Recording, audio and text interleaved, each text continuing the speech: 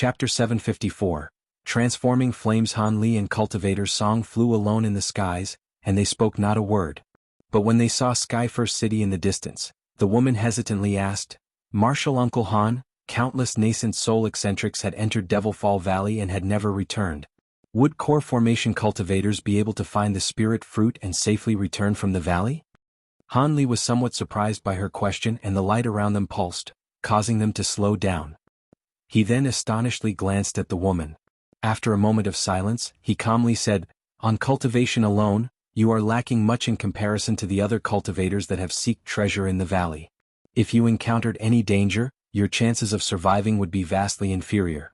However, it is likely due to greed that these cultivators have perished. With so many nascent soul cultivators, there had to be some cultivators that could safely leave with one or two treasures, but most of them were blinded by the temptation for treasure, wishing to acquire just another item or perhaps some spirit medicine that can extend their lifespan or break through their bottleneck. As such, it was only a matter of time before they perished." Cultivator's Song frowned with worry.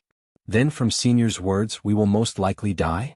If one doesn't have a safe route through the valley and a way to leave and enter, they will most definitely die. Apart from Master Tsang Kin, no one else had lived to leave the valley. Unless we have this, we shouldn't even consider entering Devilfall Valley. It would be suicide.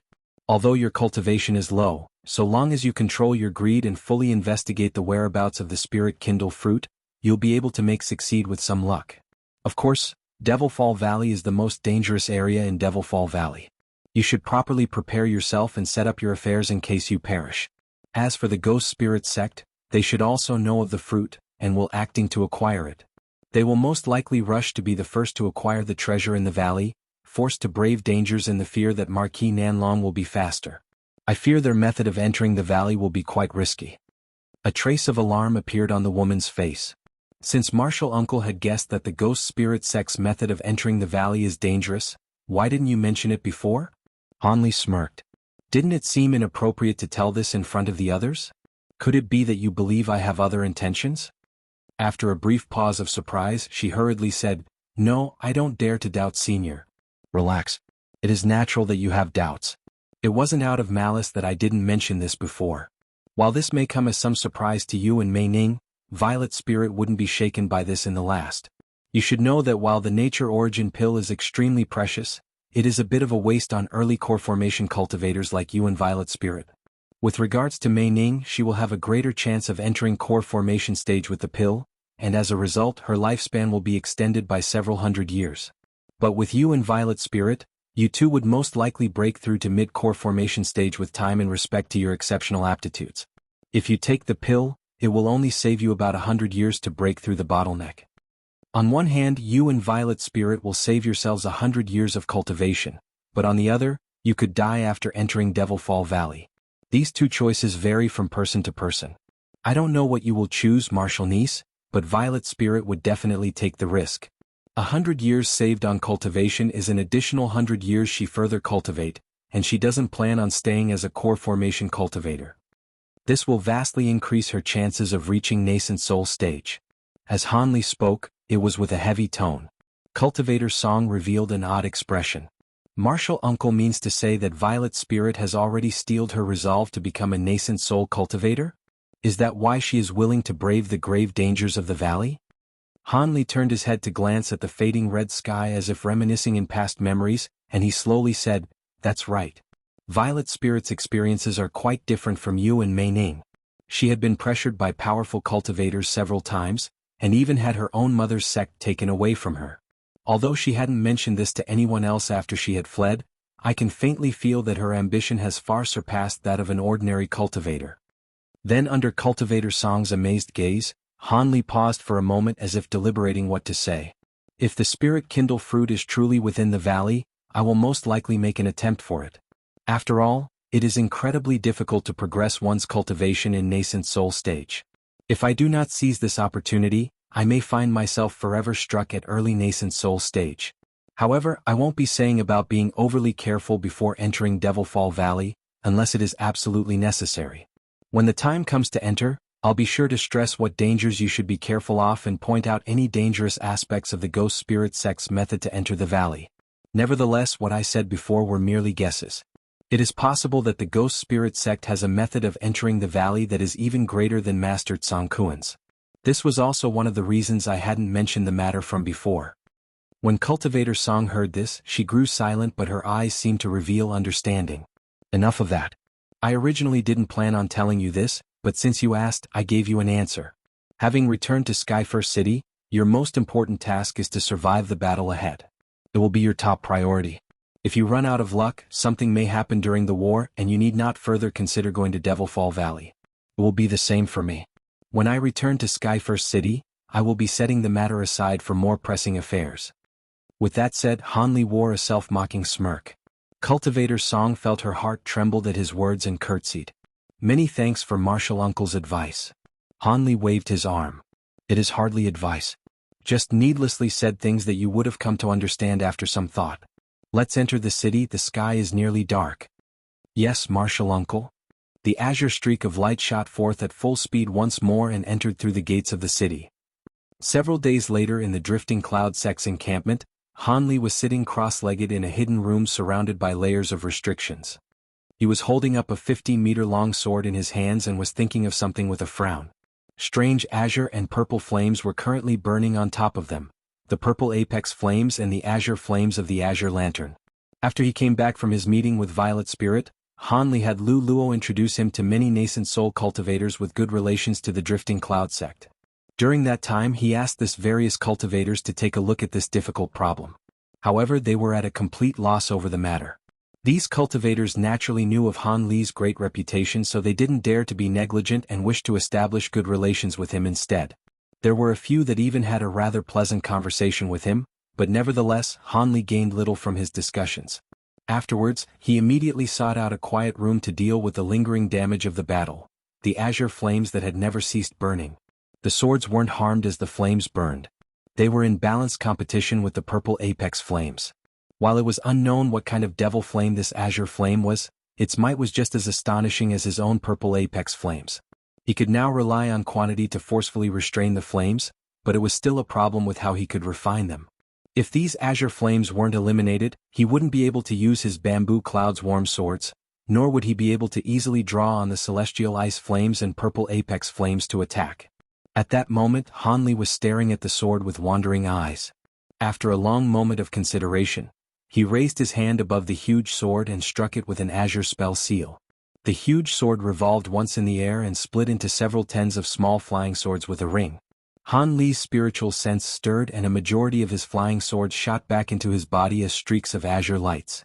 Only one sword remained in the air, slowly floating in front of Han Li. Han Li glanced at the sword's azure and purple flames. He narrowed his eyes and he suddenly opened his mouth, spitting out a streak of purple flames directly onto the surface of the flying sword.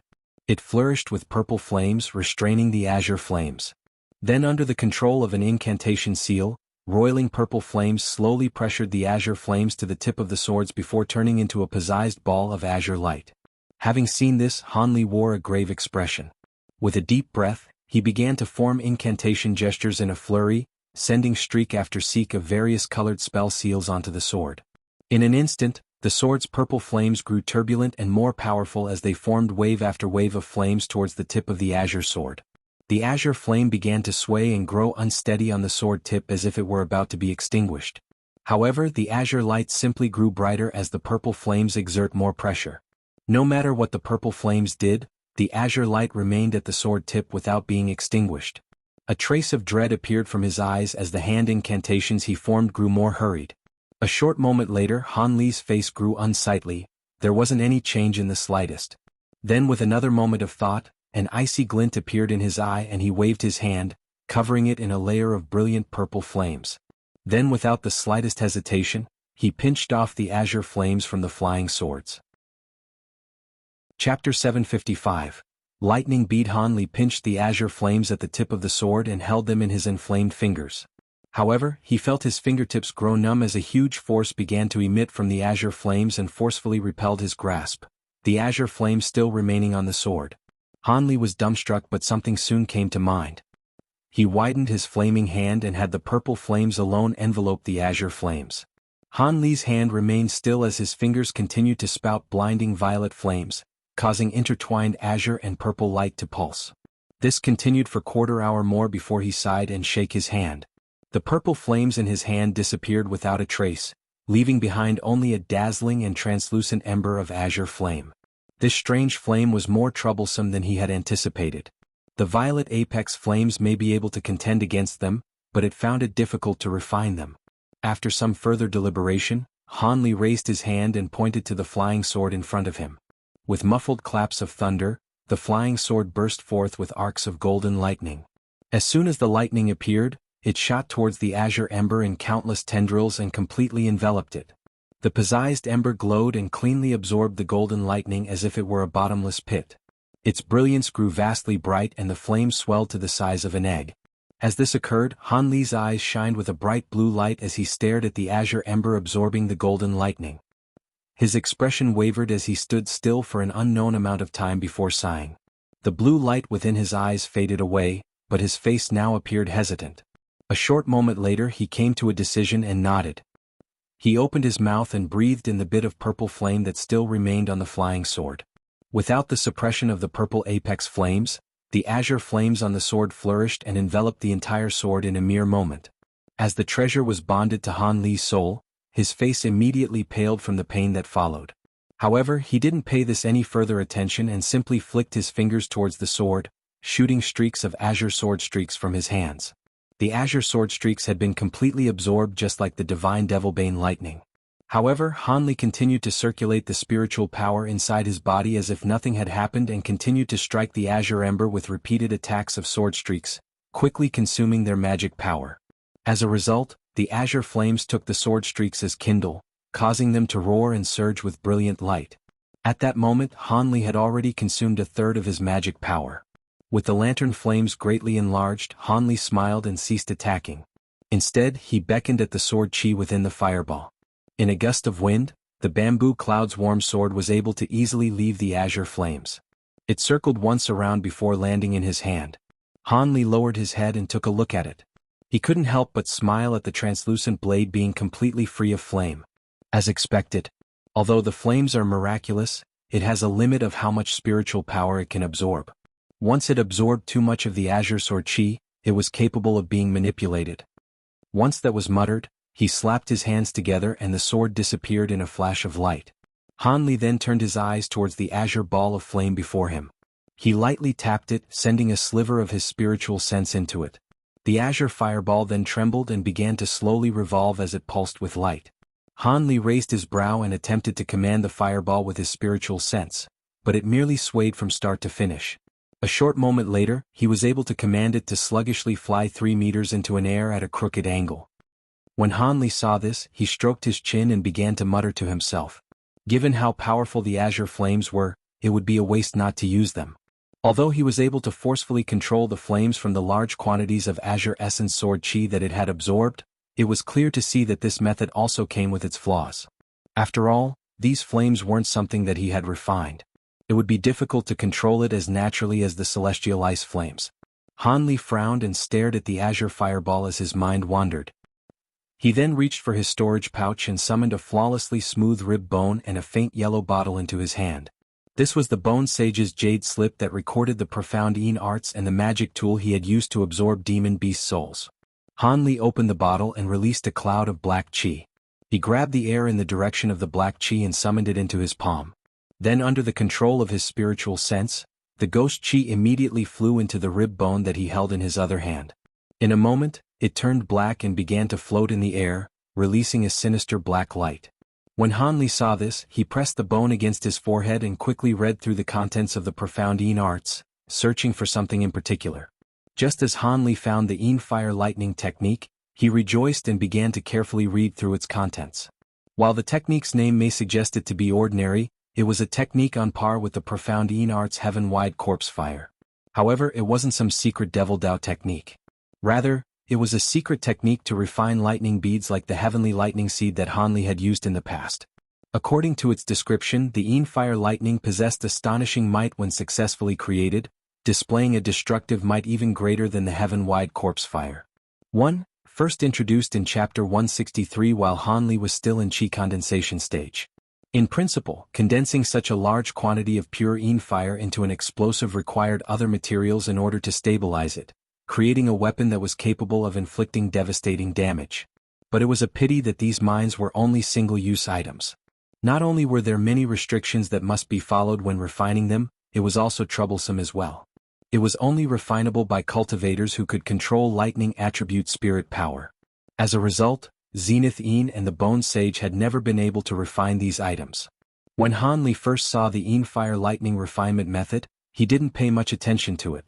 He was able to control Divine Devil Bane Lightning, but he swept past it since he only wished for secret techniques that were easy to learn, such as the Yin Devil Execution. But now that this troubling azure flame had appeared before him, he recalled the refinement technique for the Yin Fire Lightnings. Originally, refining the Yin Fire Lightnings required a large quantity of spiritual power, and the rate of success wouldn't be large either. Also, there were sparsely few cultivators capable of controlling lightning, and these weapons were short-lived as they were consumables.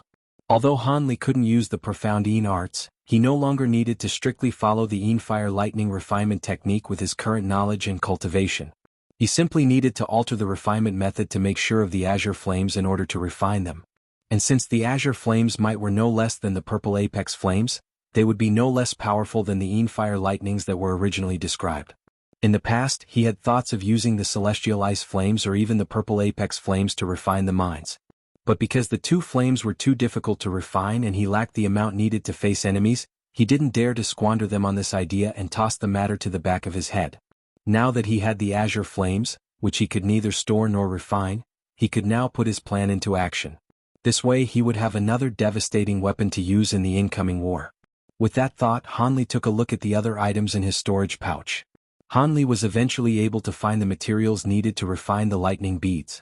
These items weren't rare in the least. They were all common materials used to refine tools and pills. After taking out all these items once by one and arranging them in front of him, he faced the flickering fireball and he raised his hands with a grave expression. With a series of rumbles, 2 arcs of lightning shot out from his palms, striking the azure fireball. In the main hall of the Drifting Cloud Sect encampment, Lu Luo was motionlessly sitting in his chair without a trace of emotion. There were several Drifting Cloud Sect core formation disciples standing on front of him, the red-clothed cultivator Song among them. They all appeared somewhat apprehensive. Lu Luo calmly asked, "Martial Nephew Duan, your martial Uncle Han still hasn't left seclusion after these many days?" Reporting, Martial Uncle Han has remained in seclusion for 2 months. Junior Martial Sister Song and I have been guarding his room since the very beginning. He had yet to leave. Lu Luo sighed and muttered, "When your Martial Uncle Han entered seclusion, he had already told me that he had to make preparations for the coming war and wished that we wouldn't bother him during his seclusion. However, the Mulan have just about finished gathering together and are about to move. There is a meeting being held amongst the high-grade cultivators, and they want your Martial Uncle Han to attend." They had used this as a reason to delay the meeting, but now that the 3 great cultivators had arrived at Skyfirst City, they sent a request for Han Li to attend it. Since this is a meeting that only mid-nascent soul cultivators can attend, this clearly illustrates your Martial Uncle Han's importance to them. We can't push this off any longer. Furthermore, I reckon that this meeting will decide the final decisions for the battle. If someone from our sect were to attend, it would bring great benefits. Having heard Martial Uncle Lu, the other cultivators in the hall wore a bitter smile. After a moment of hesitation, Cultivator Song worriedly said, "However, Martial Uncle Han is certain to be at a crucial moment of his seclusion. If we were to rashly disturb him, wouldn't we spoil his efforts?" The middle-aged cultivator with a long, thin mustache also appeared hesitant and said, "Even if there are some apprehensions, Martial Uncle Lu can no longer delay the matter. The meeting is being held tomorrow. If Martial Uncle Han doesn't come, what's going on, everyone?" At that moment, a soft voice was clearly heard throughout the hall. When Lu Luo heard this, he wore a face of delight. Chapter 756. Old Devil Cloud Part. Soon after those words echoed through the hall, Han Li suddenly appeared at the entrance wearing a calm expression. Just as the core formation cultivators bowed towards Han Li, Lu Luo stood up with a smile. "Junior Martial Brother Han, you've finally left seclusion. This is great." Han Li smiled and said, "I wasn't completely finished. I planned on continuing my seclusion, but I felt worried about the matter of the Mulan and thought I'd take a look. It seems I've arrived at just the right time." It seems Junior Martial Brother Han has also heard our martial nephews. There had been many people that had wished to see you recently. There isn't much to say about the others, but the three great cultivators personally invited you to attend a high-echelon meeting. Junior Marshal Brother Han, you must participate in it. Our Drifting Cloud sect had mustered a majority of its power, and I don't wish for our sect's disciples to die in the masses. Junior Marshal Brother Han must go and listen to how they've made arrangements in the war, and put my worries to ease. Once Lu Luo finished speaking, he wore a solemn expression. Yes, since I now know of this matter, I will be certain to pay them a visit tomorrow. I've long wished to speak with the three great cultivators. I'm looking forward to seeing them tomorrow. Han Li's reply was much to Lu Luo's satisfaction, and they chatted about what had happened in the past 2 months. Han Li frowned upon hearing Lu Luo's words. The spell warriors have begun to attack the border fortresses? Lu Luo's smile faded away and he said with a deep tone, That's right. To tell the truth, this had only started in the past 4 days. Although this hadn't caused many deaths, it is a sign that the Mulan had already finished their preparations. Han Li blinked and slowly said, The Mulan had prepared themselves so quickly. How well have our forces made arrangements? Surely they must have made much progress. Lu Luo explained, Our circumstances greatly differ from the Mulan. Although the Mulan spell warriors had joined together their tribes and are not wholly united, their tribes aren't as varied or numerous as the sects in the Heavenly South. It has proven difficult to have these various sects to join together in spite of the differences in technique, power, and wealth, much more difficult in comparison to the Mulan. Not to mention that the Mulan had spent nearly a century preparing for this invasion. Our current preparations are simply lacking. But fortunately, the 4 superpowers have wholeheartedly committed themselves to the war. There is a chance at winning this war. Han Li stroked his nose and sullenly said, According to what you've said, the war could start at any moment. Lu Luo sighed and helplessly said, That's right. Why else would the 3 great cultivators quickly meet together and convene to hold a meeting of mid-nascent soul cultivators the next day? After all, mid-nascent soul cultivators are amongst the peak existences in the Heavenly South. As the other cultivators in the hall listened to Han Li and Lu Luo chat, their expressions unconsciously grew solemn. However, Han Li soon turned to ask about the recent plans of the Drifting Cloud sect. The Drifting Cloud sect disciples all spoke in a flurry, each informing him of the several squads they formed and how they were holding day-long drops for group combat. Han Li simply nodded in silence. These types of arrangements were to be expected. Wars weren't something fought alone. Even immensely powerful couldn't withstand a barrage of attacks of thousands of trained cultivators. Of course, ordinarily, high-grade cultivators wouldn't find themselves in such dangerous positions. So long as they aren't surrounded by a squad of cultivators, these high-grade cultivators are able to use large-scale abilities to eliminate lower-grade cultivators in droves. As such, it was extremely crucial for enemy high-grade cultivators to be placed in check. This was true for both cultivators and spell warriors. In a battle between high-grade cultivators, whichever side lacked the forces to check the other was already bound to lose. As a result, Han Li asked about the Drifting Cloud sect's affairs, wondering what was the true reason the 3 great cultivators of the Heavenly South was holding a meeting between mid-nascent soul sage cultivators.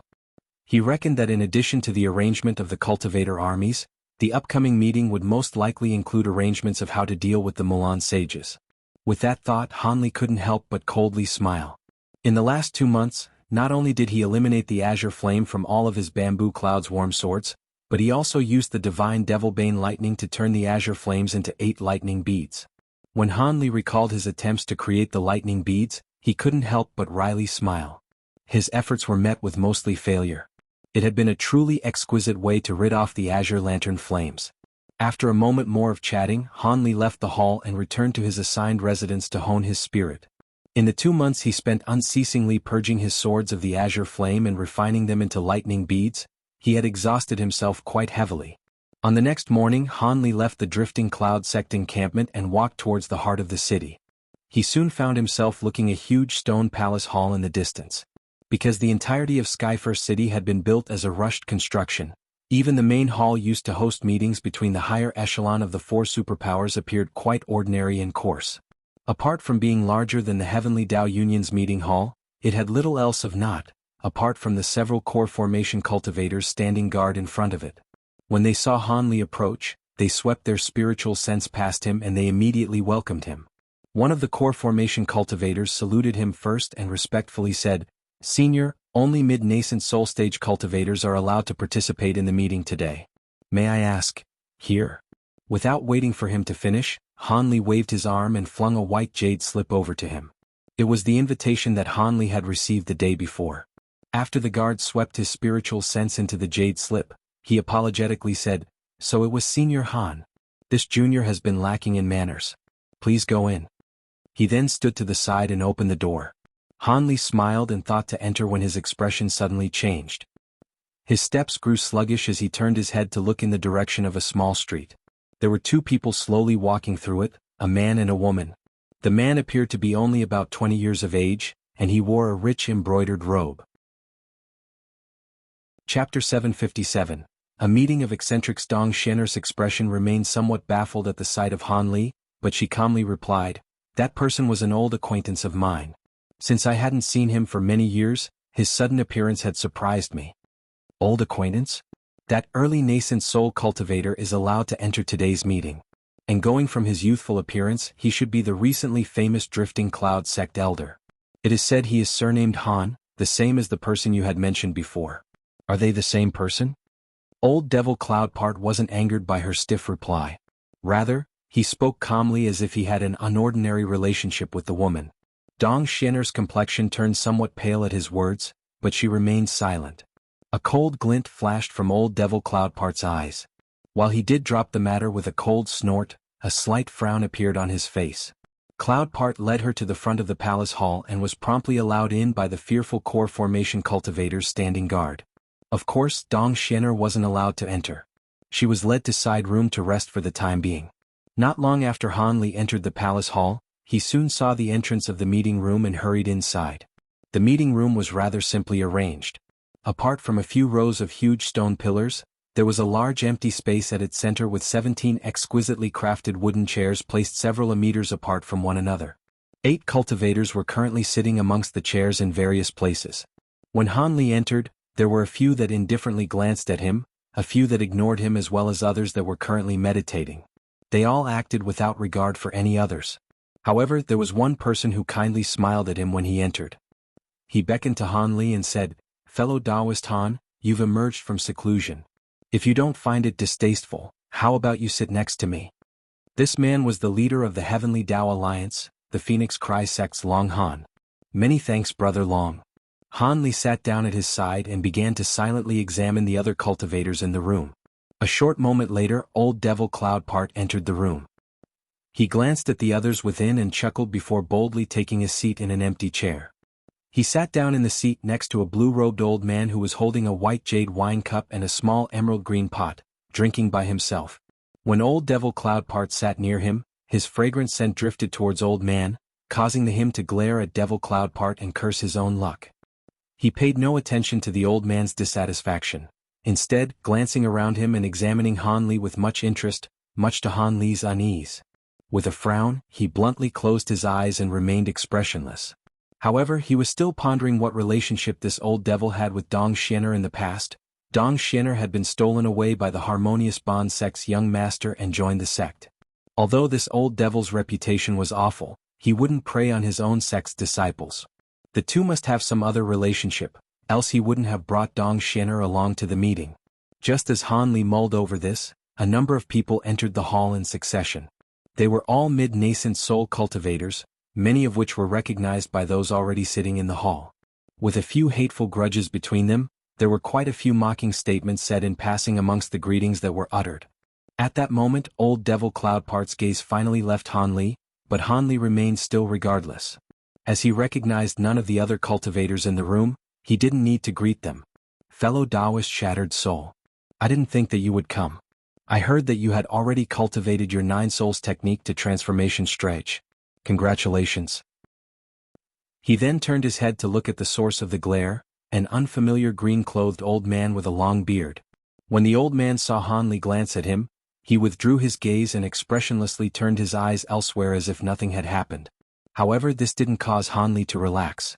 Instead, he continued staring at the old man for a long while. Having seen what happened, Long Han asked with a smile, "What? Does fellow Taoist Han not recognize this person?" Feeling somewhat puzzled, Han Li replied, "Brother Long seems to imply that I should know who he is. This person is the Grand Elder of the Controlling Spirit Sect, Elder Dongmen Tuesday. He holds the most power in the sect. Although I hadn't spoken to this person before, I have heard his friendship with Gu Shuangpu was quite deep. While he might not say anything because of the irrefutable evidence that Gu Shuangpu was a Mulan spy, he is certain to be resentful at you for having killed him. You have best be careful. Han Li stroked his nose and wryly smiled before uttering a word of thanks. A mere quarter-hour later, most of the chairs in the room had been filled. There was quite a funny sight to behold at this point. Nearly all the Devil Dao cultivators were sitting on the right side of the room, with most of the Righteous Dao cultivators sitting on the left. As the Heavenly Dao Alliance and the Nine Nations Union cultivators, they casually sat on either side. Among these cultivators, Han Li found a familiar face, the Sailing Boundaries Sect's cultivator Quang. He was currently sitting on the Devil Dao's side. When he saw Han Li look over at him, he smiled at Han Li, to which Han Li responded with a nod. At that moment, Long Han was giving Han Li an explanation on the two other Heavenly Dao cultivators through voice transmission. One of them was a plainly dressed woman with an ordinary appearance, with the other being an old man with a miserable appearance. Han Li glanced at the two and committed their appearances to memory. Perhaps due to the many people in the room, their expression began to turn grave and they remained silent as they coldly examined one another. These cultivators were all peak existences in the Heavenly South, each of them from opposing factions and holding various intentions and thoughts of their own. Amongst these people, Han Li could be considered the most unusual. Han Li allowed the old eccentrics to sweep their powerful spiritual sense across Han Li's body. When they saw his comparatively shallow cultivation, they all figured out who he was. After all, Han Li's fame over the past half-year had reached the ears of all these old eccentrics. However, they simply saw him resting in his chair with his eyes closed. He appeared entirely calm in spite of current circumstances. Just as the room became silent and even somewhat grave, 3 people walked into the room one after another, instantly catching the attention of these old eccentrics. There was a large black-robed old man, a green-haired old man, and a cultivator with a sword on his back. Han Li's expression remained calm, but he felt his heart began to thump. These 3 were the 3 great cultivators of the Heavenly South, the only late nascent soul-stage cultivators on the continent. They were all over 1,000 years old. With a few exceptions, a majority of the people present managed to retain their calm like Han Li and waited for the 3 to begin speaking. If only a single country's forces were to meet them, it would result in immediate defeat. Then when they are finished, they will most likely move on to the next of us. As a result, we must scatter the ranks of the Mulan in battle. We cannot rely on chance. A quick series of whispers interrupted the silence, only for it to quickly return. Soon, the controlling spirit sect's Dongmen Tu shifted his gaze and asked, "Why not have the Mulan to reveal whatever tricks are first up their sleeve? Why must we first risk having a wagered battle, and with such a heavy stake as well? There are materials that even we cannot put up on wager. Isn't there even more to be said about the destitute Mulan?" Another cultivator then explained, "We know of this well. The Mulan plains may be truly impoverished, but what they lack in common resources such as spirit stone mines, they are compensated by the rare materials located there. There are even a few rare materials that they possess in greater quantities than we do." Wearing a pensive expression, Dongmen Tu slowly said, "So it was like that. However, why is it that they are so confident of victory in this wagered battle? In addition to the late nascent soul cultivators, there are other cultivators that may join in this wagered as well. Up to 10 wagered battles, all to the death. Could it be that they believe that we will simply abide by these terms?" Given the cunning of the characters in the room, they all knew the Mulan put forward this risky battle with some scheme or trick in mind. They couldn't help but ponder with unease. Han Li was also puzzled by this. The war challenge clearly stated that the proposed battle will have both sides send their own forces and make no use of any dirty-handed methods. Instead, the cultivators that battle will be able to directly wager their rare materials in battle, and the winner could directly seize the loser's storage pouch. What was particularly suspicious was that the war challenge also stated that these 10 wagered matches must be held simultaneously, and any cultivators that are defeated will be incapable of running. They will die on stage. For this reason, the wagered battles will be held in a sealed spatial barrier. This barrier will be guarded by people on both sides, preventing either side from tampering with the battle. However, regardless of any tricks the Mulan may hold, this will prove to be a great opportunity for us. If we are able to kill a few high-grade spell warriors before our armies fight, it will be of great benefit to us. Humph. I fear the Mulan holds the same intentions as you do." The hesitantly spoken statement was immediately rebuked. Old man Kwang of the Sailing Boundaries Study disdainfully said, "What is there to think about? If the Mulan wishes to hold a wagered battle, we don't need to accept. In 7 days we will lay out our own arrangements. As a result, their plans will result in nothing." Master Sunreach sighed and helplessly said, "Unfortunately, while Brother Kwang's words are reasonable, we are required to participate in this wagered battle, and we must win." Old man Kwang frowned and discontentedly said, "What? What does Master Sunreach mean? We cannot allow ourselves to be led by the nose by the Mulan." Many of the other eccentrics in the room nodded in agreement. Chapter 759. Allure. Master Sunreach sullenly said, "We are well aware that there is something suspicious about this, but the Mulan had captured many cultivators on their warpath, a majority of them being 9 Nations Union cultivators. And in the process of providing assistance, many of sect disciples have also been captured. The envoy stated that they have about 1,000 captives in total." In his alarm, Old man Kwang immediately asked, "What did they say? Are they going to execute the captives if we do not agree to their conditions? Are the Mulan not afraid of our retaliation?" Master Sunreach quickly replied, "The envoy didn't state as such. However, he did speak of a chance to rescue these cultivators. In addition to the materials that were wagered for each of the 10 wagered battles, each battle will wager the freedom of 100 captive cultivators." The eccentrics in the hall looked at each other in dismay. 1,000 cultivators aren't particularly many, and they will most likely be low-grade cultivators. There wasn't a need to save them, but if someone were to propose to abandon them, they would become the butt of criticism. While these cultivators didn't personally care about these captives, they were the representatives of various sects and clans of all sizes. There were particularly many cultivators that were captured in an attempt to slow down the Mulan armies. If they didn't rescue them, the morale of their forces would plummet, and the low-grade cultivators would feel particularly disappointed, and few of them would fight with all of their strength. The other cultivators inwardly swore at the Mulan for their cunning. Long Han agreed with a sigh. Who would thought these grassland savages would be able to act so cleverly? They hardly used any strategy in their previous invasions, but now they act with complete guile. We can't help but feel somewhat uneasy at this sudden change." Master Sunreach swept his gaze across the room and solemnly said, "It seems that everyone realizes that this battle is something that we cannot refuse. Regardless of what they are planning, we must defeat the spell warriors in this battle, else it will strike at our morale. Moreover, this wagered battle seems to lack any tricks. They most likely hold other intentions. As a result, you fellow Taoists need not worry about suffering any unexpected mishaps. If you have any doubts, we'll personally put a stop to these battles. Of course, since this is a battle to the death, we will not force anyone to join." "This is voluntary?" When the eccentrics heard this, they coldly smiled and their eyes glinted as they remained silent. Nobody was so foolish to accept. Even if there was nothing suspicious about these wagered battles, there were none wished to fight to the death. After all, one had to strenuously cultivate for several hundreds of years in order to reach this current stage of cultivation. They wouldn't easily expose oneself to danger. Han Li also remained silent. Although he didn't mind exerting a bit of strength to fight in the war, he didn't wish to brave any unnecessary risks. In that last battle at the Yellow Dragon Mountains, he had nearly lost his life. He didn't wish to relive the experience. Old Devil Concord grew sullen at everyone's silence and coldly snorted. The bone-chilling sound caused the seated cultivators to feel a chill down their back. However, these cultivators still decided to remain silent. Master Sunreach shook his head at the sight and also revealed a trace of helplessness. Wei Wuya also narrowed his eyes and said not a word. Master Sunreach didn't allow this awkward silence to continue and said, "Before we arrived, we had a bit of a discussion. Since these wagered battles will prove dangerous, we have decided that any of the spoils gained from these battles will belong solely to the victor. Doesn't this somewhat make up for the danger? To the best of my knowledge, you fellow Taoists should be lacking some rare materials that you've been unable to find.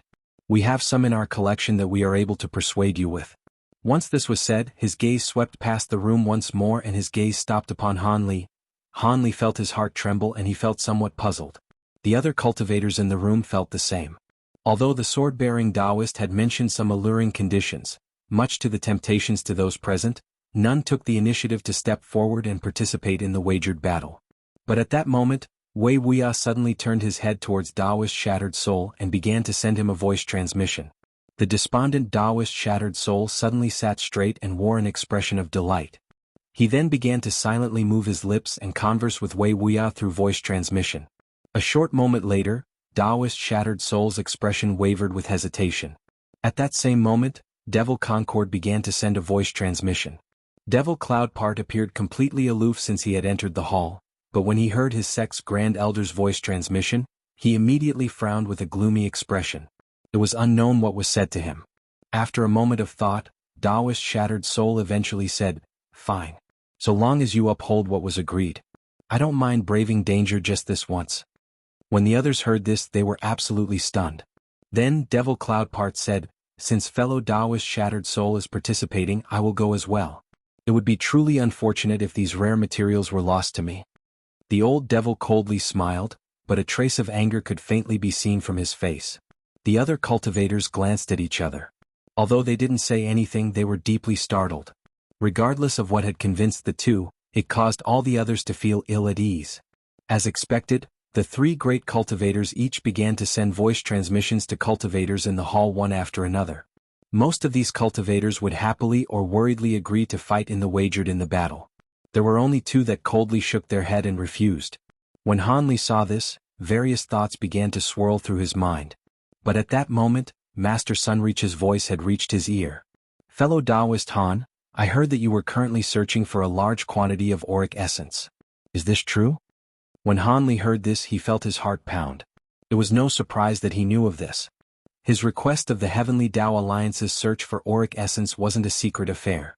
After calming his heart, Hanli said, "That's right. I require some auric essence in order to refine my magic treasure.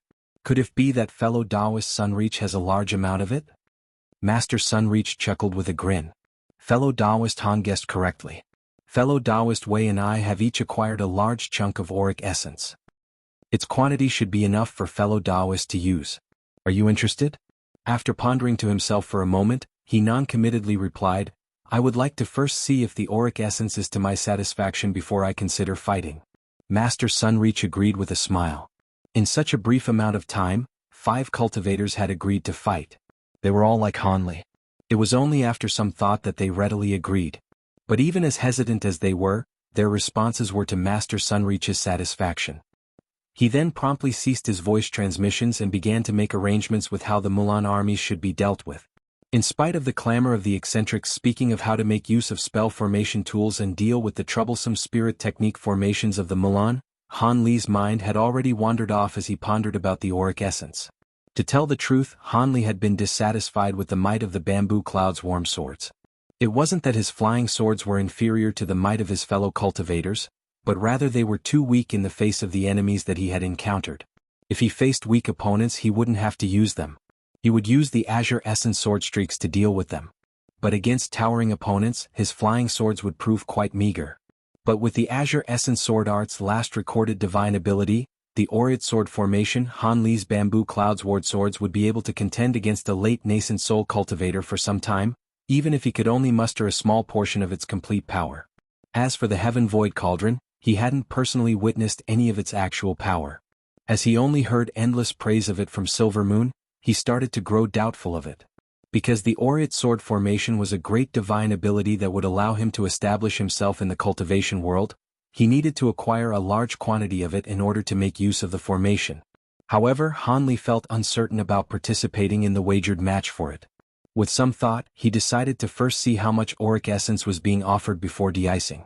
If it was enough auric essence for him to refine the Aureate Formation, he may find himself agreeing. So long as his opponent wasn't one of the Mulan Divine Sages, he felt he had nothing to fear. Even if the Mulan were to engage in any trickery during the wagered battles, he would be able to escape the trifling barrier with his thunderstorm wings and his purple apex flames. With this thought over, Han Li felt calm once more and began to listen to what was being planned. This meeting was held for nearly 2 hours under the guidance of Master Sunreach. While Old Devil Concord occasionally added a few words in, Wei Wuya remained completely silent on the matter. Something worthy of note was how both Master Sunreach and Devil Concord had highly valued Long Han. Whenever a matter related to the Heavenly Tao Alliance came up, they had always asked for his opinion. It appeared to be true that Long Han was able to contend against the 3 great cultivators together with his wife. Just as the discussion was about to come to a close, the cultivators who weren't participating in the wagered battle were given a few specific duties. Afterwards, Master Sunreach called the end of the meeting and bid everyone farewell, wishing them to properly prepare for what was to come. However, there were still 3 cultivators that hadn't left, one of them being Han Li. As for the other 2, they were Devil Cloudpart and a gorgeous woman with a bloodless complexion. The woman had remained silent in the previous discussion as Han Li did. After a moment of hesitation, the woman put away the box and said, "With this, I will be able to fight in the wagered battle." Master Sunreach sighed with relief and smiled, "Good. With fellow Taoist Bai's Frost Cloud arts, she'll be able to deal with those trifling spell warriors in a single move." Afterwards, the woman expressionlessly said, "I'll be taking my leave," before heading out of the hall. Master Sunreach bitterly smiled and shook his head. When Wei Wuya saw this, he chuckled and said nothing else. Once the woman left the hall, Master Sunreach focused on Han Li and asked with a smile, "Fellow Taoist Han, just how much auric essence do you require?" With completely open intentions, Han Li said, "I require much of it. Can be said that the more, the better. Of course, since auric essence is quite valuable, so long as you 2 fellow Taoists bring it to me, I'll exchange it for an equivalent price. I definitely won't have you suffer a loss." Master Sunreach chuckled. From fellow Taoist Han's tone, it seems he possesses quite a bit of wealth. However, fellow Taoist Han should know that at our realm, there are few items that are able to tempt fellow Taoist Wei and I. Otherwise, we wouldn't have relinquished so many of our worldly possessions for this war. Han Li smiled and said nothing else.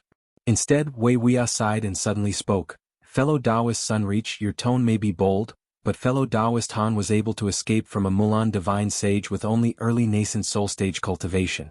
He is no ordinary cultivator." Master Sunreach casually said, "Hee, I've been rude. But regardless of what fellow Taoist Han plans on using to trade for the auric essence, how about he first takes a look at it? If fellow Taoist truly has an item that can tempt us, we'll have no objections trading it for the entirety of the auric essence." He then reached for his storage pouch and a white light flew into his palm, revealing 3 various-sized chunks of golden rock that magnificently glowed. The middle-aged Taoist handed them over to Han Li in one move. Han Li's heart pounded as he directly received the rocks, and he examined them with covetous desire. The 3 chunks, 1 large and 2 small, were truly auric essence. The larger of the pieces was about the same size as the chunk that was auctioned off at the trade meet, about the size of a walnut. As for the smaller pieces, they were about half that size. This amount of auric essence should be enough for him to infuse 10 flying swords. However, it was somewhat lacking in quantity compared to what Han Li desired. Despite his calm expression, his eyes betrayed a trace of disappointment. Master Sunreach was somewhat amazed to see this.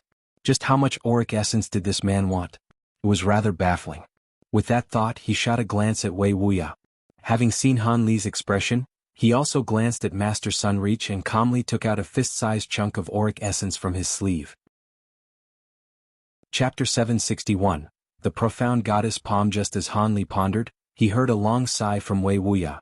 Wei Wuya put away the jade box in a flash of light and happily said, "Not bad. It is truly the scales of a metamorphosed venomous flood dragon. This is very suitable for me. There is hope that my magic treasure will ascend to a whole new level." Afterwards, he raised his head to shot Han Li an appraising look. "To tell the truth, it is truly surprising to me that fellow Taoist was able to produce such rare treasures. These venomous flood dragon scales are particularly important to me. Although all we've done is trade for what we've needed, fellow Taoist Han still must participate in the wagered battle on behalf of the Heavenly South. How about this? I still have 1 last piece of auric essence.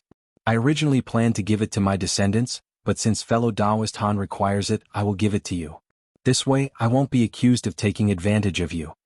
With a flip of his hand, he summoned an egg-sized piece of auric essence and tossed it to Han Li. With the addition of this piece of auric essence, he would have more than enough to temper the 36 flying swords. His goals to taking out such rare materials had been achieved. It could be said these grade 8 demon materials proved slightly more valuable than that of the auric essence. If they would take the materials and still have him fight in the wagered battle without further compensation, it would be rather unreasonable. Of course, their intentions of acting so generously towards Han Li was obvious. As a nascent soul cultivator, he could simply pretend to agree and flee after taking the auric essence. If this were only a common trade that didn't involve the wagered battle, they wouldn't be able to do much else apart from complain. At that moment, Master Sunreach finished appraising the item and he wore a slight smile on his face. It seemed he was quite satisfied with the tortoise shell. However, when he saw Wei Wuya give him another piece of auric essence, He hesitantly muttered to himself for a moment before bringing out a 6-inch-long yellow rootstock that was as thick as a thumb. Master Sunreach solemnly said, "From the wood attribute spiritual chi that is overflowing from your body, I believe that fellow Taoist's main cultivation art is wood attributed. I have nothing appropriate to give you, so I can only present to you a small piece of rootstock from an ancient rattan palm. It will be greatly useful regardless of whether you refine it into a magic tool or use it to nourish your body's wood attribute spiritual chi. It should be enough to compensate you for the grade 8 demon tortoise shell." Wei Wuya revealed an expression of astonishment when he saw this item. That is. Han Li was initially disappointed, but when he saw Wei Wuya's change of expression, his mind stirred in thought. An ancient rattan palm? Could it be that profound goddess palm that the righteous and devil Tao wished to resurrect with the spirit root tree's wine nectar? Han Li glanced at the item in his hand with astonishment.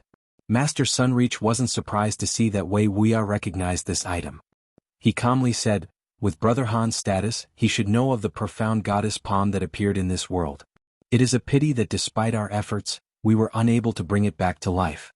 In the end, we were only able to divide up the pieces of the rattan palm with the devil Tao and treat it as tool refinement materials. This is 1/4 of the palm's rootstock. The profound goddess palm." Han Li caught the yellow rootstock and muttered to himself with surprise. Han Li learned of the profound goddess palm from several ancient records. He now realized why the righteous and devil Tao had schemed to resurrect it. Immortal rattan palms were only a general classifier for these plants. They were merely a vine-type spiritual root that were useful. However, the profound goddess palm was different. Only a few such ancient rattan palms had the qualifications to be named as profound. Profound rattan vines belonged to a completely different realm, and came into creation during times of antiquity.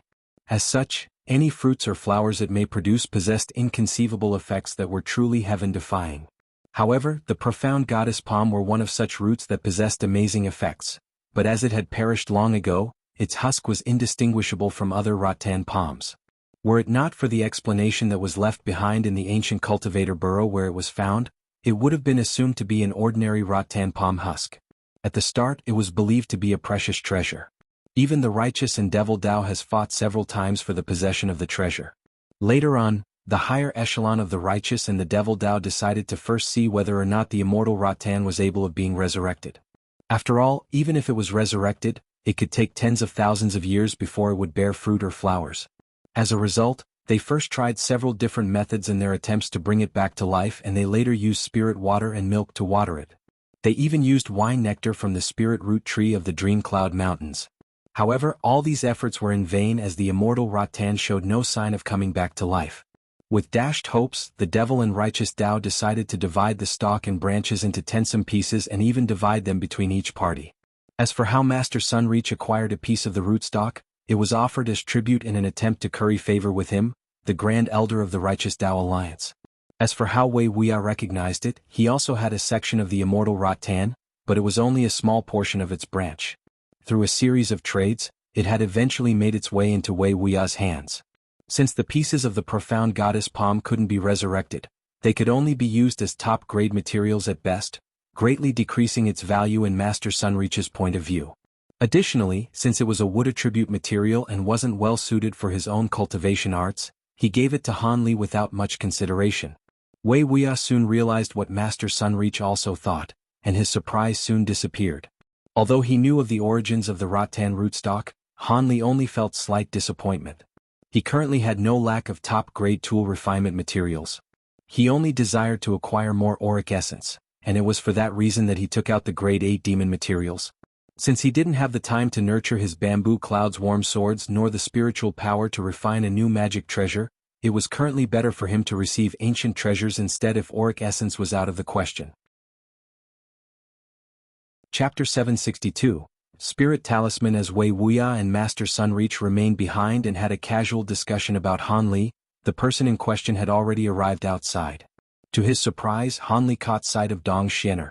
The woman was standing outside the hall with a lowered head as if she were thinking about something. The cultivator's standing guard had ignored her since she had arrived with Devil Cloud Part. When she saw Han Li arrive, it stirred a reaction from Dong Xianer. She wore an odd expression on her face and appeared to be at a loss. A trace of resentment could also be faintly made out. Han Li felt somewhat bewildered and couldn't make much sense of the matter. Regardless, Han Li promptly walked past her as if he hadn't seen her and slowly walked towards the distant street. She simply stood in place, biting her lips, and watched Han Li in silence as he left. After making a turn, he sensed her gaze had left him, and he shook his head with a frown. Silvermoon's puzzled voice echoed from the back of his mind. "Master, you recognize that female cultivator?" Han Li casually replied. "She was an old acquaintance. But our relationship couldn't be considered good." "Is that so?" From her expression, it appeared your relationship with her was unordinary. "Could it be, Master, once?" Silvermoon smiled and deliberately trailed off. "Enough nonsense. I have a poor impression of the woman and we were even once enemies." Han Li grew annoyed and coldly snorted. Silvermoon wryly smiled in response and tactfully kept silent. Ever since Han Li saved Silvermoon and remained silent on the matter of the purple cloud lace and the ancient flower basket being seized, Silvermoon grew far more intimate with Han Li. Although she didn't dare to be too imprudent with him, she spoke far more openly with Han Li. Of course, he also sensed this and felt more trustful with her in turn, resulting in a much closer relationship between the two. After returning back to the Drifting Cloud Sect encampment, Han Li had a quick discussion with Lu Luo about the meeting. Lu Luo wore a worried expression. "There is no need for Junior Marshal Brother to risk participating in the wagered battle. It is true that auric essence is rare, but you only has one life to lose. This is far from good." Han Li smiled and carelessly said, "Senior Marshal Brother Lu, please relax. I am confident that I'll make it through the battle in one piece. Why else would I have agreed so quickly? However, I won't be able to pay much mind to the safety of our sect disciples before the battle. Senior Marshal Brother Lu will have to look after them alone." Having heard Han Li, Lu Luo wore a relaxed expression. "In the battle next week, I will naturally look after the sect disciples. Please don't worry about them. Since Junior Marshal Brother is confident in the wagered battle, I won't speak further of it. However, I must ask if there is anything that you would like any sect disciples to perform." Han Li smiled. After a moment of thought, Han Li slowly said, "For the coming battle, I will need to perform a few preparations. There are a few particular materials that I'll need my junior marshal nephews to gather for me." Han Li bluntly took out a jade slip he had already prepared and handed it over to Lu Luo. Lu Luo took the jade slip and resolutely said, "Rest assured. So long as they can be found in Skyfirst City, I will have these materials gathered for you."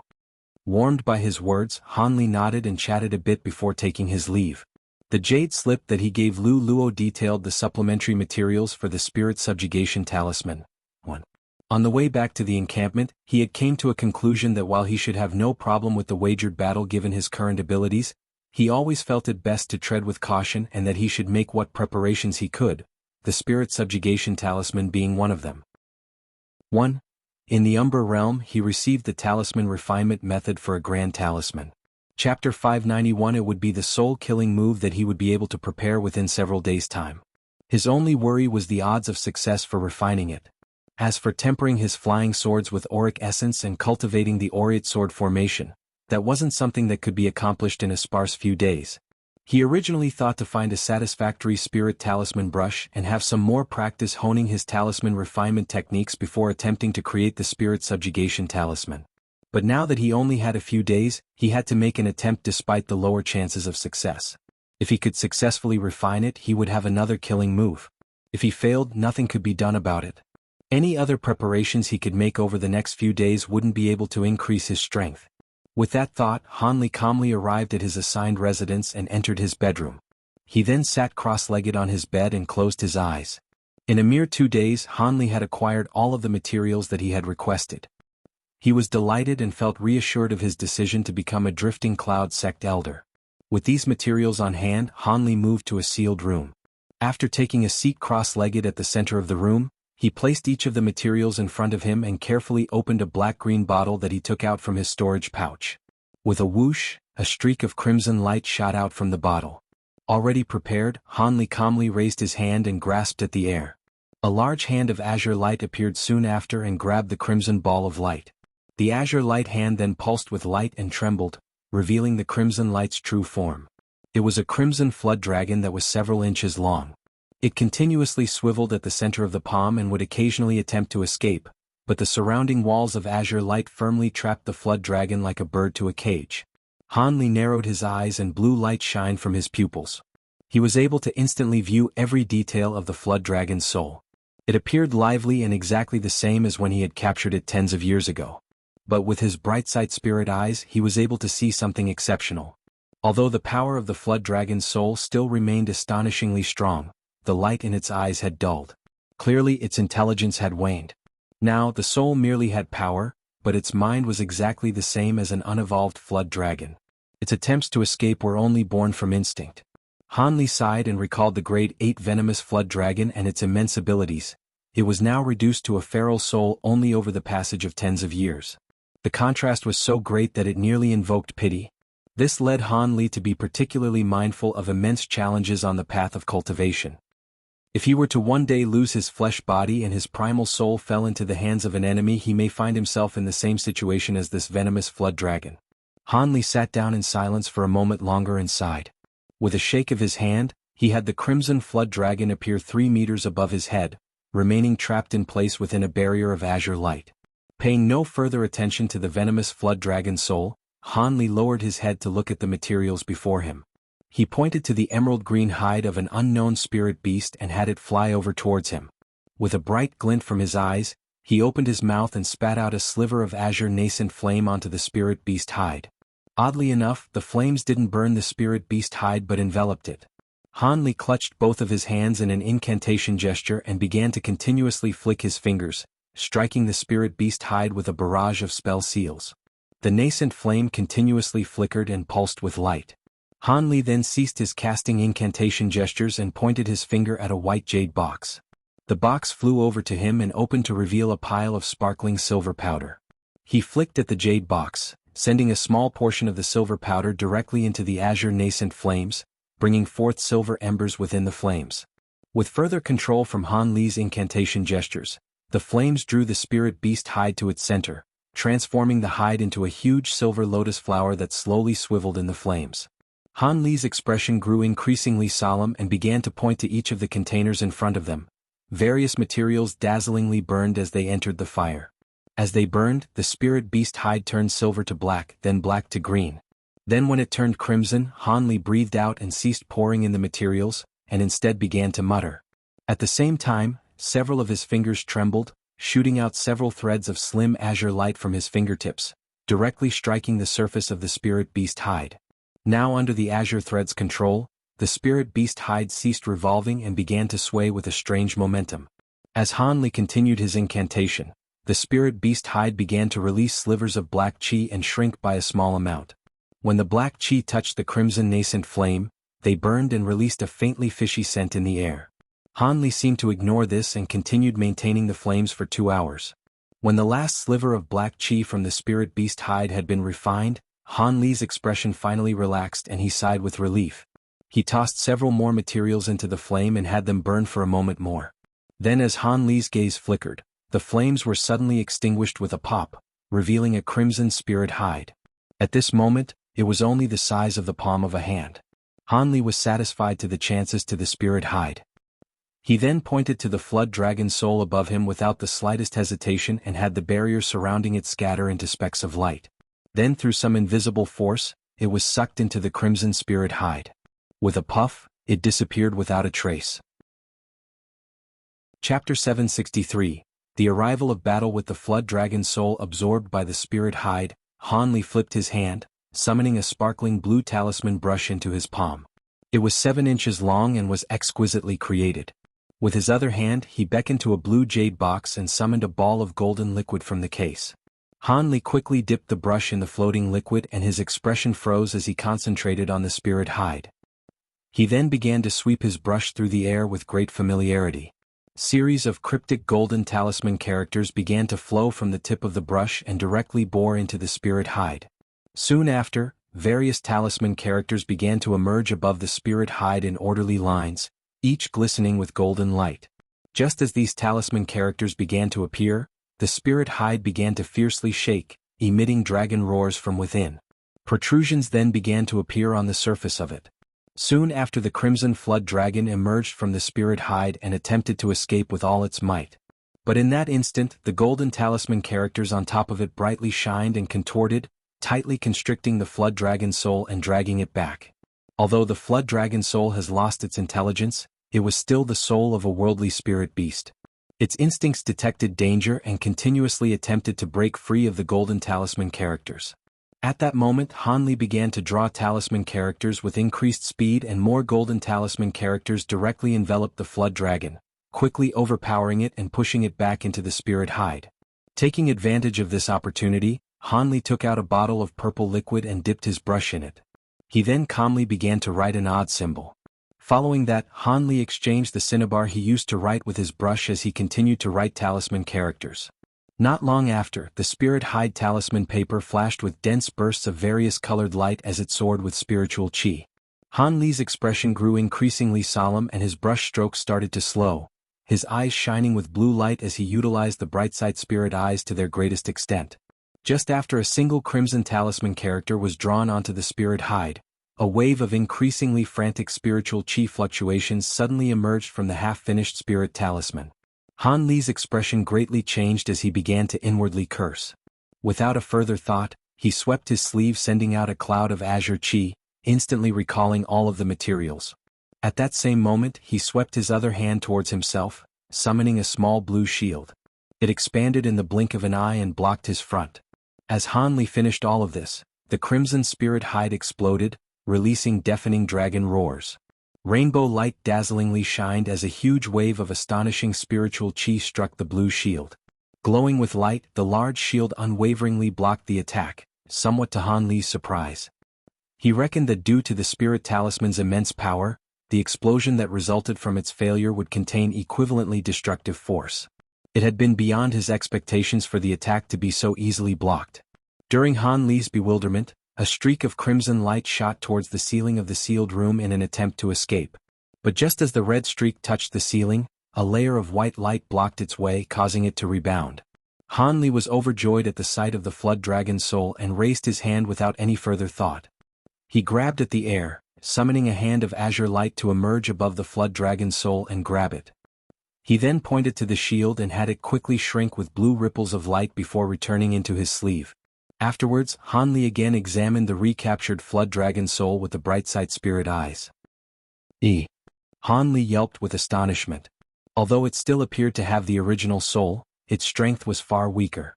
The crimson flood dragon soul also appeared listless. Hanli glanced at the flood dragon soul and stroked his chin with a pensive expression. The failure to refine the spirit subjugation talisman hadn't resulted in the immediate destruction of the soul. It merely caused it to suffer a slight loss in strength. But in this case, he could make several attempts to create the talisman despite how difficult it may be to refine it. Of course, after each attempt, the soul would grow weaker and the power of the spirit talisman was sure to decrease as well. After pondering this, Hanli sighed with relief. Even if the soul decreased in power, it may prove easier to refine if the flood dragon soul was weakened. There was some fortune to be had from his failed talisman refinement. Hanli wryly smiled and began to take out another set of supplementary materials, and exchanged the spirit beast hide for a new one. He then set his mind of refining a new spirit beast hide. As Hanli painstakingly attempted to refine the spirit subjugation talisman over the span of 3 days, the entirety of Skyfirst City began to mobilize. All sects and cultivators knew that there was about to be a great and decisive battle coming in a few days. After a period of disorder, the cultivators in the city began to leave their sect encampments and solemnly brought themselves to the assigned divisions of the cultivator army. They all knew that if they didn't win this battle and push back the Mulan, they would invade the heavenly south. It would bring about the end of countless sects and legacies. As a result, their morale was at their peak without any need to rally them. As for the 10 wagered battles, news of that had also quickly spread around. Out of fear that Mulan's spies would leak the identity of the cultivators who would fight in the wagered battles, the names of those fighting were kept confidential. Apart from the eccentrics that participated in the meeting, no one would know of the 10 that would fight. Of course, the identity of these 10 nascent soul stage cultivators were of greatly discussed amongst many cultivators as well as their potential chances of winning. After all, the survival of about 1,000 cultivators depended on them. Those who had fellow sect members among the cultivators were particularly concerned over the matter. As for the Drifting Cloud sect disciples, they left Skyfirst City along with the divisions they were assigned to, with the exception of Cultivator Song, who was ordered to stay behind and wait for Hanli. As for Lu Luo, he followed after the rest of the Drifting Cloud sect with lack of a better choice. Not long after, Skyfirst City was empty apart for a sparse few cultivators standing guard. As a few more days passed by, Cultivator Song couldn't help but grow nervous. Han Li had yet to emerge and she could faintly hear dragon cries and explosions coming from his heavily protected residence, much to her worry. On the 5th day, Cultivator Song decided that if her martial uncle Han didn't emerge from seclusion, she would have to summon the courage to force her way inside. If she waited another day, it was possible that they wouldn't make it to the battle. At that moment, Cultivator Song was sitting in the main hall of the sect encampment as worried weighed on her mind. She occasionally looked outside the hall, and faintly saw the glow of the setting sun. Her expression wavered as the sky gradually grew darker. She then stood up and bit her lips with a frown. But before she could leave the hall, she heard a series of clear bell rings from outside. She soon wore an expression of delight. A short moment later, Han Li suddenly appeared in a flash of azure light. "I pay my respects to Martial Uncle Han." Cultivator Song quickly stepped forward and curtsied. "How many days has it been? Nearly all the cultivators in the city are gone." When Han Li emerged from the sealed room, he swept his spiritual sense past the city and discovered that there were only a few cultivators left. While he was in the room, he could only feel a loose passage of time. Although he felt that the scheduled date had yet to arrive, he felt it best to make certain. Feeling much more at ease, Cultivator Song respectfully replied, "Reporting to Senior, today is the 5th day." Han Li decisively said, "The 5th day. We have more than enough time, but it is better to be early. Let's go." "As you command."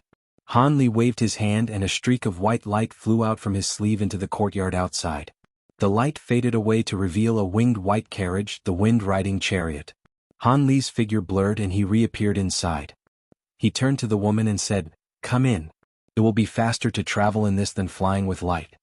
Cultivator Song shot an appraising glance at the carriage and silently entered it with slight surprise on her face. Afterwards, Han Li lightly tapped his foot, causing the wind-riding chariot to glow and envelope itself in a layer of white light. Then with a tremble, it shot through the skies. The wind-riding chariot was worthy of being a treasure specialized in flight.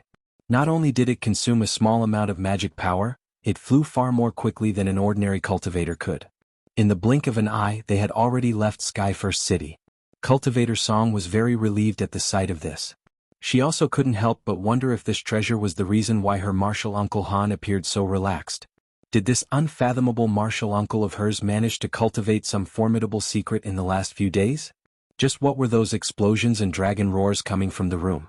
Just as this woman pondered in silence and allowed her imagination to run wild, Han Li asked her a question, much to her surprise.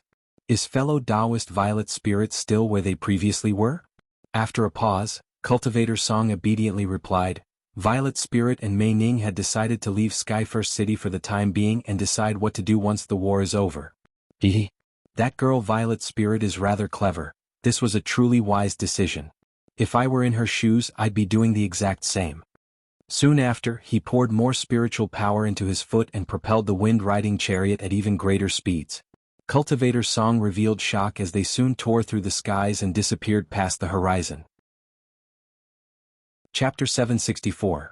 Marshal Ni Xiao. Several days ago, on the border of the states of Yu and Bailiang, the armies of cultivators and spell warriors commanded a flurry of magic tools and treasures carved into the earth, forming an extension of their original fortresses into massive war camps several tens of kilometers away from each other. In a single night, the area underwent a sweeping change. This deserted area was suddenly surging with men and murderous desire.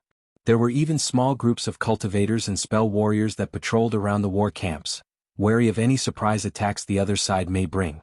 Afterwards, even more cultivators and spell warriors began to gather here with each passing day, and various spell formations were placed along each side of the border, adding even more tension in the air. But at the center of the border, there would occasionally be spell warrior and cultivator patrols that encountered each other. Although they coldly glared at each other, they were able to restrain themselves from fighting. After all, fighting now wouldn't accomplish anything. As such, they begrudgingly stifled their bloodthirst and waited for the decisive day. On the 6th day, the Heavenly South and the Mulan had finished placing down their grand formations, and they started to send their troops to probe the enemy, greatly decreasing the number of idle troops in camp. However, high-grade cultivators have also begun to accompany the patrols. Meanwhile, the higher echelons of both the Mulan and the Heavenly South began to nervously draft their plans for war. As Skyfir City was to the north of the Cultivator War Camp, it was natural that there were fewer restrictions placed there, but there were sentries and patrols placed there to a greater degree to compensate for it. As such, there was a group of over 10 cultivators that was calmly patrolling an area over 10 kilometers north from the war camp. The cultivator in charge was a beautiful woman that appeared to be in her 20s. She was an early core formation cultivator and her subordinates were all Foundation establishment cultivators. With the battle soon to come, none of them dared to be careless. Although this was only a routine patrol, the party was well alert. Only their leader appeared calm, but with her powerful spiritual sense, she was able to detect her surroundings clearly. Suddenly, the woman's expression stirred and she suddenly came to a stop. She glanced in the distant sky with an astonished expression, her subordinates soon following suit. Despite having not seen anything, they still maintained a lookout. Senior Xiao, what? Before the blue-robed cultivator could finish his question, a streak of white light suddenly flickered from across the sky, quickly traveling before them. Such speed! One of the cultivators cried out in shock. In nearly the blink of an eye, the light streak grew far brighter and something could be made out from within it. It should be that senior who stayed behind. But according to our rules we must question him. You can wait here for now. The young woman spoke without the slightest fear. She then flew forward in the flash of yellow light. The subordinate cultivators blankly glanced at each other during this time and remained silent. They didn't belong to the same sect as the woman and they didn't dare to raise any objections due to their inferior cultivation. The woman stopped after flying for a short while and waited for the streak of white light to arrive. When the white light stopped, she could see a strange carriage within it due to the short distance between them. Junior is Yellow Maple Valley's Xiao Chuier. Greetings, Senior. Junior is under orders to ask for your name. I hope for your understanding. Xiao Chuier? A voice spoke with astonishment from within the white light. Does Senior recognize this Junior? Xiao Chuier blinked and wore an expression of astonishment. His voice wasn't among the nascent soul cultivators that she knew, but it seemed awfully familiar. As the woman gazed at the white light in shock, it faded away to reveal its true appearance. It was a strange white carriage with a young man and woman standing within it. The man was wearing long azure robes and had a common appearance. The woman was gorgeous and wore white. Martial Uncle Han. When she saw the azure-robed man, Xiao Chuier covered her mouth and shouted in surprise. Her eyes were in complete disbelief. Little girl, you've grown. You're quite different from when I last saw you. Han Li examined the woman and wore a faint smile. Martial Uncle Han, it really is you. Although Senior Martial Sister Nya and Senior Martial Brother Lei had mentioned that Martial Uncle Han had formed a nascent soul, I had found it somewhat difficult to believe. Xiao Chuier spoke with delight, her expression reminiscent of when she was still young. It was the only chance that I had encountered them at the time, Han Li said with a smile. In the past, he had recommended this woman to enter Yellow Maple Valley. Although he hadn't spoken with her much, he felt somewhat close to her, unlike with Nying and Lei Wanhe, as she was the succeeding disciple of his senior martial brother Ma. When Cultivator Song saw this, her mind began to stir. She recalled hearing that her martial uncle Han was once a disciple of Yellow Maple Valley. It seemed he had encountered an old acquaintance. What relationship did they have? Without heed of Cultivator Song, Han Li and Xiao Chuier had a warm chat of the past. She had mentioned how she had escaped pursuit from the Devil Dao with his senior martial brother Ma and how they returned to Yellow Maple Valley, as well as how senior martial brother Ma had passed away in meditation and how she managed to form a golden core. The conversation reminded how much the world had changed around Han Li. But a short moment later, Xiao Chuier hesitated for a moment before asking, Martial Uncle, have you truly become a drifting cloud sect elder? Can you not return? She appeared to be faintly hopeful when she said this. Yellow Maple Valley had found themselves in an awkward position. Although they still had ancestor Linghu watching over the sect, there were no other nascent soul cultivators to succeed him. When he reached the end of his lifespan, Yellow Maple Valley's position among the 6 sects of you will surely fall. This is much to the worry of the Yellow Maple Valley core formation cultivators, Xiao Chuier not excluded. Knowing that she had the best relationship with Han Li, the sect decided for Xiao Chuier to raise the matter the next time she saw him, hoping that their old relationship would stir him. She couldn't help but raise the matter again despite Han Li's previous refusal with Lei Wanhe. Han Li's smile disappeared and he shook his head. I cannot return. The Drifting Cloud sect has treated me quite well. It's better to not mention this matter any further. Xiao Chuier's expression dimmed. But our Yellow Maple Valley will. Han Li sighed. You don't need to worry too much. I've already made an agreement with Ancestor Linghu. If Yellow Maple Valley encounters any danger, I will be able to help you if it's within my abilities. Xiao Chuer's spirits quickly returned after hearing him. So it was like that. Many thanks, Martial Uncle. After some thought, Han Li took out an emerald ring and a bottle of medicine pills. You're thanking me too early. Since you were senior martial brother Ma's sole disciple and I haven't seen you for so long, I can't just leave you be. Take this. It's a magic treasure that I acquired after killing a core formation cultivator. Although you cannot use it as your bonded magic treasure, it will be effective in battle after you refine it. And here are some medicine pills for your cultivation. It is effective in breaking through bottlenecks. Many thanks for Senior Martial Uncle's gift. Xiao Chuer deeply bowed to him before happily receiving the 2 items. Alright, I will be heading to the war camp now. It's best that I don't keep those old eccentrics waiting. If chance will have it, I'll see you again. Once he gave her the items, he bid his leave and streaked through the skies before Xiao Chuer had another opportunity to speak. Farewell, Martial Uncle Han. With the carriage having already left, Xiao Chuer could only curtsy in a hurry. Afterwards, she remained in the air as she watched the streak of light drift off into the horizon. At that moment, her subordinates finally approached her. Senior Xiao, who was that senior? Was he a nascent soul cultivator? However, he appeared to be quite young. The cultivators gathered around and began to curiously talk among themselves. Xiao Chuer recalled her spiritual sense and her expression grew sullen. She icily swept her gaze past her subordinates and said, "Don't speak further of it. He is a nascent soul senior and he had treated me with great kindness in the past. He isn't someone to be gossiped about. Let's continue our patrol." Her subordinates immediately ceased speaking. With the wind riding chariot's great speed, they arrived near the war camp border after a short moment. Disliking how eye-catching the chariot was, Han Li put it away and decided to enter the war camp using personal flight. During this time, Cultivator Song tactfully kept silent about the previous event, to Han Li's approval. The two soon arrived before a huge light barrier. It was dense and brightly shined with various colored light. It covered the entire war camp. Before he released Cultivator Song from his flight light, a cultivator standing guard hastily welcomed him.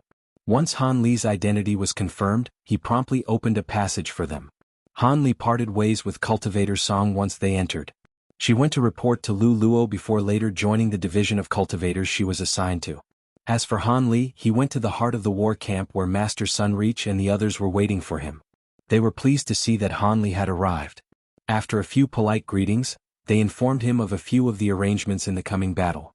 But since he wasn't particularly interested, he soon took his leave. He then headed to a temporarily stone room and sat cross-legged, honing his spirit and strength. Chapter 765. Enemies. Han Li calmly sat down in the room. As time obviously passed by, the spiritual power he consumed on his way here had slowly recovered. When he opened his eyes once more, he wore a faint smile. Ever since his Azure Essence sword arts had been cultivated to the 10th layer, he could clearly feel his spiritual power returning far faster than normal. It had come as a pleasant surprise. With that thought, Han Li muttered to himself for a moment and he took out a wooden box that shined with black light. The box had several restriction talismans sealing it as they sparkled with azure light. With a sweep of his hand, the talismans flew off the box and into his sleeve. He then tapped the box and had it open to reveal what was inside. It was a palm-sized talisman that was covered in characters. There was also a small crimson flood dragon that could be faintly seen, roaming across its surface. Han Li extended his hand and beckoned to the talisman, having it fly into his hand. In the last few days, he had failed 3 times before finally refining the talisman. Although he didn't know how powerful it was certainly weaker than what was described of the past spirit subjugation talismans. After all, the flood dragon's soul was greatly weakened from his 3 failed attempts, but in the end he would only be able to test its true strength in battle. Han Li gently stroked the various characters written on the talisman's surface and sank deep into thought, his expressions changing with his thoughts. As Han Li sat pondering in the room, there were several mysterious figures discussing something in a room underground, several tens of kilometers away in the Mulan encampment. There were 5 men and 2 women. Among them there was 1 man and 1 woman who concealed themselves with black robes. 2 of the unconcealed spell warriors were recognizable to Han Li, the woman surnamed Lu, the wielder of the ancient lantern who he had fought at the Yellow Dragon Mountains, and the middle-aged scholarly man who pursued him for several days without end, the divine sage. As for the other three, one was a shriveled old man with dark skin, a short man that wasn't even 4 meters tall, and a large embroidered-robed man with a majestic appearance. Sage Lu, how are the spirit oil preparations? You should know that the holy bird can only appear in this world as long as the sacred lantern burns. There can't be any mistakes. Despite the wrinkles on the old man's face, his eyes were bright and clear. The green-robed woman surnamed Lu respectfully replied, "Divine Sage Zhu, please don't worry. My clan is treating this battle as a matter of life or death. We've brought out all the spirit oil that my clan has produced for over 1,000 years. It should be enough to employ the holy bird for the battle." The old man then turned his questions to the middle-aged scholarly man. "Brother Zhong, were there any problems with organizing the grand spirit technique formations? As our magic tools are inferior in number to the cultivators of the heavenly south, we must rely on the spirit technique formations to suppress them." The scholarly man calmly replied, "There is no problem. The hundreds of years I've spent researching spell technique formations weren't in vain. I've already organized several new grand formations for the assault. If the heavenly south cultivators are expecting the spirit technique formations of the past, they will certainly suffer. This will do. Brother Bai, once the melee starts, have the high-grade spell warriors summon the void spirit beasts to charge. Have them absorb the cultivators' attacks and waste as much of their magic power as possible." The old man gave a quick word to the short man before turning towards the black-robed man and politely saying, "Sect Master Fong, we will need your huge beasts' cooperation. Before the battle starts, I will give these huge beasts to you. However, I hope you will not back out of what we agreed on." The black-robed man's final words were laced with a deeper meaning. The shriveled old man's expression stirred and he callously said, "Back out? Brother Fong must be joking. How could we be so foolish as to offend your esteemed sect before the battle with the cultivators? In any case, your Sifting Yin sect is one of the 10 great devilish sects of the Jin Empire. When our Mulan tribe sees the heavenly south, we will pay back the debt as greatly as we can, as it isn't such a big matter to allow you to manage a few mortal countries. As for the mortals of the Yen clan, we don't care about their lives in the slightest." The black-robed man nodded and emotionlessly said, "That is good.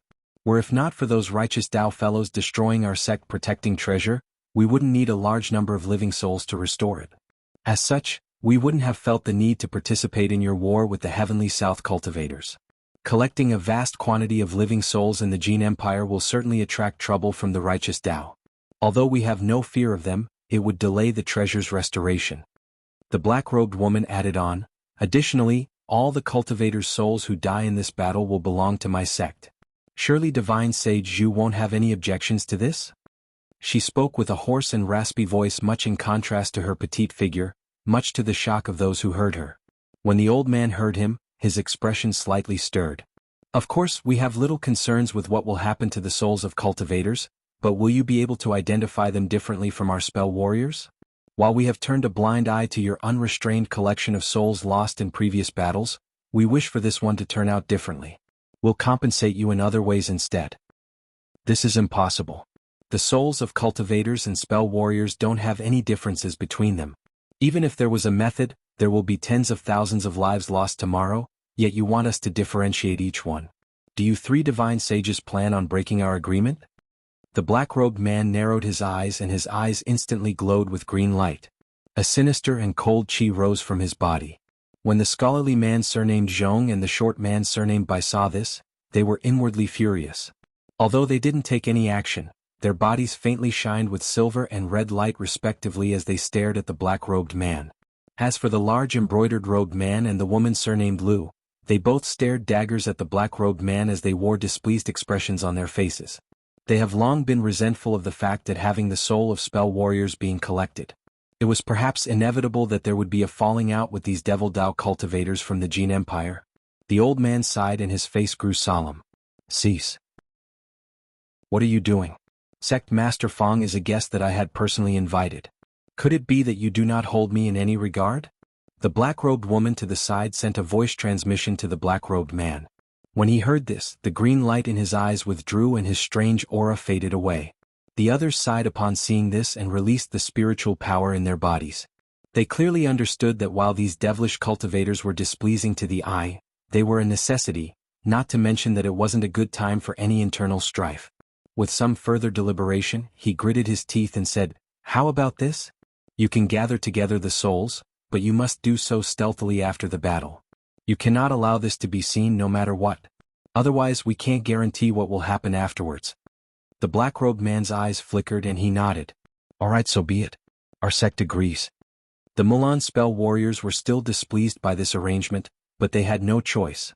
At that moment the large embroidered-robed man asked, Are your sect's battle preparations truly feasible? Are you not overreaching yourselves? The Heavenly South also have their own devilish cultivators. Won't they see through you? The black-robed man sneered with disdain. Devilish cultivators? Can they be considered as such? They merely cultivate some superficial techniques. Even if they hold confidence in their devilish techniques, they are merely the same on the surface. How would they know of the viciousness of true devil Dao techniques from antiquity? The short man surnamed by smirked and said, Is that so? But an elder of your esteemed sect was killed in an instant by a Heavenly South cultivator of the same grade. Are you not underestimating them? The black-robed man's eyes coldly glinted and he said nothing further apart from a snort. But at that moment the black-robed woman took the opportunity to say, I was just thinking of this matter. This cultivator with golden lightning is somewhat useful to our sifting Yin sect. I hope that you 3 divine sages would be able to hand him over to us. How about it? The shriveled old man wore a puzzled expression. Hand him over to you? What? Are you 3 unwilling to agree to a minor request? As if dissatisfied, the woman's voice only grew more hoarse. The shriveled old man stared at the black-robed woman with an odd smile on his face. If it was only an ordinary early nascent soul cultivator, it would be no problem to hand him over to you. But if involves the magic treasure with the golden lightning bamboo, it is a different story. The black-robed woman's mood grew sullen. Fellow Taoist Jew has already guessed it. The old man replied, Although our Mulan plains have been somewhat destitute, I do know a bit about the 3 divine woods in the cultivation world. While there aren't many people that know of the divine Devilbane lightning, they do not include us. Seeing through his intentions, the black-robed man icily said, Since you know of the divine Devilbane lightning, you must know that our devilish sects cannot allow this treasure to fall into the hands of others. Speak your conditions. The old man's wrinkly face trembled to form a mysterious smile. It is quite simple. I heard that in addition to these huge beasts, your sect also refined many copper-armored corpses. I hope that in the crux of the battle tomorrow Brother Fong will command them to offer us some help. After all, we don't know how the cultivators will respond despite all our preparations. We will naturally wish to be more careful. After some deliberation, the black-robed man replied, I didn't expect for fellow Taoist Jew to know so much about our sect's secret techniques. The copper-armored corpses may be easily refined, but it will be troublesome for our sect if we lost too many at once. With these conditions, we will need you to bring back this cultivator alive.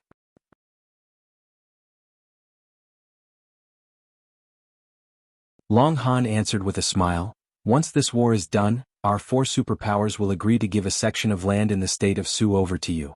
You may establish your own sect there and we will not interfere in the slightest. From then on, you will be known as a sect founder. Good. Since you seem so confident, my good friends and I will make an attempt. Since it is already late, I will return first to make preparations. We'll then set off the next day and infiltrate the state of Su. Eccentric Heaven Venge appeared satisfied with these conditions, but he had little intention of speaking further with them. He took his leave and soon disappeared from sight. Devil Concord frowned and slowly said, That eccentric has good odds of succeeding. He will be bringing those vagrant eccentrics with him as well, each of them possessing profound abilities. If the Mulan aren't expecting it, there shouldn't be much reason for them to fail. Long Han's expression stirred and said, Fellow Taoist speaks truly. So long as we tie down the Mulan divine sages, fellow Taoist Heavenvenge will most likely succeed. However, I didn't expect that this old eccentric would want to found a sect at his age, not to mention gathering together so many vagrant cultivators to form their own faction. Comes as quite a surprise. Master Sunreach leisurely said, I would say otherwise. Eccentric Heavenvenge has entered mid-nascent soul stage for at least 300 years. After being unable to break through to late nascent soul stage during this time, I reckon that he has admitted failure. In this case, it is no surprise that he has become committed to something else. Being able to become the founder of a sect will gain much glory for him.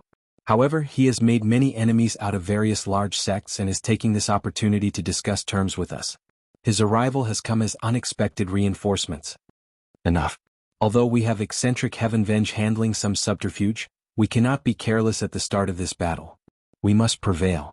If we are defeated, we will not be able to stop them, regardless of whatever resources they may possess. Master Sunreach paused before continuing, Brother Wei, will your 9 Nations Union have any problems blocking their Grand Spirit Technique formations? This should be the Spell Warrior's most common tactic for a melee. Wei Wuya calmly said, in the many years we've fought them, we've gained an understanding towards Spirit Technique formations no less than that of their own masters. Were it not for the problem of techniques, our 9 Nations Union would have been able to employ Spirit Technique formations of our own. There is no need for fellow Taoist Sunreach to worry over the issue. Master Sunreach was satisfied by his answer, and then he looked at the large black-robed man. When Devil Concord saw this, he began speaking, our 6 Devil Dao sects have already made preparations. Not only do we have the Controlling Spirit sect's 3 sect protecting beasts, our Harmonious Bond sect has also made preparations to release the dual Yin-Yang devils from their restrictions. The Ghost Spirit sect's Myriad Souls formation is also ready for us. As for the other sects, they each have made various preparations of their own as well. Fellow Taoist Sunreach, have your Righteous Tao Alliance prepared killing maneuvers as well? Our Righteous Tao Alliance had already started. Each sect has opened the halls of their founding ancestors, acquiring many ancient treasures of great power. They definitely won't leave fellow Taoists disappointed. Master Sunreach spoke curtly, but Devil Concord nodded with a less tense expression as if already knowing of the existence of these ancient treasures. Long Han revealed a trace of regret. Our Heavenly Tao Union is rather lax in this regard. Our various sects have begun preparation, but there isn't much that I specifically know about. As for our Phoenix Cry sect, they have taken several ancient jade talismans out of storage. Their might will be quite eye-opening for the Mulan. But given all the time that has passed, their power has waned. After the battle they will be completely exhausted. Ancient jade talismans? I didn't think that the Phoenix Cry sect possessed such treasures. I believe the other Heavenly Tao Alliance sects won't be disappointing us either. With that address, our sole worries are the black-robed men and the wagered battle. Master Sunreach pondered for a moment before hesitantly asking, Brother E, those black-robed men used Devil Dao techniques. Are you able to recognize what they were? Devil Concord unhappily snorted. Their techniques may be Devil Dao, but this is the first time I've heard techniques of this type. I cannot make an accurate judgment. But there is no doubt that their Devil Dao techniques are far more pure and ingenious than the 6 Devil Dao sects of the Heavenly South.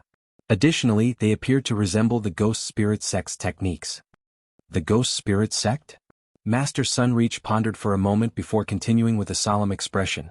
We don't know how many those black-robed men there are, but during the siege of Soaring Heaven City, 8 of them appeared, all at nascent soul stage. There are clearly cultivators of the same sect. As for where this devilish sect has come from, could it be the Grand Empire of Jin?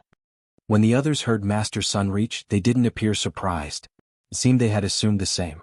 At that moment, the red-clothed woman finally spoke, her voice cold and clear. Humph.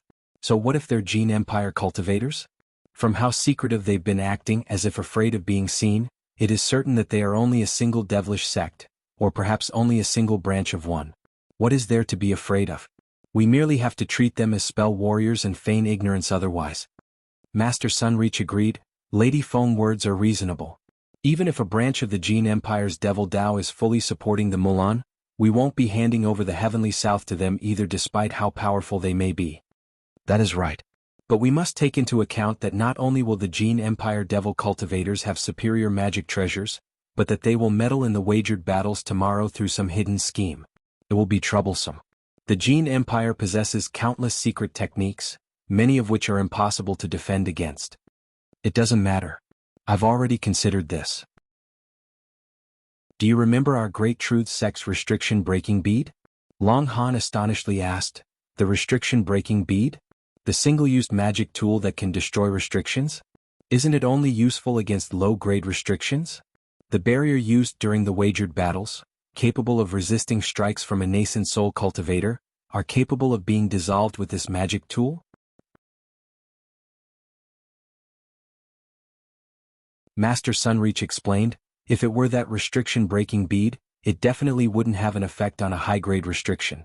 Brother Long may not know this, but the restriction-breaking beads that have spread are only half-finished goods. True restriction-breaking beads not only require many precious materials, but they are also difficult to refine. As a result, they possess great efficacy at breaking high-grade restrictions. Of course, since my sect hadn't used them often, we hadn't refined many of them. But for those fellow Taoists that will be fighting in the wagered battles, my sect has managed to gather together 10 restriction-breaking beads. So long as they have this on hand, they will be able to break the barrier and escape, given that they aren't immediately dealt with. As such, there is no need to worry about the future. Devil Concord glanced at Master Sunreach and added on, I did wonder why Master Sunreach was so calm about the wagered battles tomorrow. So it turned out he had a trick up his sleeve. With these restriction-breaking beads, we will have no need to fear the enemy's tricks.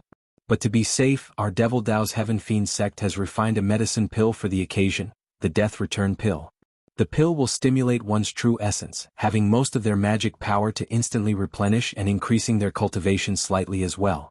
However, once the effects ended, their vitality will be diminished.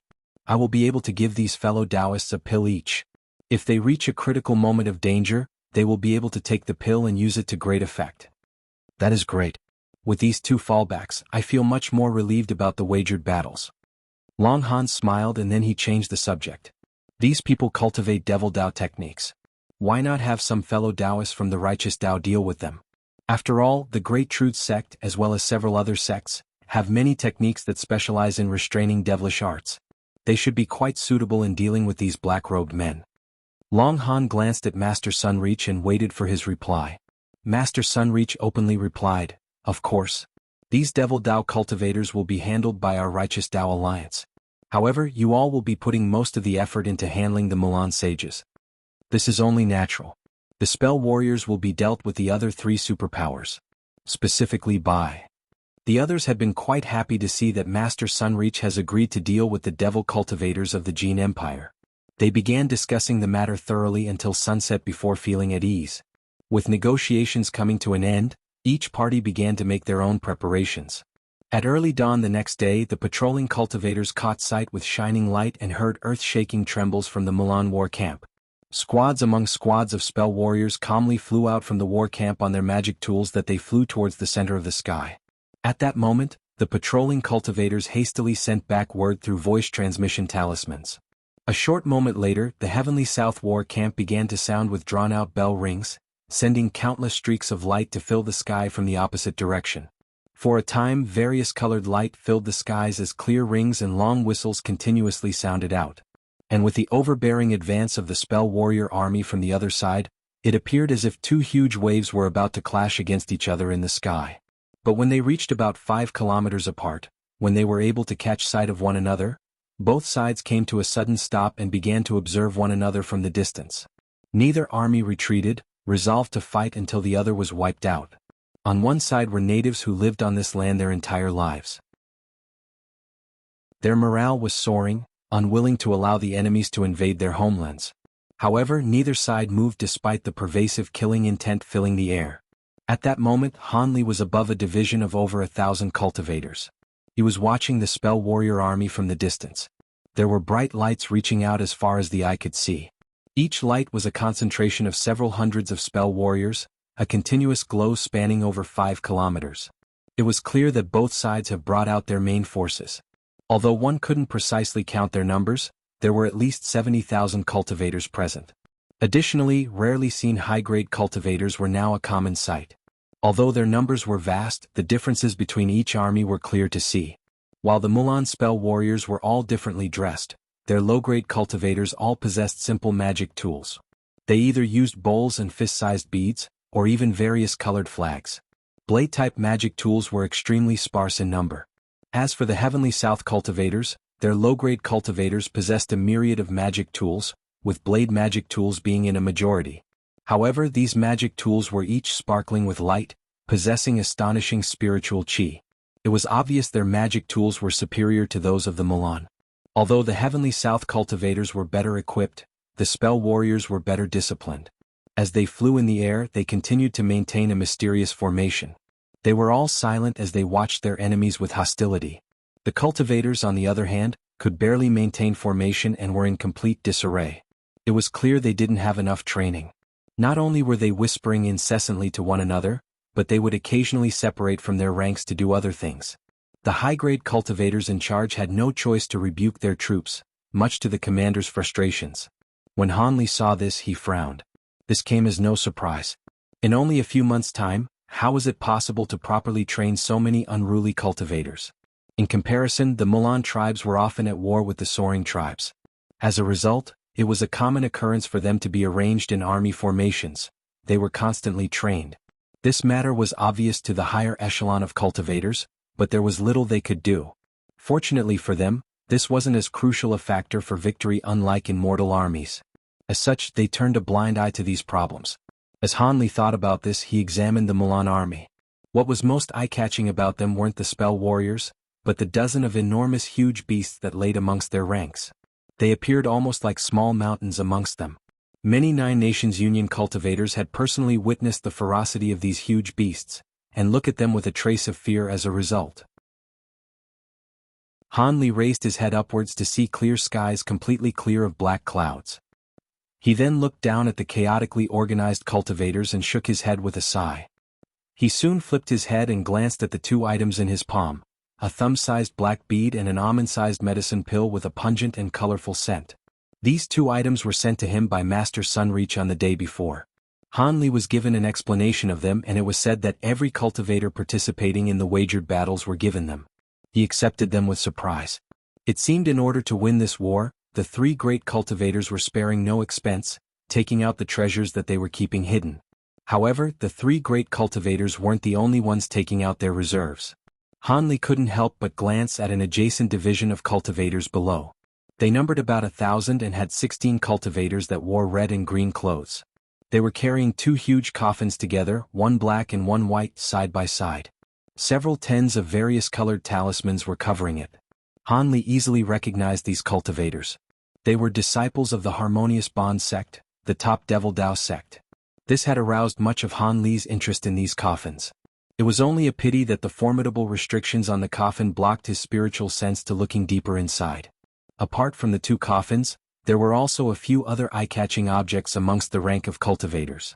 There was a righteous Dao sect that was carrying a 20-meter-tall copper platform with a huge 3-meter-wide gong on top. The surface of the gong shined with sparkling golden light and would occasionally reveal white talisman characters floating above it. There was a large bare-chested man that was sitting cross-legged at its side with his eyes closed.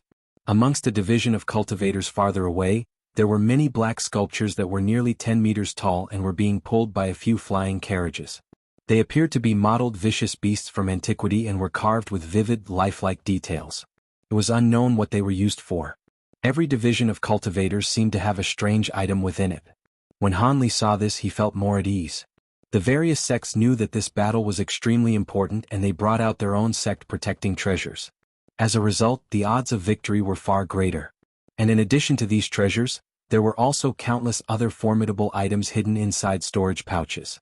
As for the spell warrior armies, they didn't have anything obvious to see apart from the huge beasts.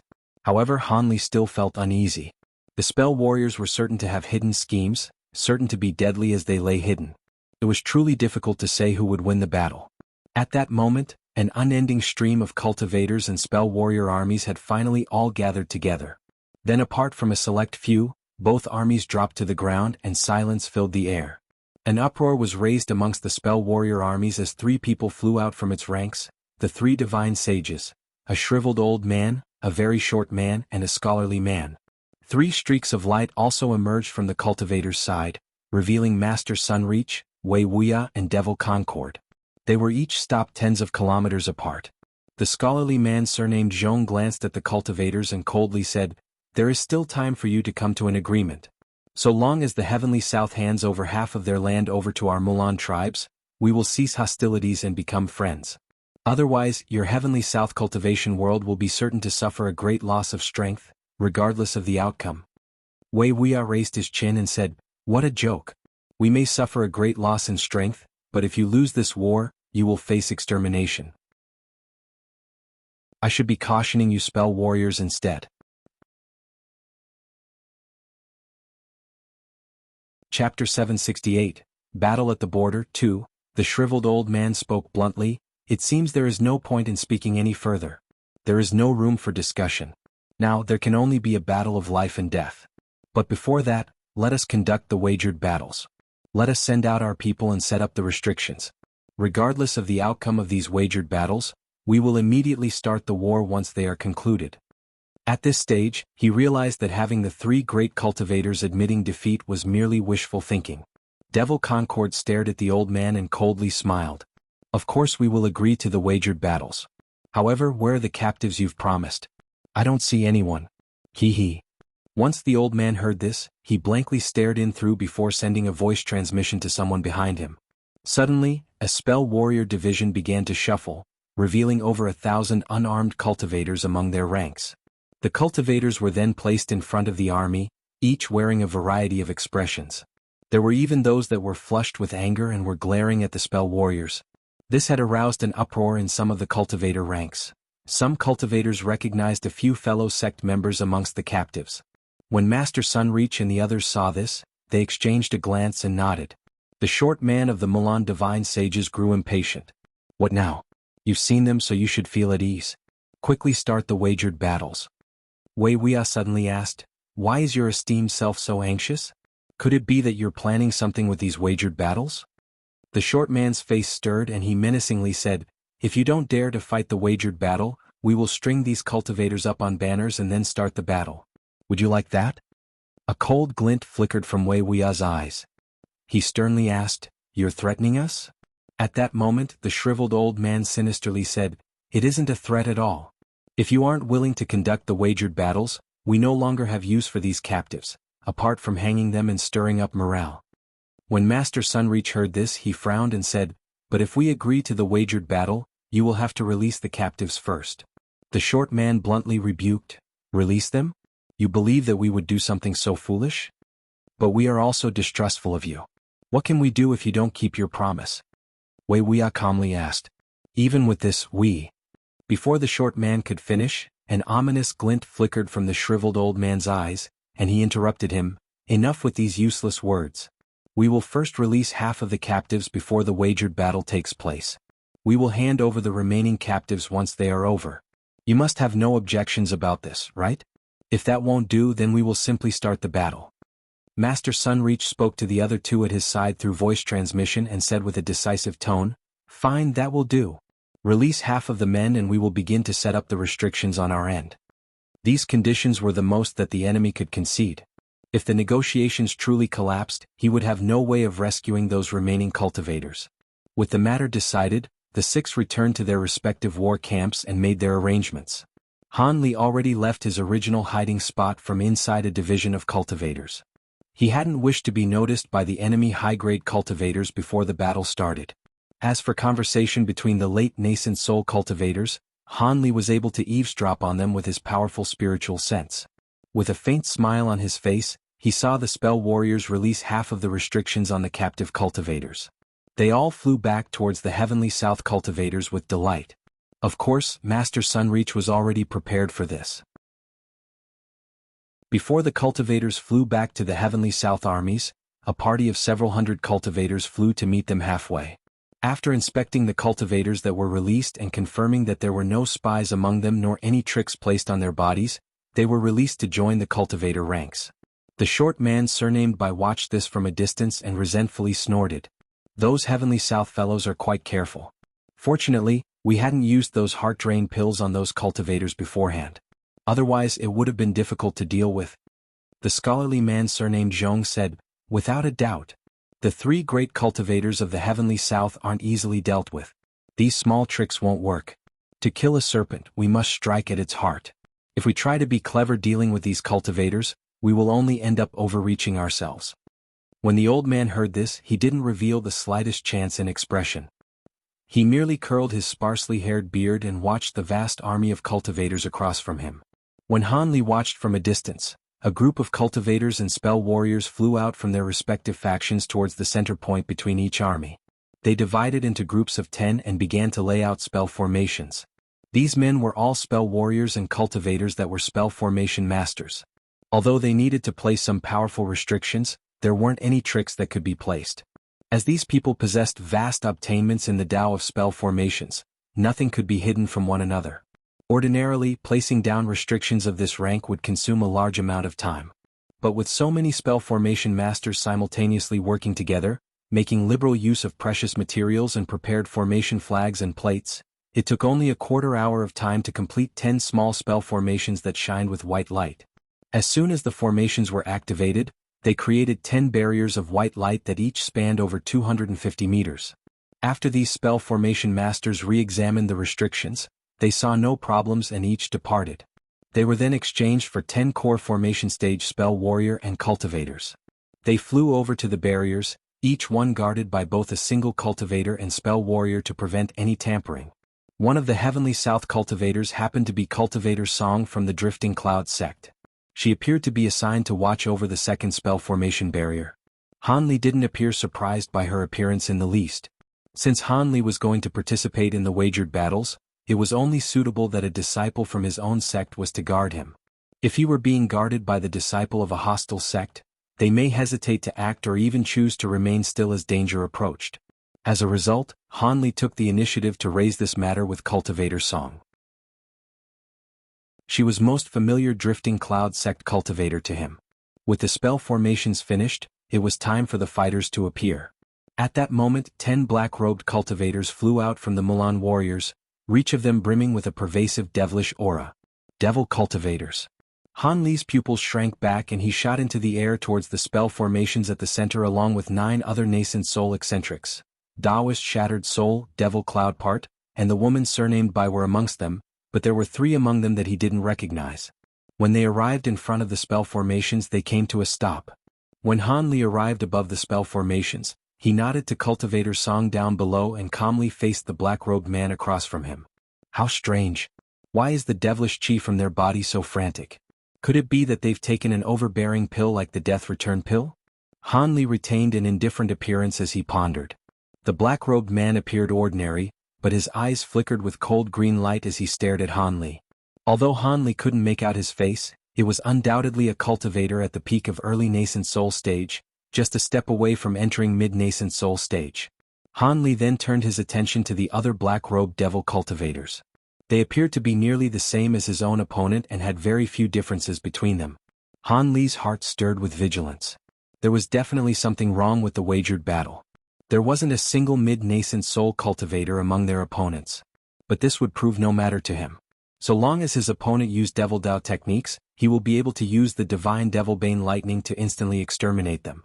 None of their tricks would be of any use against him. In the blink of an eye, Han Li resolved himself, and killing intent surged through his heart. At that moment, the black-robed cultivator took out a storage pouch from his waist and emotionlessly glanced at Han Li. Han Li smiled and took out a storage pouch filled with materials, the wager for the match. The materials in the storage pouch were something that the 4 powers of the Heavenly South had gathered together. They were extremely valuable and caused even Han Li to feel covetous. With a wave of his arm, the black-robed man tossed the storage pouch over to him. Han Li narrowed his eyes and did the same, exchanging their storage pouches. The black-robed man's storage pouch didn't possess a large variety of materials, but its value was easily greater than his own. From what he learned from ancient records, none of the materials appeared amiss. Han Li nodded and simply placed the storage pouch at his waist. The black-robed man mirrored him. When Cultivator Song and the spell warrior saw this, they both began to mutter an incantation and form hand seals. Various spell seals struck the formation and began to activate it. Han Li and the black-robed cultivator both acted quickly and their bodies blurred, simultaneously appearing in front of the spell formation below. This caused the both of them to glance at each other with slight surprise. At that moment, a milky white barrier appeared around them and isolated them from the outside. The other cultivators and the black-robed men had also entered in the light barriers. For a time, there was complete silence amongst both armies. They held their breaths with anxiousness as they stared at the 20 vague silhouettes through the barrier of light. Having entered the barrier, Han Li didn't pay further attention to any of the others. He simply watched the black-robed cultivator across from him and remained still. However, blue light began to swirl around him, and flying swords began to tremble as if they were about to launch themselves. Of course, the most vicious weapon he had against devil cultivators was the fist-sized mass of golden light that was condensed in his dantian. Han Li saluted his opponent with a chuckle before launching an earth-shattering strike.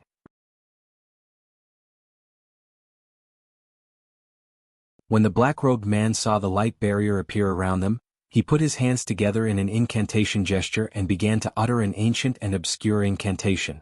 A sinister devilish chi erupted from his body and transformed into an inky black tentacle that continuously waved itself around. Han Li's eyes narrowed as he stared at the black-robed man. However, faint sounds of thunder rang from the cuff of his sleeve along with a flicker of golden light. Han Li had once before killed a devil cultivator of a similar cultivation in an instant. So long as he took advantage of the opening when the devil cultivator attacks, he would be able to deal with him with ease.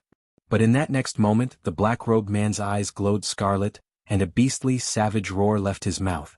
Soon after, the devilish chi surrounding his body disappeared. Instead, it expanded, doubling in size in the blink of an eye. Han Li yelped in surprise. His astonishment wasn't due to his opponent's sudden transformation, but the complete disappearance of his devilish chi. A strange, unstable aura had replaced it. The black-robed man's crimson eyes revealed a trace of madness. His inflated body then shrank into the size of a 3-foot-tall dwarf before shooting back towards the wall of the barrier in a blur. In his alarm, Han Li's mind began to churn. He felt a faint sense of dread. He raised his hand and shot 2 dense bolts of lightning from his hands, forming a huge net of lightning in the air to capture the black-robed man. Soon after, he shook his sleeve, summoning a small blue shield in front of him. It quickly enlarged and blocked his front. He then slapped his storage pouch with his other hand, summoning the restriction-breaking bead into his grasp. If matters turned for the worse, he would immediately make use of the bead and break the restriction. Since he knew his opponent was up to no good, he wasn't about to stay still and subject himself to harm. Just as Han Li's thoughts fluttered about, the black-robed man let out a miserable scream when the net of golden lightning enveloped him. Then with a huge explosion, every inch of his body scattering through the air as a bloody pulp. Han Li found himself in complete amazement. He originally believed his opponent had performed some ferocious self-detonation technique. However, the entirety of his flesh was scattered all over the light barrier. The explosion itself didn't contain an iota of power. During Han Li's bewilderment, he discovered something odd. His opponent's flesh remained stuck onto the light barrier, rather than dropping to the ground. As Han Li stared at the flesh, he saw that they began to squirm. He was dumbstruck by the sight. With several pops, the flesh remains sputtered into crimson mist and began to spread around the light barrier. In the blink of an eye, it had painted a majority of the light barrier crimson, and a bloody, pungent scent filled the air. Han Li was aghast, and he hastily threw the restriction-breaking bead behind him. With a bang, a black light ruptured as soon as the restriction-breaking bead struck the barrier. Soon after, the affected portion of the barrier flashed with light, causing the entire barrier to tremble. Han Li was overjoyed by the sight and he hastily flicked his fingers, launching successive attacks of azure light at the affected area in an attempt to break it. But during that moment, a crimson light flashed before him, enveloping the weakened portion of the barrier in mist. Han Li felt his heart sank and he glanced around, discovering that the entire light barrier had turned crimson and roiled with crimson mist on its surface. Drops of blood seemed to be forming out of nowhere, further condensing the putrid scent of blood in the air. Without another thought, he opened his mouth and shot a thick, dense bolt of lightning at the crimson wall in front of him. In a burst of golden light, the crimson mist scattered, but it soon restored itself to its original form, as if it hadn't suffered any damage in the first place. In his shock, he ceased his plan of releasing his bamboo cloud's warm swords and wore a grave expression. At that same moment, the other 9 wagered battles had experienced the same scene. With self-detonation, the barriers turned crimson with blood. The 10 Heavenly South cultivators in the wagered battles were all trapped by the light barriers, seized by a technique they couldn't defend against. The 10 Heavenly South core formation cultivators that were controlling the spell formation from the outside knew things were far from good. They vigilantly glanced at the spell warriors across from them as they hurriedly formed the hand incantations to halt the spell formation. To their surprise, the spell warriors immediately flew back to their armies without a word once they saw the barriers turn crimson. The 10 core formation cultivators weren't relieved in the slightest. Rather, they all knew that matters were grim. It seemed the change in the light barrier was certainly the Mulan's doing. They managed to dissolve the spell formation barrier as they expected, but strangely enough, a crimson mist had appeared in its place. The mist began to spin and condensed into a thick crimson layer, forming a complete barrier around it. It appeared as if were made of the blood of several hundred people. When Master Sunreach and the others saw the blood barrier appear and that the 10 cultivators down below were unable to stop it, they managed to keep calm as they suddenly flew down in streaks of dazzling light. Once Master Sunreach arrived down below, he examined the barrier with astonishment and gloomily said, "Go back. This isn't something that you're capable of dealing with." When the cultivators heard this, they were greatly relieved and hastily withdrew. Before Cultivator Song left, she glanced at Han Li's blood barrier with a trace of worry. On the other side, the shriveled old man and the other spell warriors grew excited upon seeing the Heavenly South nascent soul cultivators trapped. They also appeared calm as they watched the 3 late nascent soul cultivators fly down to the spell formations as if they weren't afraid of the barrier being broken. The shriveled old man turned around and smiled at the black-robed man standing behind him. "Sect Master Fong, it is a success. I hope this blood-catching barrier is as formidable as you say and is capable of trapping these 10 cultivators for half a day. With 10 fewer nascent soul cultivators, their strength will be greatly decreased. We'll be able to strike a decisive blow against the Heavenly South during this time." The black-robed man glanced at the shriveled old man and coldly smiled. "Don't worry. This blood-catching barrier is one of my sect's 6 grand techniques. Not only was each blood corpse nurtured for 100 years, but we particularly had the blood corpses consume a devil spirit pill.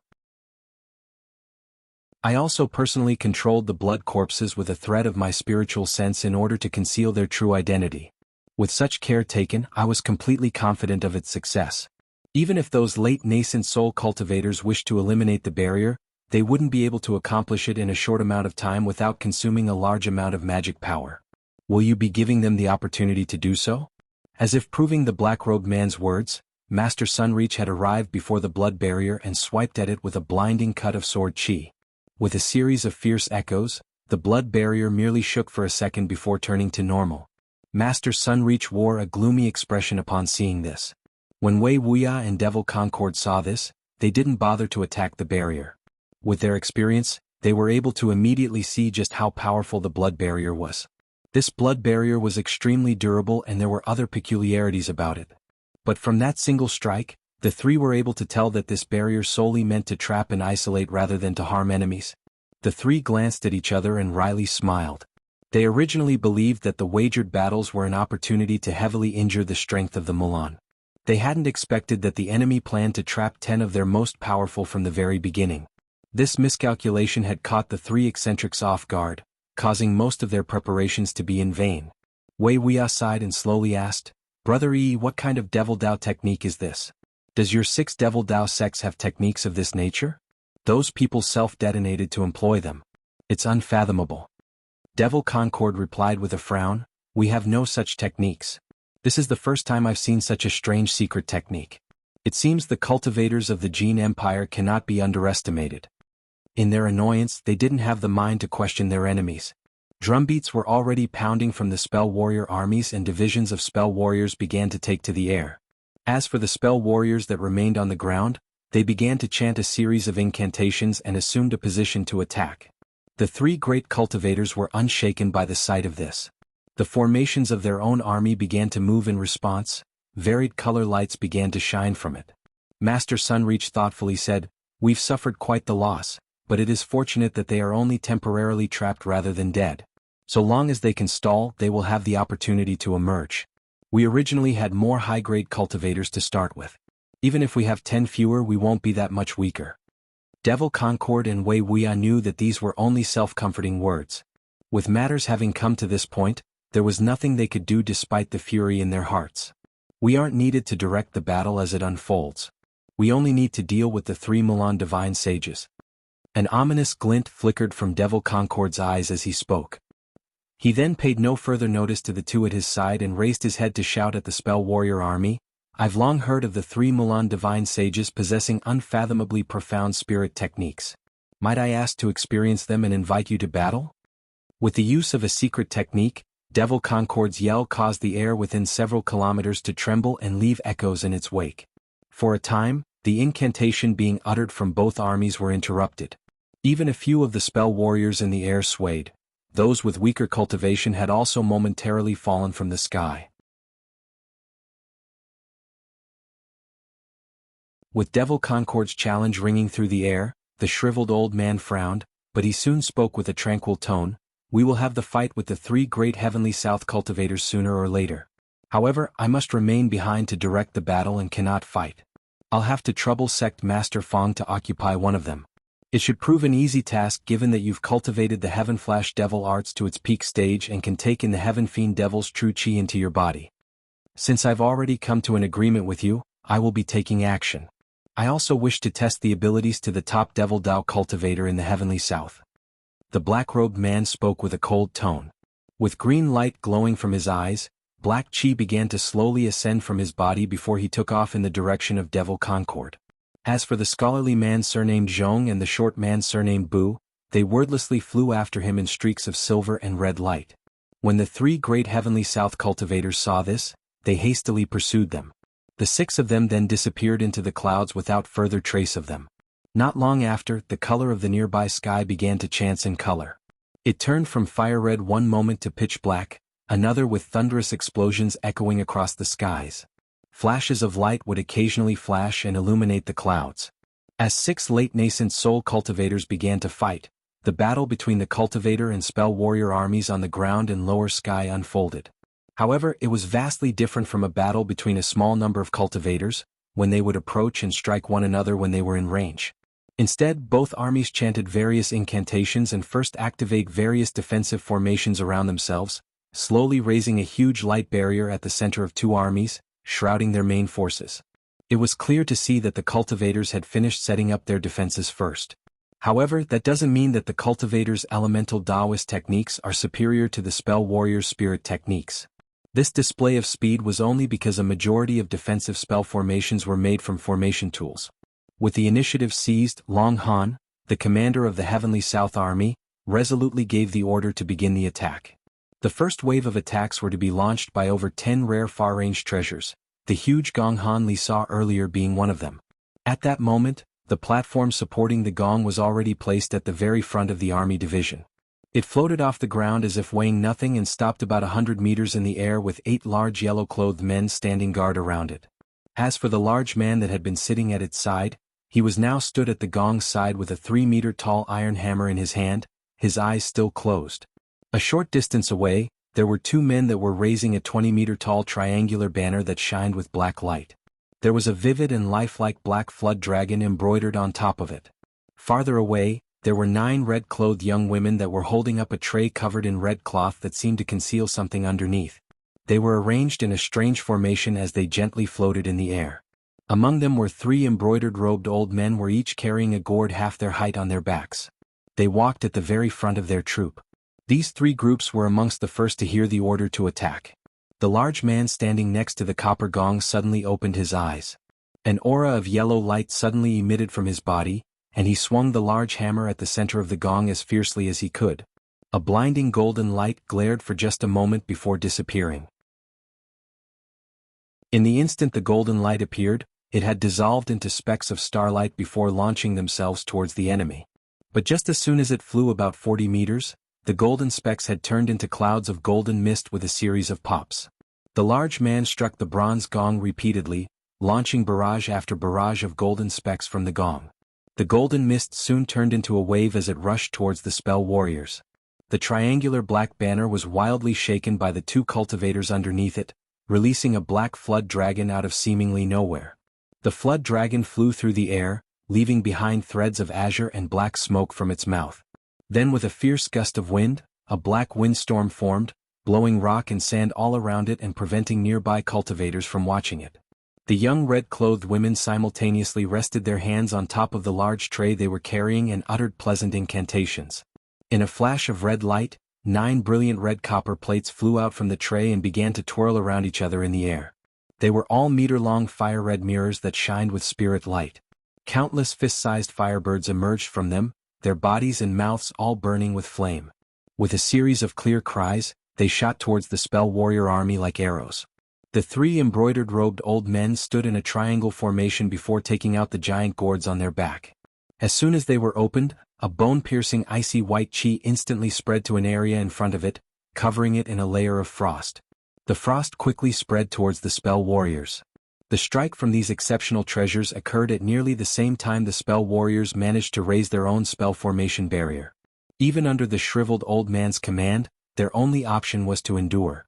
In the following instant, the golden mist, the black winds and the firebirds all struck the spell warrior barrier with their attacks, causing it to tremble. When Long Han saw this, he immediately ordered for the second wave of attacks before the first wave of attacks was over. These wave of large-scale attacks were conducted through the use of secret techniques by the joint efforts of each sect.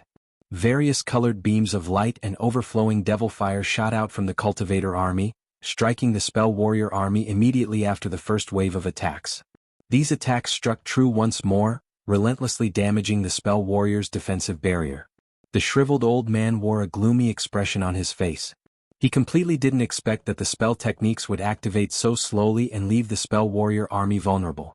Under such vicious attacks, his spell warriors were suppressed, without the opportunity to withdraw or launch a counterattack. These fearsome large-scale attacks were something that even a nascent soul cultivator wouldn't dare to receive without the protection of a spell formation. The shriveled old man turned to the black-robed woman at his side.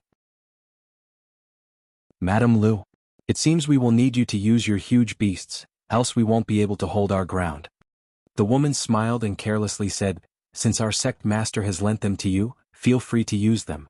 There is no need to tell me personally." The shriveled old man nodded and immediately gave the order. A series of bellowing roars shook the skies, followed by the appearance of over 10 huge silhouettes. They forcefully blocked the various attacks from hitting the spell warriors. These giant armored beasts immediately rushed in the direction of the cultivator army as soon as they appeared. With their appearance, the cultivators split off their attacks, with some of them attacking the beasts while others relentlessly attacked the spell warrior army. Several high-grade spell warriors quickly flew out at that moment, taking advantage of the weakened assault. As they flew, they tossed several tens of various colored beads into the air and began to mutter an incantation. An inconceivable scene occurred before them.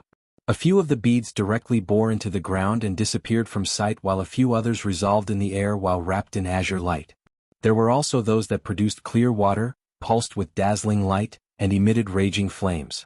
Soon after, these beads transformed into the form of demon beasts, such as 30-meter-long yellow pythons, 20-meter-tall fire wolves, transparent azure rocks, blue demon tortoises covered in icy mist, and much more. As soon as these demon beasts appeared, they followed after the huge armored beasts and charged straight towards the cultivator armies.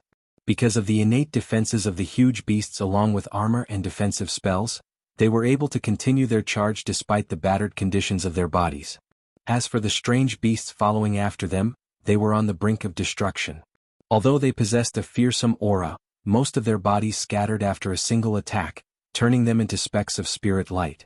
With their form dissipated, the beads fell onto the ground, completely void of any spiritual chi. The high-grade spell warriors didn't seem to mind this in the slightest. They raised their arms once more and tossed out another batch of pellets. With another incantation, the strange beasts came to life and fearlessly charged forward. When this occurred, many cultivators appeared alarmed and drew more attention towards these beasts, reducing the number of attacks on the spell warrior barrier. Long Han's expression sank. He hastily thought to give orders, but he hesitated. With this difficultly acquired opportunity, the shriveled old man gave the order to begin their spell technique assault. In an instant, various colored spirit lights glowed. As incantations were chanted, 3-meter-wide fireballs and icicles the size of trees began to form from thin air. Spirit technique spell formation. When Long Han saw this, he muttered to himself. Knowing that he was incapable of suppressing their attack, he hastily sent a voice transmission. Suddenly, the rare treasures ceased their attacks and their owners hastily withdrew back into the ranks of their troops before returning back into the barrier. At that same moment, over 1,000 cultivators flew out from the barrier, each holding a meter-tall formation flag. They quickly formed an astonishingly huge spell formation in a quick shuffle. The formation flags were then thrown in the air, forming a layer of rainbow light above the cultivator army, providing an additional barrier against the Mulan attack. At that moment, several hundreds of huge fireballs and icicles struck down, enveloping their surroundings in waves of fire and mists of ice. As for the huge beasts and the hollow demon beasts, they were already halfway to the cultivator army. Only the 8 strongest of the huge beasts remained, and a majority of the second wave of hollow demon beasts had already been wiped out.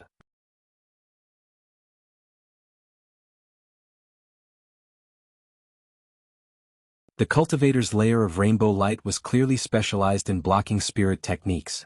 Under such heavy attacks, the light barrier wasn't shaken in the slightest. Long Han rejoiced at the sight. The 1,000 of cultivators that had activated the formation were elite disciples from the Nine Nations Union. From how skillfully they placed down their spell formation, it appears that Wei Wuya's description of them wasn't exaggerated. Seeing that the attack had no effect, the shriveled old man's expression grew unsightly, but he immediately ordered another wave of attacks regardless. The next series of incantations from the spell warrior army didn't form simple fireballs and icicles. Rather, fire crows and translucent ice pythons began to take form in the sky. Of course, due to its increased complexity, the attack took longer to channel. At that moment, a series of disturbances occurred in the cultivator army, and a division of green-robed cultivators flew out from barrier. They raised spirit beast pouch from their waist and released several tens of different demon beasts in a burst of rainbow light. The three in the lead appeared particularly uncommon.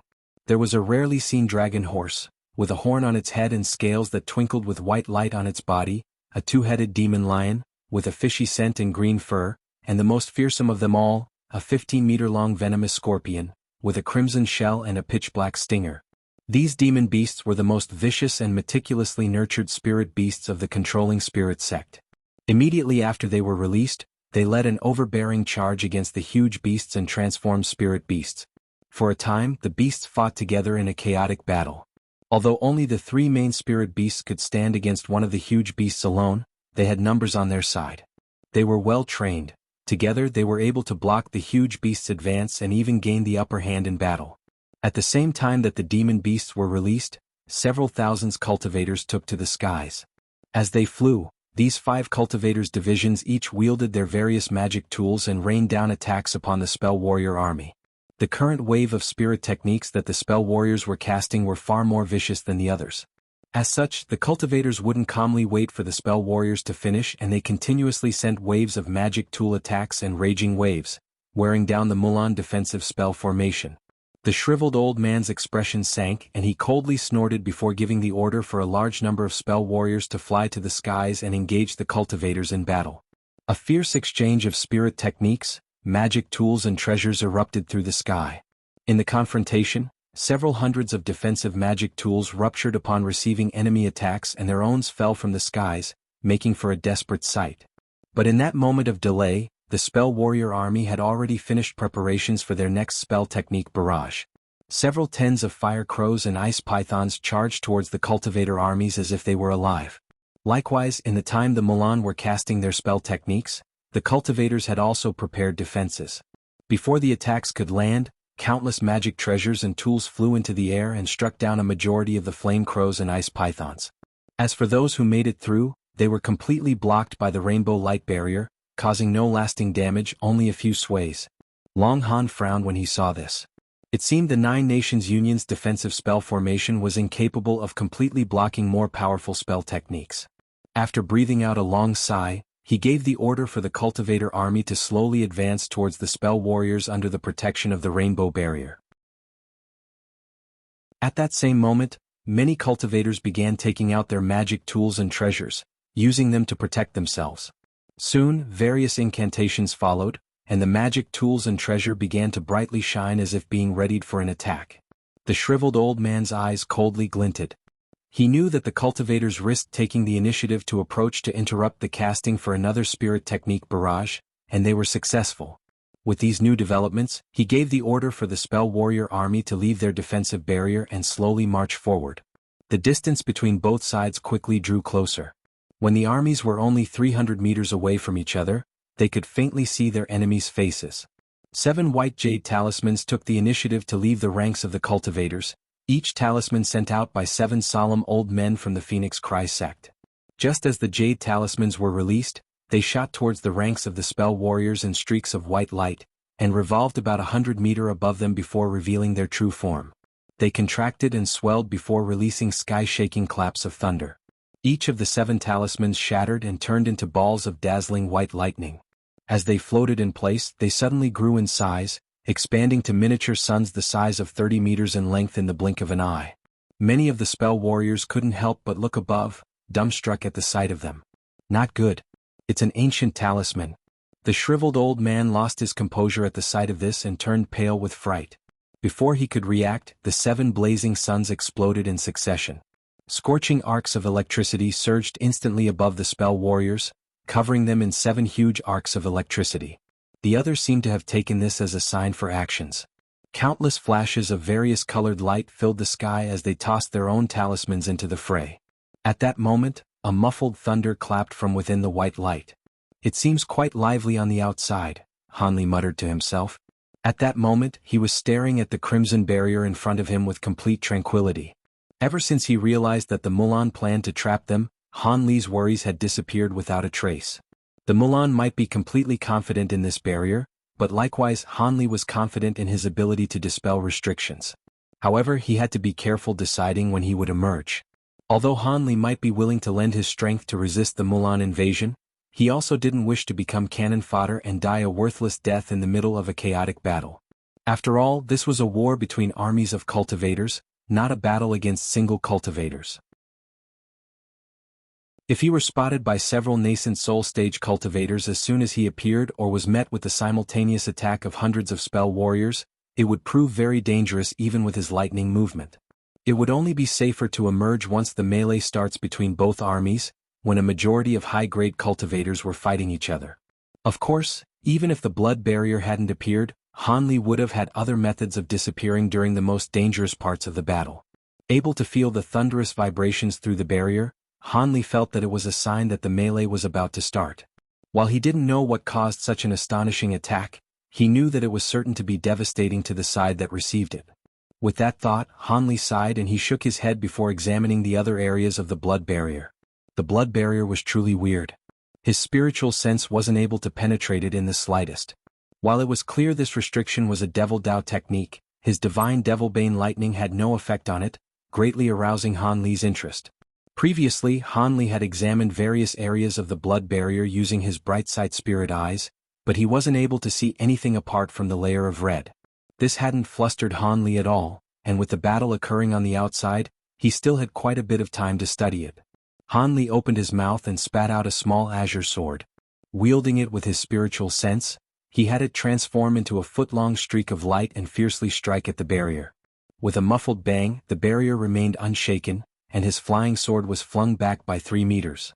Unsurprised, Hanli withdrew the flying sword and took out a pitch-black item in his hand. It was the magic treasure, the thousand-fold mountain. He tossed it into the air and formed an incantation gesture with his hands. Black light flashed, revealing a small mountain that was over 30 meters tall.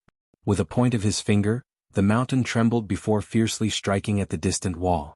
With a loud smash, the black and crimson light intertwined, but the mountain was repelled, resulting in only a few light trembles from the barrier. A trace of shock appeared on Hanli's face and he held his chin in hand as he pondered a bit more over the matter. Soon, he pointed to the small mountain once more and had the treasure fly towards the center of the blood barrier. Then with a muttered incantation, the small mountain glowed with black light as it began to rapidly expand.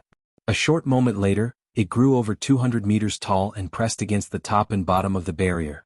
Without any intention of stopping, Hanli raised his arms and struck the small mountain with several spell seals, causing it to enlarge at even greater speeds. With rumbling swaying, the mountain grew to over 300 meters tall as its entire body shined with black light.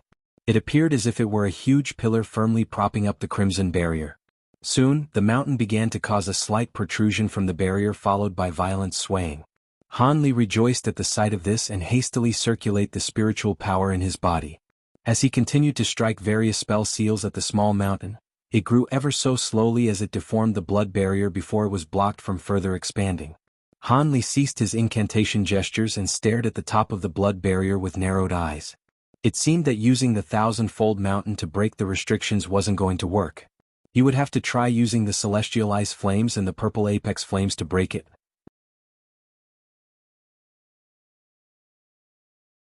Hanli waved at the huge mountain and it shrunk back to several inches in size in a flash of light before flying back into his sleeve.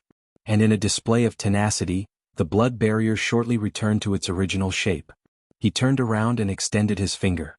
With a crackle, a walnut-sized ball of faint blue flames appeared on his fingertip. Hanli then shouted, "Go!" sending the fireball to strike the distant wall. With a light bang, the blue flames ruptured and formed a blue icy layer that covered the inner layer of the barrier, turning its interior into a world of a severe winter. It had turned so cold that one's breath would turn to frost as soon as they breathed out. Sparkling blue covering the inner layer of the blood barrier, Han Li pressed his hand against it in a blur, striking at the dense layer of ice with azure sword chi. As a result, the ice around his hand shattered into translucent fragments of ice drifting through the air. Han Li's expression grew sullen.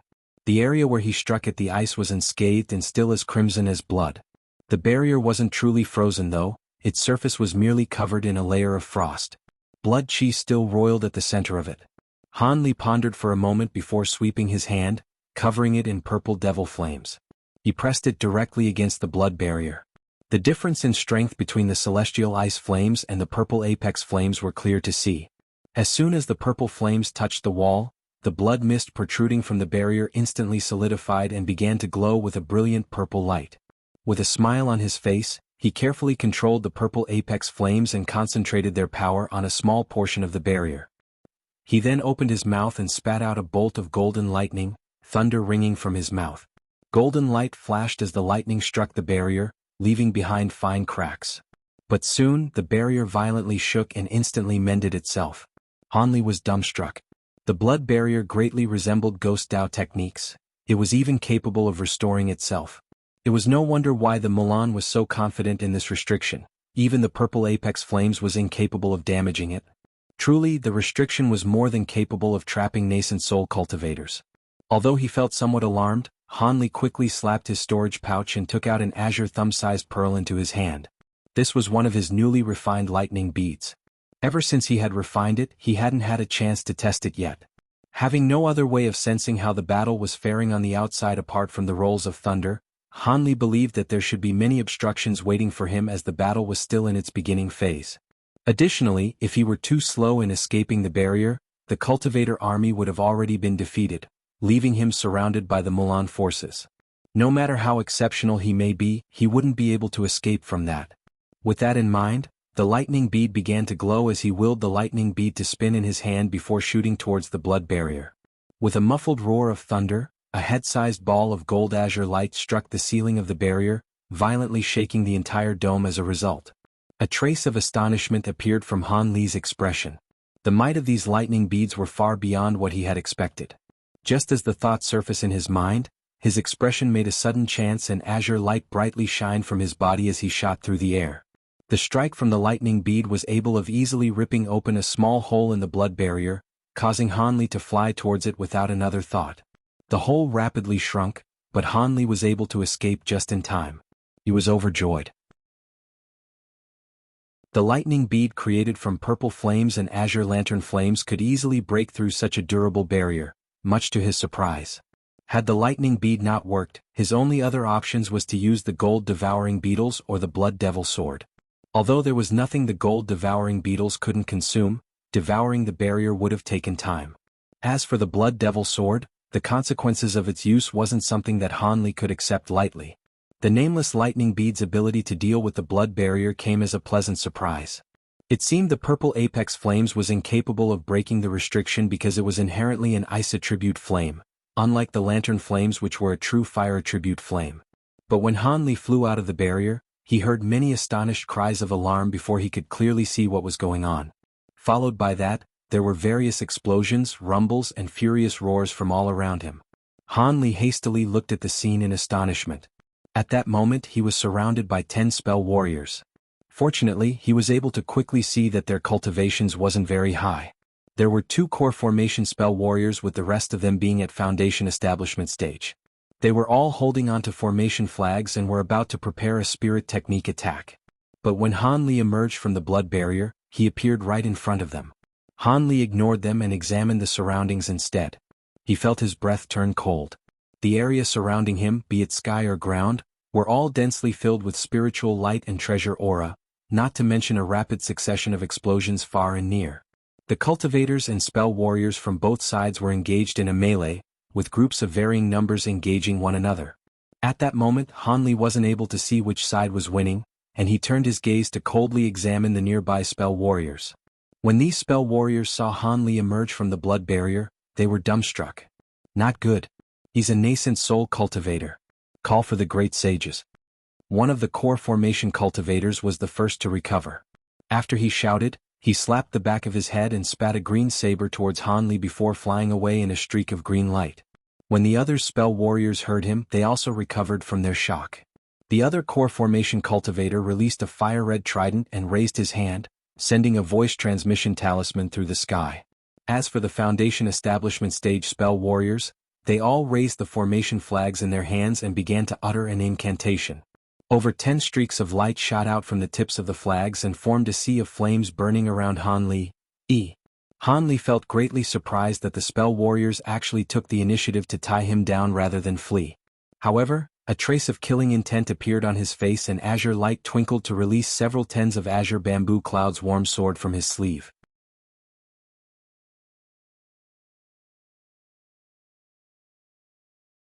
With an expressionless face, Han Li raised his hand, releasing a blue light from his sleeve.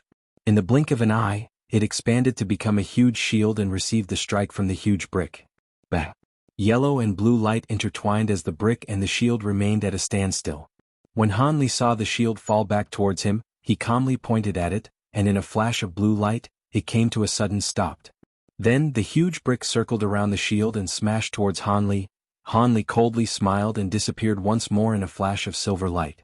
The yellow-robed old man was alarmed by this and raised his hand without another thought, summoning a small purple flag into his hand.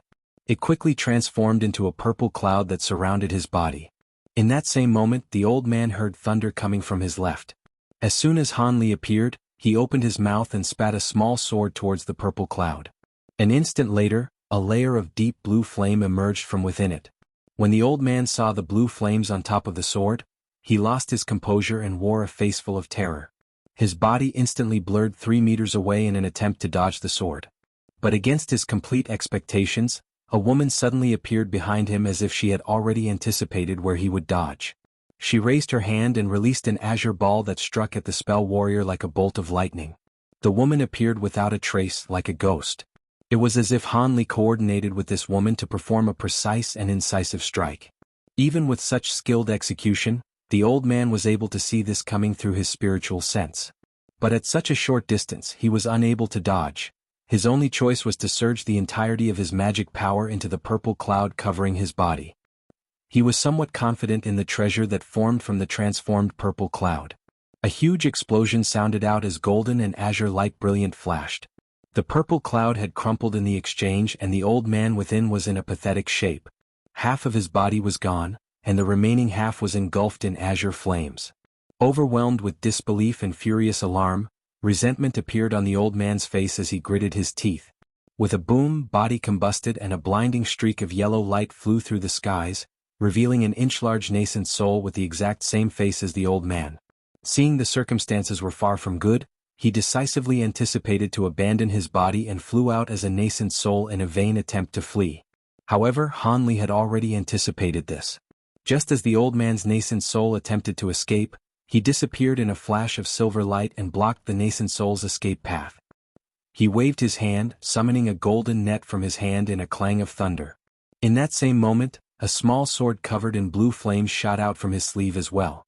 The nascent soul wore a face of terror upon the sight of Han Li, and spat out an inch-large bowl in its panic. The sparkling silver bowl charged forward to meet the oncoming golden net, and before they made contact, the old man's nascent soul caused it to rupture with a spell seal. In a burst of silver light, countless fragments shot at the lightning net, faintly shaking it upon impact. In that short moment of delay, the nascent soul employed an instantaneous movement technique. In a flash of yellow light, the nascent soul disappeared without a trace, only to appear 100 meters away. It then disappeared from sight in a brilliant streak of yellow light. The golden net was a step too late and allowed the prey to escape. Han Li frowned and glanced in the direction the nascent soul had escaped, possessing no intention of chasing it. Such a wise and decisive character is rarely seen. In order to save his life, he actually destroyed his own personal magic treasure. A white-clothed woman suddenly appeared, holding the old man's storage pouch in her hand. Han Li gloomily snorted. A mere stroke of luck. With both the thunderstorm wings and the celestial ice flames, the Mulan spell warrior was as good as him. It seemed killing an off-guard high-grade spell warrior was harder than he thought. Han Li glanced at Silver Moon and said, "Regardless, it seems your movement technique is much more powerful than before. You are even able to conceal yourself a close distance away." Silvermoon smiled. The four-pupiled fox is truly adept as concealment techniques. With my recent advancements, I'll be able to easily attack them, given that Master is occupying their attention. Good. Han Li indifferently nodded. Although Silvermoon was only his tool spirit, she was also the only other person who knew of the secret of his small bottle. But at an unknown time, he faintly felt a veil of mystery shroud her. After a few more words with Silvermoon, Han Li turned his head to examine the battlefield. After further examining it, Han Li was able to see through the chaos. At the greatest heights of the sky, there were 6 late nascent soul cultivators battling. Excluding them, there were 3 sections of the battle. One was the small-scale skirmishes.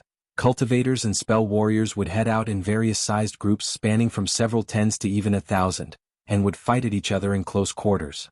These cultivators and spell warriors were very adept at fighting in their groups. As a result, they were much stronger together than alone.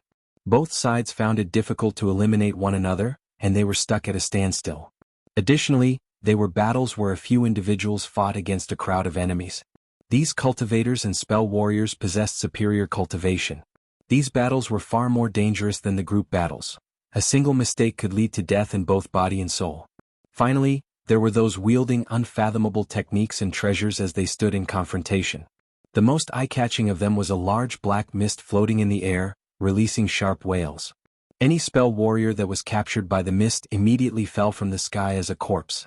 Whenever it appears, the nearby spell warriors would always fearfully keep their distance. And behind the ghost mist, there would be several fearless spell warriors that continuously struck at the mist with wind and lightning attribute spell techniques and magic treasures. Each strike seemed to scatter a small portion of the mist. However, there were still people continuously waving their flag magic tools within the mist and summoning more mist. This left the Mulan spell warriors without a good plan to deal with it. In another area, there were a dozen nascent soul-grade cultivators that were currently engaged in a battle against a 300-meter-tall stone giant. It appeared to be made of ordinary stone, but not only was its figure large, but a few small stones would rain down every time it moved its body. These cultivators didn't dare to receive the giant's attack even under the protection of the spell formations. Additionally, there were several spell warriors standing on top of its head and shoulders. They were assisting the giant with their own magic treasures. There were also a few cultivators and spell warriors that were engaged in a battle using magnificent treasures, each possessing power far beyond ordinary ancient treasures. These sect and tribe protecting treasures have greatly opened Han Li's horizons. Although Han Li emerged from the blood barrier, he remained idle as he observed the nearby fights due to the chaos. He was about a kilometer away from the nearest battles, but even so, 2 Mulan sages emerged from the fray and flew towards Han Li with overbearing momentum. Seeing Han Li ruthlessly dispatch of a similarly ranked spell warrior in an instant, the two had no certainty of victory. However, they couldn't allow this nascent soul cultivator to reign free, or the damage he will cause will be far too great. Come. Han Li coldly ordered Silvermoon. He then flew towards a neighboring blood barrier. When Silvermoon saw this, she wore a strange smile as she chased after him. An azure streak of light appeared above the blood-red barrier, and was soon struck by a lightning bead. Afterwards, Han Li disappeared once more in front of another blood barrier. Han Li planned free these other nascent soul cultivators before planning what to do. A huge explosion sounded out, along with a streak of scarlet light flying out from the gap in the blood barrier. With a series of laughter, the freed man said, "I, Shattered Soul, cannot thank you enough for your assistance." The scarlet light disappeared to reveal a gray-robed cultivator. Taoist Shattered Soul? Han Li was slightly surprised to see that this was the first person he rescued. "Fellow Taoist, block those 2 for me while I rescue the others." With a quick thought, Han Li immediately gave him a voice transmission. So it turned out to be fellow Taoist Han. "Your kindness cannot be thanked with words. Please allow me to deal with them." The gray-robed cultivator revealed shock upon seeing Han Li, but he soon agreed. In a streak of white light, he flew over to face the 2 Mulan sages. When Han Li saw this with his spiritual sense, he inwardly smiled and quickly flew over to another blood barrier. With a wave of his hand, another azure light was released. But at that moment, something unexpected had occurred. The top of the blood barrier flashed with gray light, revealing a large embroidered robed man. He looked at the incoming lightning bead with a solemn expression. Han Li was shocked. How was this person able to conceal himself there without even the slightest trace? When Han Li swept his spiritual sense past this person, he couldn't help but reveal his alarm.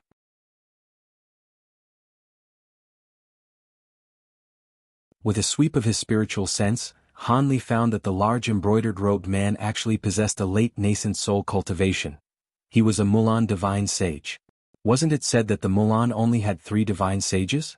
Before Han Li could recover from his shock, the large embroidered-robed man had grabbed the air in the direction of the incoming lightning bead. In Han Li's alarm, he hastily pointed to the lightning bead and had it change direction, but it was too late. A large azure hand suddenly appeared and grabbed onto it with indomitable might, holding it firm in place. Han Li raised his brow and instantly formed an incantation gesture with his hands, detonating the lightning bead's restrictions. Gold and azure light ruptured from within the large hand, scattering both itself and the hand without a trace. The large embroidered-robed man coldly snorted, but with a flicker of azure light, his expression returned to normal. Han Li remained in place, staring at him in silence. The large embroidered-robed man watched him and asked, "Are you Han Li, the cultivator that wields the golden lightning bamboo?" Rather than answer, Han Li asked, "The Mulan should only have 3 divine sages. Who are you?" The large embroidered-robed man said in an indifferent tone, "Good. Since you know that I am a divine sage and you are able to remain calm, it seems you are the one that divine sage Zhong spoke of. My name is Tian Zhong, the 4th Mulan divine sage." The 4th Mulan sage? This is the first time I've ever heard of this. Regardless, that manifested hand of yours seems incapable of restraining that lightning of bead. It seems you haven't entered late nascent soul stage for long, and have yet to consolidate your cultivation. Han Li spoke without restraint as he stared at Tian Zhong. In that same moment, he casually pointed to the various sword lights in front of his body, gathering them together to form a sheet of azure light guarding him. "It's true that I've only entered late nascent soul stage for a few years, but do you think you can be a match for me? Your arrogance is quite great." Tian Zhong sneered. If he were alone, that'd be the case. But I am also here. A woman suddenly spoke and Han Li soon rejoiced. "Who are you?" In the spell warrior's surprise, a stern glint appeared in his eyes. "I didn't expect that after I hadn't seen you for 100 years, fellow Taoist Tian would actually enter late nascent soul stage. You've greatly surprised me. Let's see whether or not your abilities have grown." Soon after this was said, white light flashed to reveal a red-robed beauty floating in the air. She was coldly staring at Tian Zhong. When he saw her, his expression stirred. "So it was Lady Feng, but you came here by yourself. Aren't you afraid that something will happen to Long Han? You and your husband have always fought together." "No worries, my husband is being protected by over 1,000 cultivators. Even if you divine sages were to personally attack him, you wouldn't be able to touch him. That's why I came over to test the abilities of the 4th divine sage. Fellow Taoist Han, go ahead and rescue the others." Once this was said, she raised her arm and extended her fingers, summoning a bottle of crystalline flames into her palm. Before she even began to cast her techniques, the bottle was already shining with red light as a raging flame flourished within it. The fire spirit bottle. Tian Zhong wore a grave expression. As for Han Li, he flew away in a streak of azure light after hearing her. Tian Zhong's expression grew solemn and he tossed the spirit beast pouch into the air. In a flash of rainbow light, the pouch released 2 identical winged beasts. They had an azure eagle's body and tiger heads. Heavenly tigers. Han Li was alarmed by the beast's appearance and couldn't help but shout out their name. It was an extremely rare flying beast located in the Mulan Plains. It was capable of both wind and earth attribute magic techniques and was incredibly difficult to deal with. Although the 2 of them only possessed late core formation cultivation, they weren't to be underestimated. At that moment, the 2 heavenly tigers roared, unfolding their wings. In a flash of azure light, they disappeared and reappeared near Han Li, glaring at him as if he were their prey. At that moment, the light surrounding his body disappeared and he came to a sudden stop. Instant movement. Han Li inwardly cursed.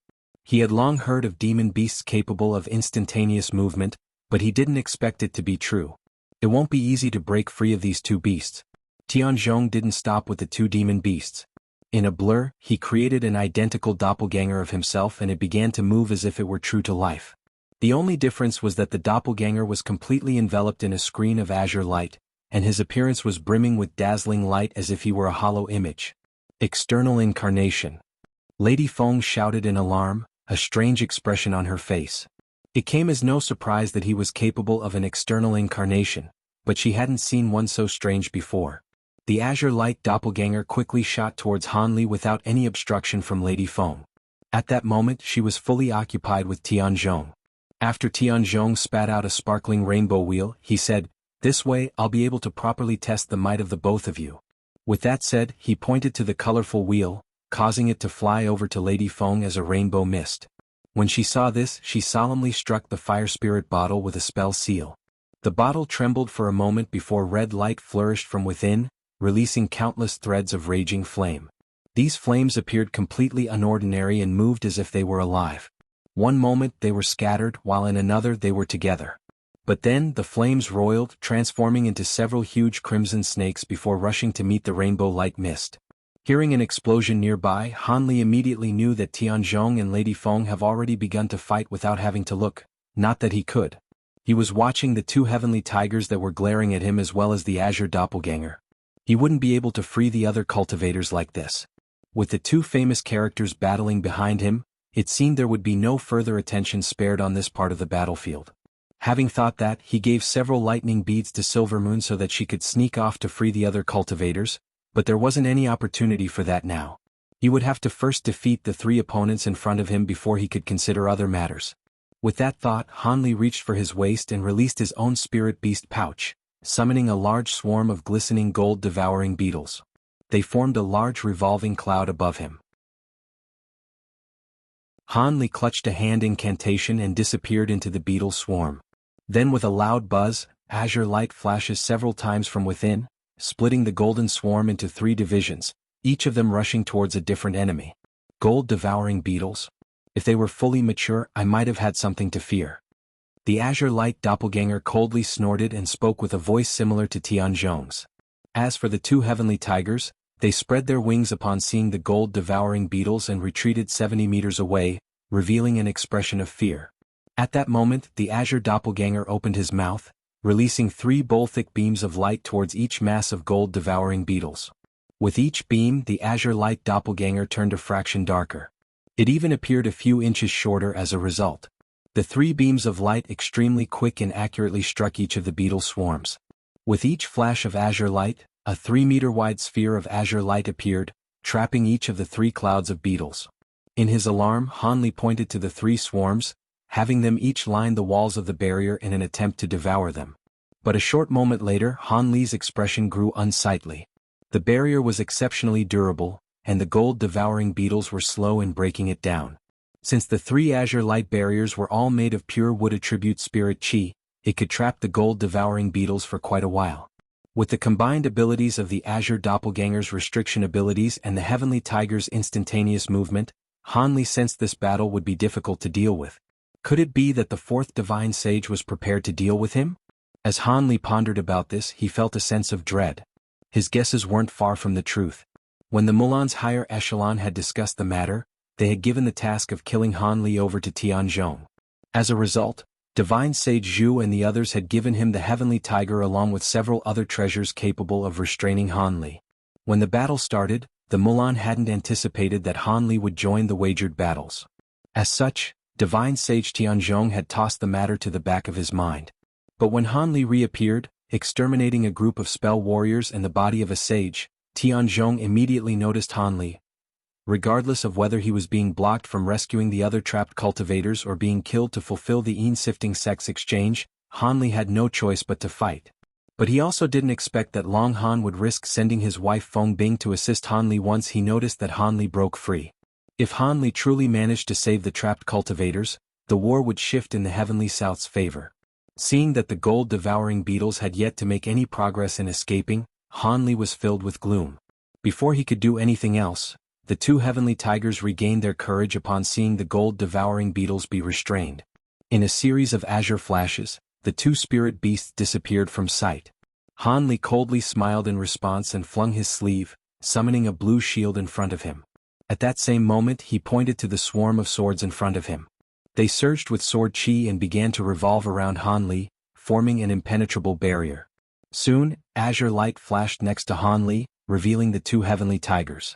They opened their mouths and each spat out a blinding orb of light.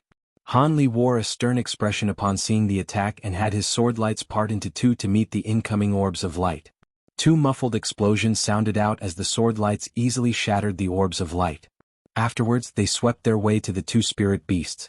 When the heavenly tigers saw this, cunning shined from their eyes before they teleported a distance away. In his fury, Han Li was about to command the sword light to pursue them, but the azure doppelganger suddenly attacked. Just as Han Li's battle with the doppelganger continued, both Long Han and the shriveled old spell warrior gave the command for their armies to unleash their killing maneuvers. 7 white-haired nascent soul cultivators flew out from behind Long Han with a calm expression, each of them wielding an ancient treasure. As for the spell warriors, a troop of nascent soul spell warriors flew out, the woman surnamed Lu amongst their ranks. Under the shriveled old spell warrior's signal, she carefully took out a bronze lantern from her storage pouch and held it in her hand.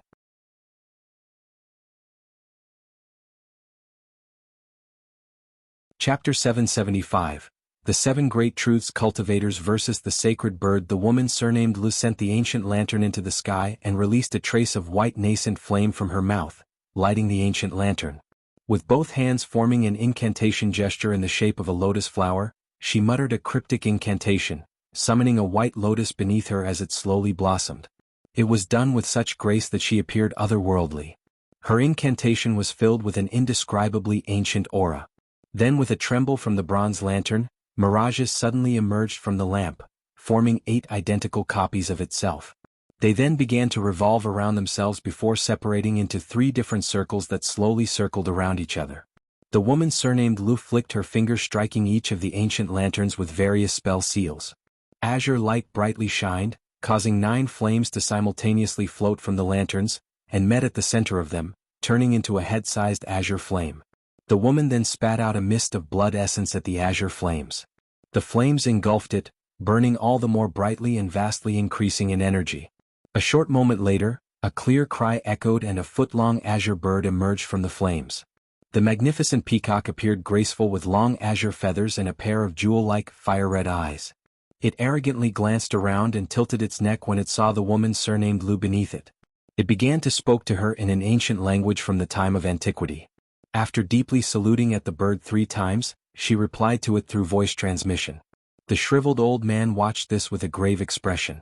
Spell warrior Lu stopped talking in an ancient language and she flipped her hand, taking out a pink, fragrant pearl.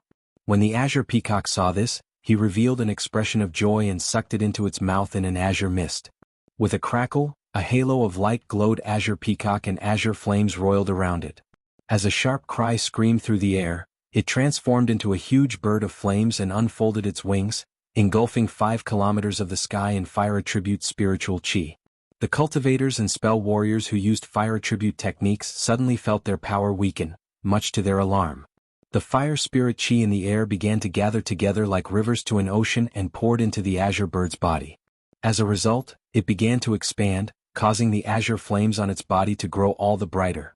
All the cultivators within 5 kilometers stilled their hand and looked at the azure firebird with shock.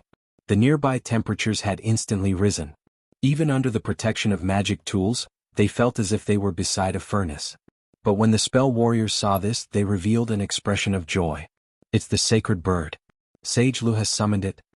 This battle is ours. A few spell warriors shouted out with loud voices. Soon, they began to launch frantic attacks at the cultivators with great excitement. The shriveled old man wore a rare smile upon seeing the might of the sacred bird. When the black-robed woman from the Een-sifting sect saw the azure peacock, a strange expression flickered from her face. She then said, "Only a sacred bird at deity transformation stage is able to control the fire spirits of heaven and earth. It is no wonder it is your most valued weapon. However, your sacred bird may be powerful, but when it emerged it was only at early nascent soul stage. And it was only able to barely ascend to late nascent soul stage after absorbing all that fire spirit chi. That should be a doppelganger of sorts. Else, the Mulan definitely wouldn't have lost so much land against the soaring tribes." After glancing at the black-robed woman, the shriveled old man calmly replied, "Lady Lu is no ordinary character I see. The sacred bird's true body isn't present, but that is only a small matter. Even late nascent soul cultivators are no match against it." The black-robed woman nodded. "That's right. Being able to absorb so much worldly spiritual power is something only deity transformation stage beings can do. But just this ability alone already puts it in an invincible position. The shriveled old man chuckled and didn't reply. As for the 7 white-clothed old men, just as they used their various ancient treasures to strike the spell warriors, they spotted the huge bird within an azure sun and were dumbstruck. The gray-robed old man in charge wore a grim expression and said, "Not good. That demon beast isn't something that ordinary cultivators can withstand. We must block it." Another old man responded with a lively tone, "Then what are we waiting for him? Let's use the 7 treasures of great truths to kill them. That demon bird isn't something from this world. We cannot allow it to cast any spells." Soon after, he transformed into a streak of yellow light and flew straight towards the azure sun. When the others saw him, they immediately followed his lead. As for their leader, the gray-robed old man, he appeared hesitant but followed after them as well after a sigh. When the 7 cultivators approached the azure sun, the Mulan sacred beast had already finished absorbing the fire spirit chi nearby and its body grew to over 80 meters tall. It glanced down at the several cultivators with an entirely hostile expression. With a malicious glint in its eyes, it unfurled its wings and launched a barrage of fist-sized azure fireballs towards the 7. Before the 7 old men could begin their attack, they felt a wave of warm wind. Their bodies were immediately dry, but they felt their hearts tremble. Under the vast barrage azure fireballs, the old man with long eyebrows slapped his storage pouch and flung a crystalline ice net towards the fireballs.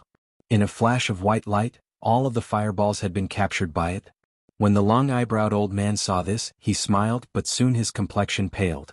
The ice net ruptured only after a moment, thoroughly dissolved by the azure flames that it held. In that time, the fireballs transformed into a pillar of flame and shot to the men with overbearing momentum. "Go!" The old man in the lead swiftly released his own magic treasures, a milky white ancient mirror. It flew out and circled once before releasing a white barrier that staved back the azure flames. But when the others saw the ice net dissolve, they felt their breaths turn cold. They knew that common magic tools wouldn't prove useful against an azure flame. Quickly use the devil isolating formation. Seal that demon bird.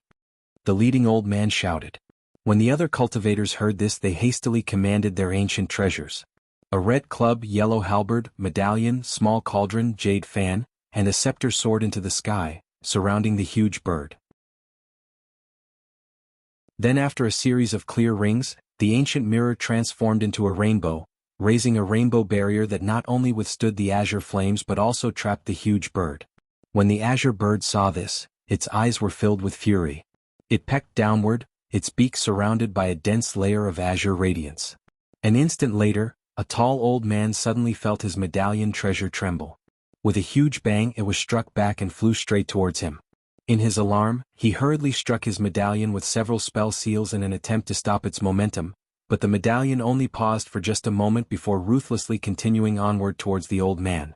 But just as it was about to strike him, a silhouette suddenly blurred behind him and placed his hands on his shoulders, pouring in a huge amount of spiritual chi into his body. "Quickly cast the technique. I'll lend you my strength." The leading old man spoke with a cold voice, rousing the tall old man's spirits. In a single breath, the tall old man cast 5 spell seals and stopped the medallion from coming any closer. The two couldn't help but sigh with relief, having regained control of it. As this occurred, dread filled the hearts of the other old men. They became more vigilant and hurriedly exerted the utmost power of their ancient treasures. Various colored light intertwined and combined together to block the strikes from the huge bird's light-clad beak. Not far away, Spell Warrior Le glanced at the scene and turned her head around to look at the ancient lantern. After a moment of hesitation, she remained still. Until the lantern oil fully burned, she needed to guard it and couldn't eliminate the cultivators attacking the sacred bird. Leaving the lantern alone would prove disastrous. The shriveled old spell warrior revealed surprise when he saw the old cultivators tying down the sacred bird, but he didn't seem to pay it any mind. He wasn't worried about the bird deity that they had worshipped with tens of thousands of years. It clearly had the advantage. Regardless of how powerful those 7 magic treasures may be, they aren't any match for the sacred bird. It would definitely be able to strike down the 7 cultivators before the lantern oil was finished burning. These 7 should be the ultimate killers of the heavenly south. With that thought, the shriveled old spell warrior turned his eyes to glance at Long Han, who was standing in front of an army of over 1,000 cultivators with a sullen expression. I didn't expect for the Mulan of being capable of summoning such a powerful demon bird. This will be troublesome. Long Han muttered to himself with a sullen expression. Then with a loud voice he coldly said, "Quickly release the spirit phantoms. Take advantage of moments the 7 great truths cultivators are giving us and use them to great effect." Soon after he gave the order, several tens of birds shining with pitch-black light flew out from the cultivator army. Additionally, there were several cultivators who took out a spirit talisman from their storage pouch and slapped it on a statue. In a flash of green light, the spirit talisman merged into the status and the cultivators immediately sat on the ground, motionless. A short moment later, the eyes of the pitch-black phantom birds shined with a chilling blue light, and they extended their claws as much as they could before flying down to the spell warriors below. As for the cultivators who slapped the talismans on the statue, their heads began to roll as if they fell asleep. When the shriveled old man saw this, a trace of mockery appeared on his face. He turned around to the black-robed woman and politely said, "The time has come for your esteemed self to give them the lethal blow. Lady Lu, release your copper-armored corpses. We can seize victory now." Satisfaction appeared on the shriveled old man's face. The black-robed woman's eyes twinkled for a moment before she calmly said, "Brother Zhu, don't be hasty. Let's wait a moment more. A majority of my sect's copper-armored corpses possess Foundation establishment cultivation. So long as we wait until the Heavenly South cultivators exhausted their strength, the corpses will be able to rout them." After frowning a moment, he hesitated before nodding. Fine. So long as you don't change your mind, we can wait a little bit more." He felt her words felt a bit of reason.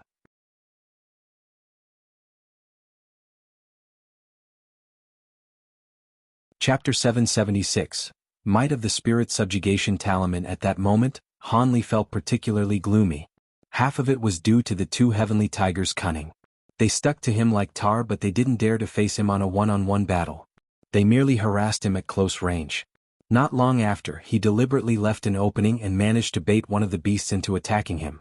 As a result of fierce retaliation, Han Li cleaved one of the demon beast's claws in half, but from then on, the 2 demon beasts switched to continue attacking him from a distance using light orbs, rather than staying close to him. But every time that Han Li attempted to shake them off with his thunderstorm wings, the demon beasts immediately chased after him and bothered him without end. As for the other reason for his gloominess, it was the azure light doppelganger. It seemed to be formed out of pure wood spirit chi and couldn't be harmed by the bamboo cloud's warm swords. Regardless of how much sword chi struck his body, it would scatter and become one with him. This was the first time Han Li had encountered such a situation. It proved rather eye-opening. When Han Li saw this, he used the celestial ice flames to attack, but he didn't expect that the azure doppelganger would spit out a blue bowl that was capable of absorbing the flames. This had caused a cold tremble down Han Li's back. Fortunately, as he had already refined the celestial ice flames to be one with his body, he was able to will the flames to struggle free from the bowl and return back into his body.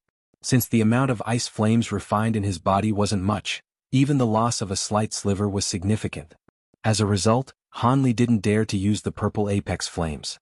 As for the 1,000-fold mountain and his other treasures, Han Li used them to little effect before putting them away. Although the azure doppelganger wasn't unkillable, as each wound would cause its light to dim and its figure to grow shorter, it wasn't an enemy that he could deal with in a short amount of time. Fortunately, it didn't have any particularly vicious attacks and magic treasures. It was only capable of attacking him with threads of azure chi, something that Han Li could easily deal with. It seemed that this doppelganger only wished to tie him down. As for the red-clothed woman, Feng Bing, despite being at the peak of mid-nascent soul stage, her strength was still vastly lacking as she fought against the late-nascent soul stage spell warrior. She used her techniques and abilities to their greatest extent, but she still found herself at a disadvantage. The 4th divine sage would occasionally glance over at Han Li, causing him to feel greatly uneasy as if there were needles bearing into his back. At that moment, the 7 great truths cultivators were only barely able to withstand the attacks of the Mulan's sacred bird. Han Li's heart sank at the sight. As of current, their only hope of victory would be freeing the cultivators trapped by the blood barrier. Otherwise, they would have no chance of recovering their momentum and they would be forced to retreat in a massive defeat. After a moment of thought, Han Li resolved himself, unwilling to allow the standstill to continue. He immediately released several sword streaks in order to repel the heavenly tigers for a moment. He then slapped his storage pouch and took out a wooden box with talismans sealed all over it. When the doppelganger saw this, he yelped in surprise and promptly attacked Han Li in a barrage of wood spirit threads. Han Li's figure blurred. With a quick command, his body glowed with sword light and cut down the attacking threads. Azure light then flashed from the wooden box and the talisman seals were released. A streak of crimson light flew out from the box and revolved once in Han Li's palm. It was the spirit subjugation talisman. Han Li slapped the crimson talisman on his body without the slightest hesitation and it disappeared in a flash of crimson light. Azure light glowed from Han Li's face as he took a deep breath, summoning a huge flood dragon phantom in front of him. It was over 30 meters large and had a body of crimson, appearing exactly the same as the Grade 8 venomous flood dragon. The flood dragon coiled above Han Li before releasing a sky-shaking roar, shaking the hearts of all the cultivators nearby, momentarily putting a stop to the fighting from the shock. When Tianzhong saw this, he frowned and a solemn expression appeared on his face. As for Feng Bing, her eyes twinkled as if looking forward to its performance. With the roar finished, the flood dragon charged towards the sky in a spiral and its figure quickly shrank before burrowing itself into Han Li's body without a trace. At that moment, Han Li felt a wave of scorching heat in his body as the small image of a flood dragon was burned into his back, glowing with crimson light. At that moment, crimson light pulsed from Han Li's body as fingernail-sized crimson scales began to emerge one by one, glistening with light. Then with a sharp pain from his head, an exquisite, bright flood dragon horn emerged with 10 sharp points. This. When Han Li felt the astonishing spiritual qi emitting from his body, he found himself in awe. Although the spirit subjugation talisman had mentioned its effects slightly, that was capable of refining a demon soul's cultivation and taking it into one's body to vastly increase their cultivation, it had never mentioned that the user would have their body become semi-demonic. Of course, this kind of demon transformation was quite weaker than a spirit-fused technique. At the very least, he didn't grow a fang and a flood dragon tail. Rather, it strongly resembled Manhuzi, one as heaven-bearing devil arts. Han Li sighed and gently stroked his horn without speaking a word. Of course, Han Li couldn't have known that the founder of this talisman had created the talisman to make up for the flaws of the spirit-fused technique. Not only was the user now able to retain his original consciousness, but they wouldn't overdraft their vitality and caused harm to their lifespan. The sole flaw was that it was incredibly difficult to refine.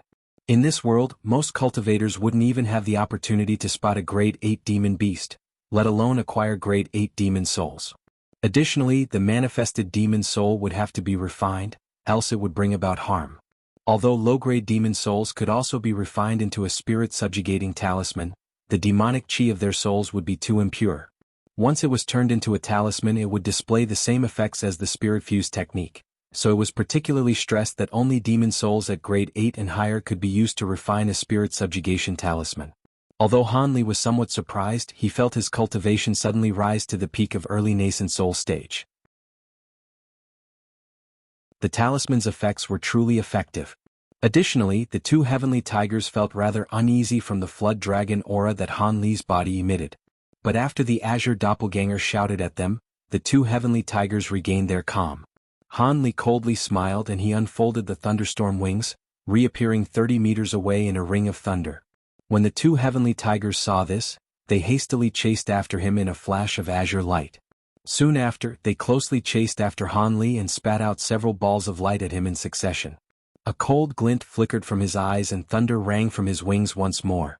He suddenly disappeared for a moment before reappearing behind the demon beast. At that moment, the other demon beast spouted out a barrage of balls of light. It intended on forcing Han Li to block the attack and give its companion the opportunity to escape. But with his increased cultivation, Han Li no longer felt the need to control the sword light. With crimson azure light shining from his body, he took the risk to have his body's spiritual qi block the attacks. Then in a blur, he extended his arm, swiping it in an azure streak with otherworldly speed and momentum. In the heavenly tiger's shock, it wasn't able to use instantaneous movement. It was only able to spit out its azure yellow demon core in an attempt to block the attack.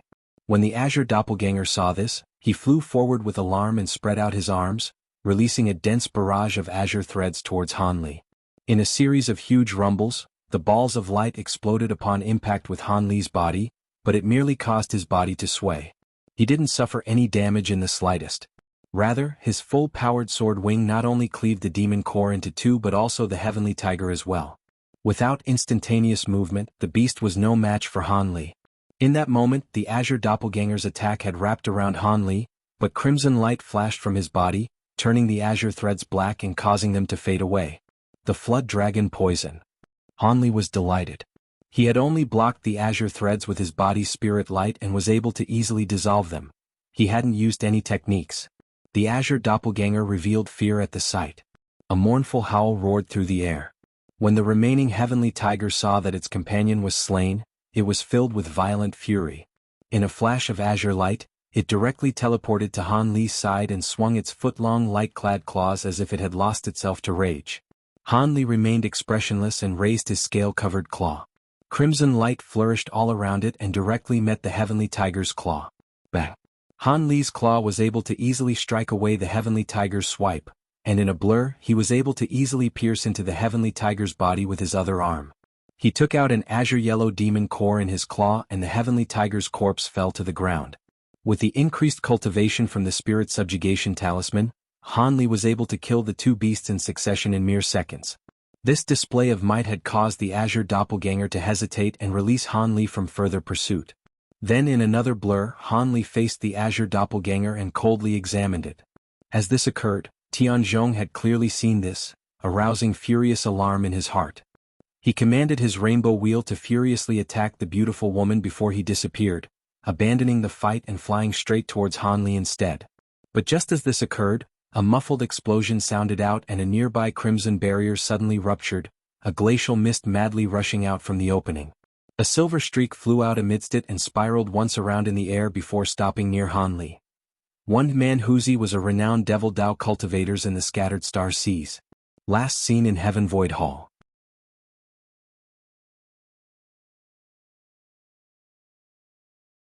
Chapter 777. Yin Yang Corpse Devil. The light faded away to reveal a beautiful white-clothed woman. She was the woman surnamed by who seemed to have a past with Master Sunreach.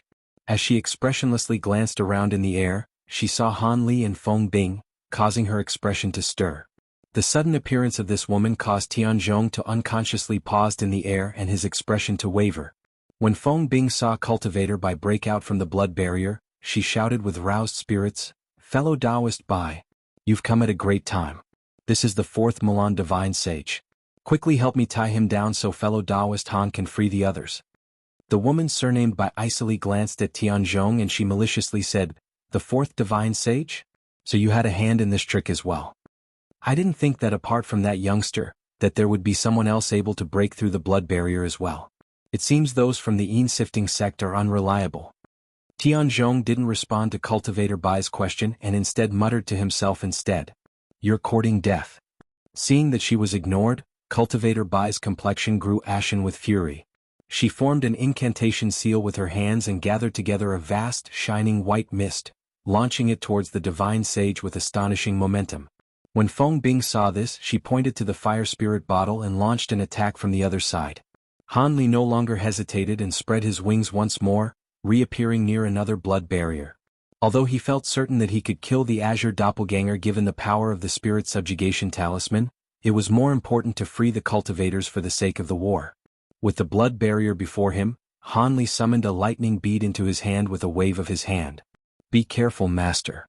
Just as Han Li was about to throw out the lightning bead, he suddenly heard Silver Moon from the back of his mind. Han Li's heart trembled, and he instantly tossed out the lightning bead, striking down at the blood barrier in a fierce streak of azure light. But in that same moment, a head-sized ball of azure flames had moved to intercept him. With an expression of shock, he saw the ball of flames swiftly strike at the lightning bead. With a pop, the lightning bead was silently engulfed by the flames and with a series of shifting flames, it turned into a foot-long azure firebird that floated in the air. Han Li wore a stern expression at the sight and he formed a hand incantation, detonating the lightning bead within the firebird's body. However, the bird's body merely swayed from the explosion and suffered no true damage. It merely stared at Han Li with a slightly swollen body. When Han Li saw this, he was greatly alarmed and looked up to see a series of azure fireballs approaching him from the direction of the Mulan sacred bird. When they drew near the crimson barriers, they transformed into azure firebirds in the blink of an eye and they each began to surround the blood barriers. At that moment, Han Li realized the firebirds were most likely related to the sacred bird. It is no wonder why the lightning beads had strengthened them, as they were formed from the lantern flames to begin with. Not far from the sacred bird, spell warrior Lu was coldly staring at Han Li. The two's gazes met. Now realizing that the sacred bird had to do with her, he grew furious. However, when Han Li saw the 9 ancient lanterns floating at her side, Han Li couldn't help but narrow his eyes, pondering as he calmly gazed at the blazing flames. As for the azure firebirds, they didn't have any intention of attacking him. They merely circled around the blood barriers.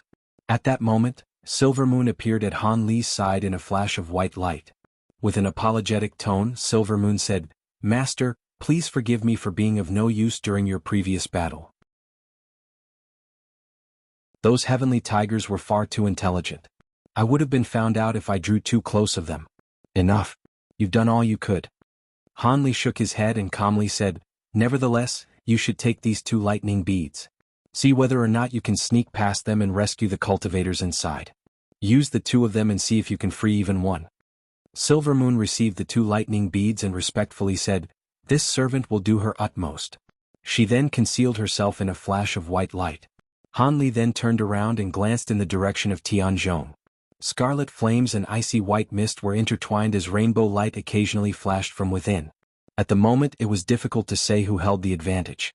As for the azure doppelganger, it had disappeared at an unknown time, unknown as to whether it was fighting within him or if Tianzhong had withdrawn it, relieved at the fact the sacred bird had personally assisted him.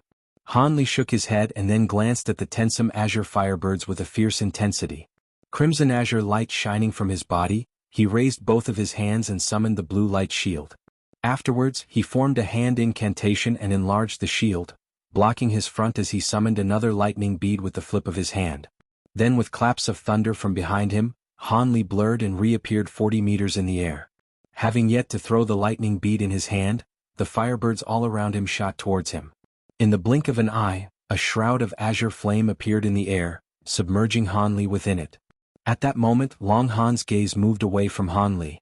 He had originally hoped that Han Li would be enough to free the trapped cultivators and regain momentum over the battle. But when he saw the sacred bird release several firebirds towards Han Li, he grew sullen and knew that their chances weren't good. He then turned his gaze to the spell warriors in the distance, and he saw that although the 7 Great Truths cultivators managed to hold down the azure demon fire from the Mulan's sacred bird, they clearly wouldn't last much longer. Although it only possessed late nascent soul cultivation, it had the abilities from deity transformation stage. Release the yin-yang devils. Tell them to not busy themselves with killing and have them deal with the ancient flames instead. With a sullen voice, Long Han released the last card he had hidden up his sleeve. Yes. A harmonious bond sect cultivator who had been waiting at his side immediately flew off to deliver the message. After an uproar, 2 eerie coffins, 1 black and 1 white, were summoned forth. 16 male and female disciples from the Harmonious Bond sect all sat down around the 2 coffins and began to cast incantations and spell seals, striking at the coffins with various spell seal and beginning the process of releasing the coffin seals. As the incantation continued, the talismans on top of the black-white coffin began to tremble and the coffin thumped as if limbs were knocking against the wood from within. When Long Han heard this, he couldn't help but raise his brow. He had heard quite a bit about the Harmonious Bond sect's yin-yang devils. It is said that these 2 corpse devils were once a pair of Tao companion elders from a previous generation. They both possessed early nascent soul stage cultivation, but they had betrayed the Harmonious Bond sect for some reason or another and turned to the path of the ghost Tao, transforming themselves into living corpses. Later, when the 2 made great sweeps in their cultivation, they wished to exterminate the Harmonious Bond sect, killing over 100 disciples before they were finally captured alive by several sect elders. By taking advantage of an ancient technique to erase their consciousness, they were refined into the legendary yin-yang corpse devils. It is said that the corpse devils were immensely powerful, even more powerful than when they were once alive. As these thoughts appeared in Long Han's mind, the sounds from the coffins grew louder and louder, with the talismans growing fewer with each spell seal that strikes it. As for the 32 Harmonious Bond sect disciples that surrounding the coffins, their faces grew more uneasy as their incantations continued, their gazes focused on the talismans remaining on the coffin. With a pop, the final 2 talismans flew off of the coffin and the Harmonious Bond sect disciples immediately scattered from the scene. At that moment, an explosion occurred from the coffin, filling the air with a fishy scent with the appearance of 2 vague silhouettes, 1 black and 1 white.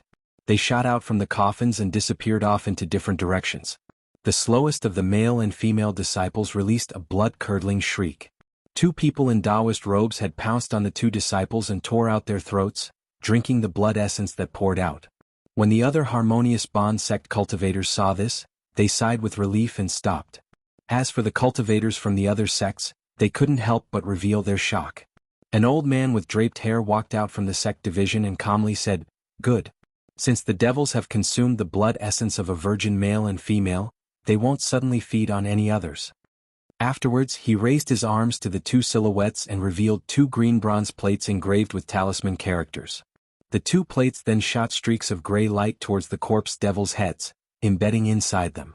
The two corpse devils trembled and ceased sucking up the blood. They slowly stood up and stiffly flew over to the front of the cultivator army. At that moment, their true appearance could be seen, arousing many cries of astonishment. The yin-yang corpse devils were actually a young man and woman, both possessing delicate appearances. The man had sharp eyebrows and bright eyes while the woman possessed an elegant dignity. But in contrast to their lifelike features, their eyes were completely lifeless. Were it not for the remnant blood still dripping from the corner of their mouths, they would have appeared to be a common pair of Tao companions. However, they released an indescribable odor of decay nearby them, bewildering anyone who smelled it. The old man with the draped hair poured spiritual power into the bronze plates and suddenly, the gray light began to envelop the two corpse devils. They remained silent and still as the old man quickly chanted an incantation, the bronze plate in his hand slowly floating in the air. Suddenly the old man struck the bronze plates with two spell seals, causing both of the bronze plates to emit thumb-thick beams of light into the foreheads of both of their foreheads. A radiant light suddenly shined from the two corpse devils' eyes. The old man with draped hair put away the bronze plates and pointed to the huge azure bird, commanding, "Go!"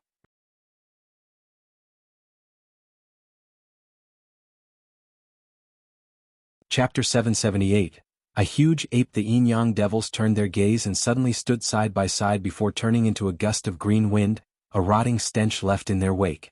It appeared they were heading in the direction of the Mulan sacred bird. The cultivators immediately sighed in relief. They felt more confident with these blood-sucking monsters at their front. The corpse devils' green winds appeared to travel slowly, but in reality they were amazingly quick. In the blink of an eye, they had already traveled halfway and gradually disappeared from sight. The others glanced at this with astonishment and they couldn't help but turn their gaze to draped-haired old man controlling the two corpses. He appeared entirely calm, much to the relief of the many cultivators watching him. On the spell warrior's side of the battlefield, the huge azure bird was calmly releasing its demon fire to rigidly suppress the 7 Great Truths cultivators.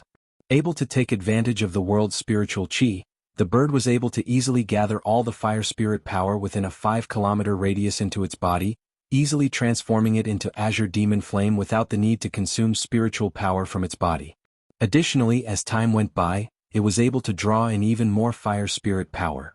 This was the difference between deity transformation stage and what is lower. It was for reasons like this that whenever a deity transformation stage cultivator appeared in the heavenly south, they were able to sweep across the continent without fear of anything else. From the very beginning, the 7 Great Truths cultivators were only able to tangle down the beast with the might of their magic treasures. But as time passed by, not only was the devil isolating formation broken, but the surging flames that were trapped had escaped as well. As of current, it took them all their might to preserve their own lives. It was then that the demon bird ceased its flame and bewilderedly glanced around as if it had felt something strange. With a sudden cry, the bird spread out its wings and an azure ring of light surged around it, covering an area of over 300 meters. With a crackle, a nearly indiscernible cloud of green smoke appeared amidst the light. Afterwards the yin-yang devils appeared from within. With their concealment broken, the two devils harshly shrieked and shuffled about before undergoing to transformation. With red hair and green skin, their bodies grew to 6 meters in height. Their fingers trembled, launching several tens of threads of gray light towards the huge bird. The azure bird paused before screeching in fury. When it saw the devil's attacks, it opened its mouth and shot out a pillar of azure flame from its mouth. At that same moment, it spread out its wings and engulfed its body in a storm of azure flames, sweeping up a 40-meter-tall wave of azure flame to the two devils. Through some unknown technique, the yin-yang devils were able to overcome this attack by emitting threads of undead chi, allowing them to withstand the attack of demon flames and continue their assault. With the focus from the sacred bird being taken off of the 7 Great Truths cultivators, they were able to join their treasures together in renewed spirits and display their strength once more. Just as the 2 corpse devils and the 7 Great Truths cultivators were dealing with the Milan's sacred bird, the 2 corpse devils suddenly flashed with gray light and darted behind the huge bird, making its way past the sea of flames and directly towards the ancient lanterns not far away. When Spell Warrior Lu saw this, she calmly struck one of the lanterns with a spell seal, suddenly stirring the lanterns to release an ember of flame. In the blink of an eye, 9 embers began to twirl around one another before suddenly transforming into 9 azure firebirds. They spread their wings and met the 2 devils' charge. The 2 devils met them in a fierce display. Gray undead chi drifting from their mouths, their fingers turned into claws before tearing apart the firebirds as they blurred from sight, their claws pulsing with gray light. But in that moment of delay, the huge bird suddenly turned its head to the 2 corpse devils and spouted a huge azure cloud from its mouth, sweeping them inside it. In the blink of an eye, the yin-yang devils were caught inside another sea of flame. When the 7 Great Truths cultivators saw this, their hearts sank.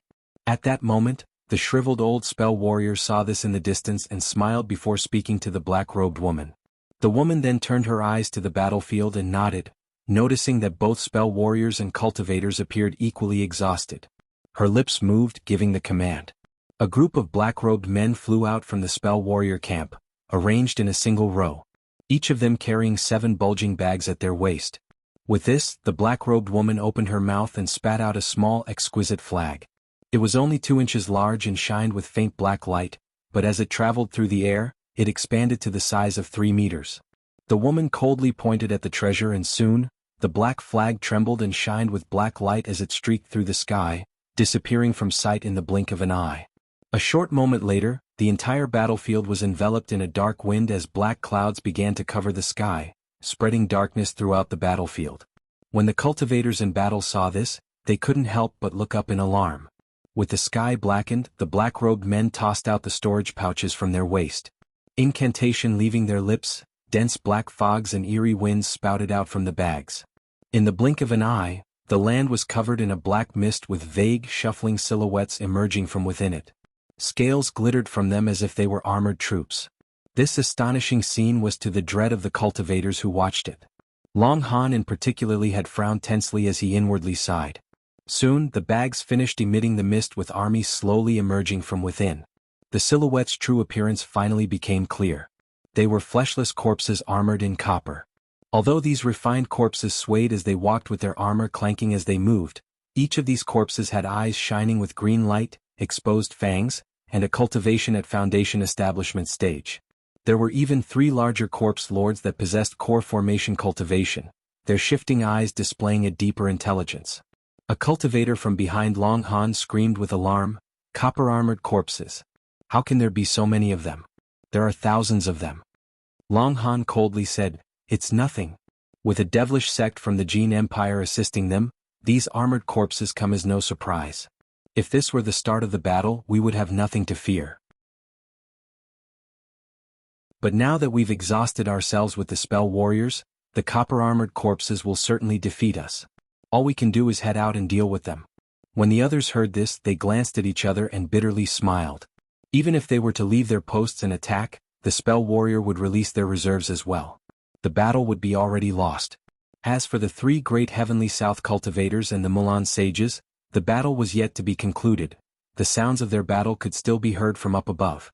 In this fierce battle, it was unknown which side had the upper hand. They couldn't be relied upon. Just as Long Han and these other cultivators found themselves in a moment of helplessness and were preparing themselves to fight, they suddenly heard explosive howls from a distance.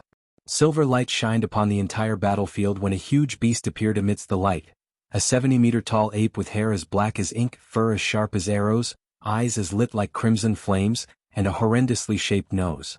When the huge ape appeared, it turned its head to look at the copper-armored corpses down below. It hammered its chest before excitedly roaring and smashing its limbs on the ground, chasing towards a nearby group of copper-armored corpses. When the copper-armored corpses saw the huge ape growing closer, they each rose into the air without warning and spouted threads of black chi, enveloping the ape in a huge black cloud. While the refined corpses didn't possess very high cultivation, when such a great number simultaneously spouted out undead chi, even a nascent soul cultivator wouldn't dare to receive the attack. However, the huge ape didn't have any intention of dodging out of the way. Instead, it snorted at the black chi, and spouted a dense beam of yellow light from each nostril, transforming into a yellow cloud that swept away at the black mist with lightning speed. It was quickly absorbed before being absorbed back into the huge ape's mouth. As the refined corpses possessed little intelligence, they remained still as this happened. Taking advantage of this situation, the huge ape continuously snorted and yellow mist surged on, absorbing the black threads of chi into its folds. The undead chi from the refined corpses disappeared and each of them fell to the ground, reverting back into ordinary corpses. As for the clouds of gray chi in the air, they had slowly scattered. A short moment later, several hundreds of the refined corpses had been swept clean by the huge ape. It then licked its lips and gazed at the other refined corpses with a trace of desire. The ordinary refined corpses knew no fear and remained motionless at the side. However, the 3 core formation stage corpse lords became restless at the sight and their eyes revealed a trace of fear and hesitation. Both armies were in complete awe of the abilities that the huge ape had displayed. The black-robed woman was particularly aghast. She gave the shriveled old man a quick word before personally shooting towards the huge ape in a streak of yellow light. When she saw the huge ape opened its mouth and was on the verge of releasing yellow light, she flusteredly waved her arm, forming a 10-meter-long blade of purple light that chopped down toward the huge ape. But before the blade could strike at the huge ape, thunder rang and silver light appeared. An azure-robed youth abruptly appeared on the huge ape's shoulder and he also waved his arm, summoning forth a blue light shield in front of it. With a loud clank, blue and purple light intertwined. An instant later, the blue shield and purple blade recoiled from one another. The azure-robe stumbled, his face in shock. The youth glanced at the black-robed woman and indifferently asked, "A devil cultivator?" He then twisted his hands, summoned forth various sized arcs of golden lightning all around him. They jumped all over his body, emitting a blinding golden light.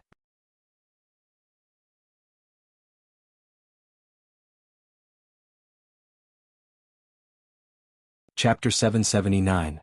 A Ruthless Attack, Divine Devilbane Lightning. The black-robed woman shouted in alarm.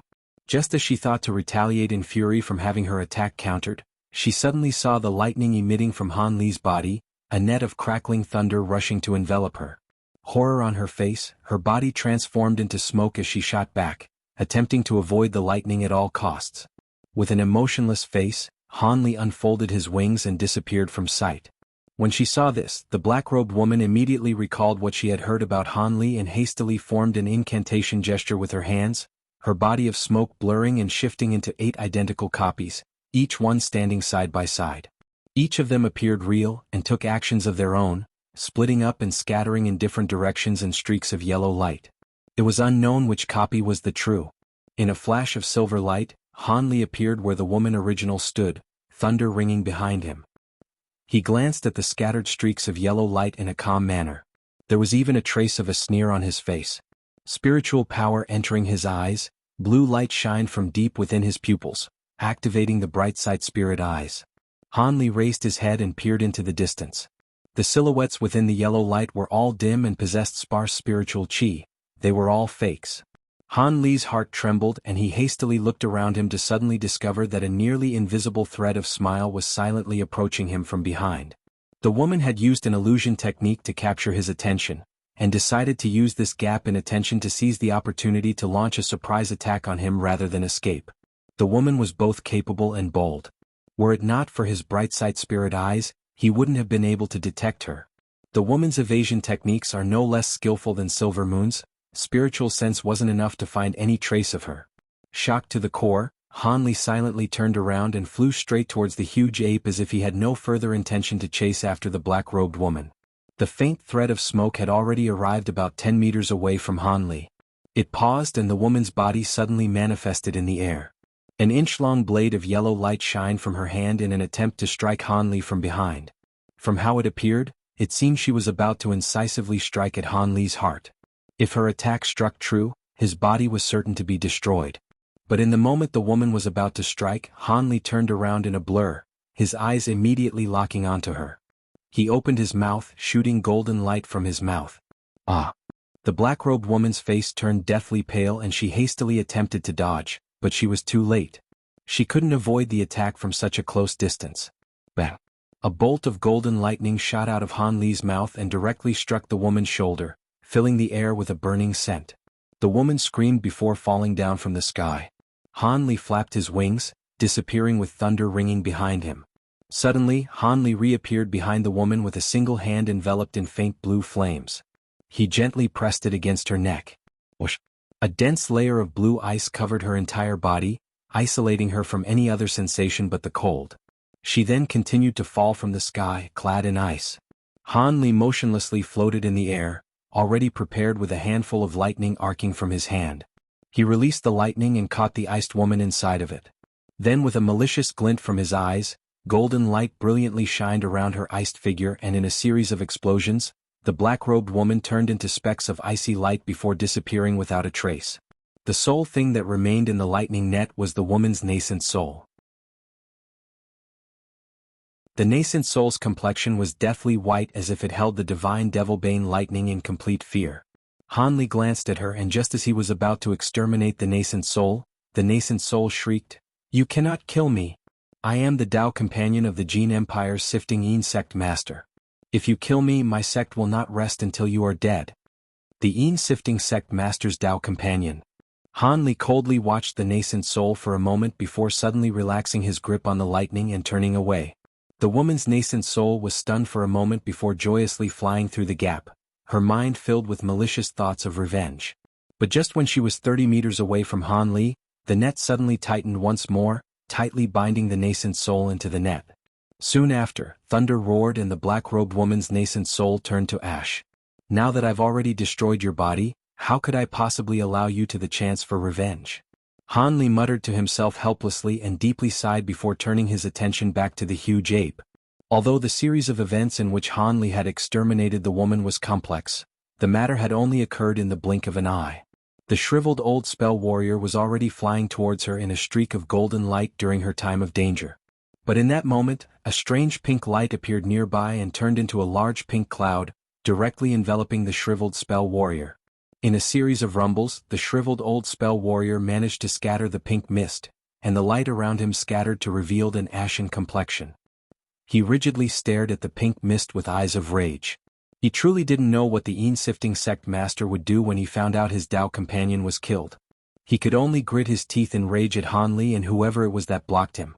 A series of soft chuckles came from the pink cloud and soon it disappeared to reveal a handsome youth with a soft face. He was the Harmonious Bond sect's Devil Cloudpart.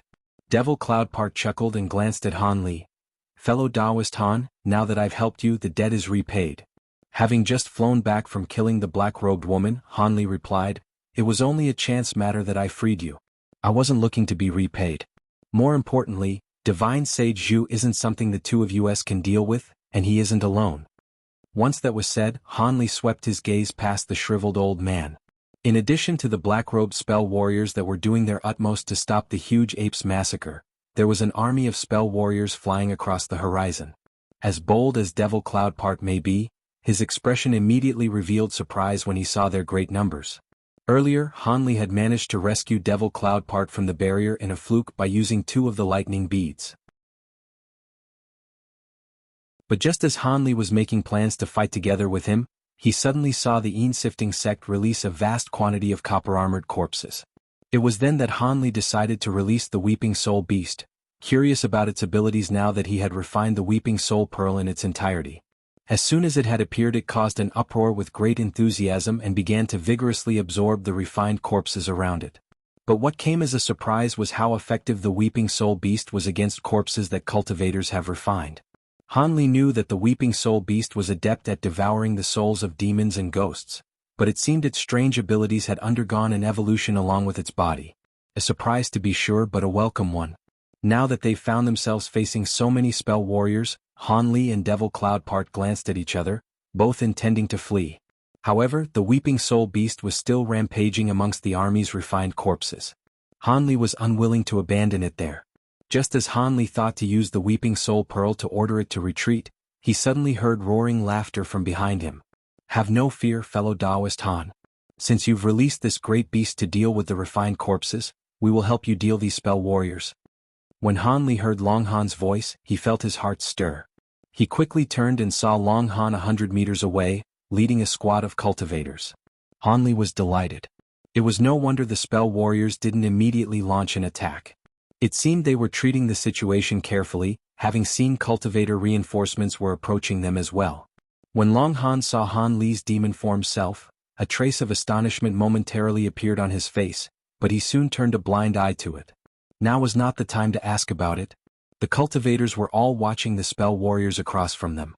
The entire battlefield had already gone through a bitter struggle, and the time has come for the decisive battle. Both sides had their own victories and defeats as well as a vast number of losses. However, these battles weren't merely spars. Those that lost the battle lost their lives, and those that won would have to continue the fight, exhausted. Long Han had sent other cultivators to keep Tianzhong occupied, freeing his Dao companion Feng Bing for a different battle. It was only when they were together that he would mobilize their true strength. Now that matters have reached this stage, Long Han had nothing else to say to the shriveled old spell warrior. Long Han softly waved his arm. The troops that he had preserved until now were elites. They promptly summoned their magic treasures and began their momentous attack, their bodies glowing with bright light. The spell warriors they were facing were unordinary as well, and they summoned their spiritual chi to confront them. Suddenly, the final confrontation between each army was about to begin. Although the spell warriors had an additional late-nascent soul spell warrior, with Devil Cloud Part present along with 4 other mid-nascent soul cultivators, they would be able to forcefully restrain him. Han Li thought to join the attack against the shriveled old man's spell warriors, but when he swept his gaze over to the sacred bird, his expression vastly changed.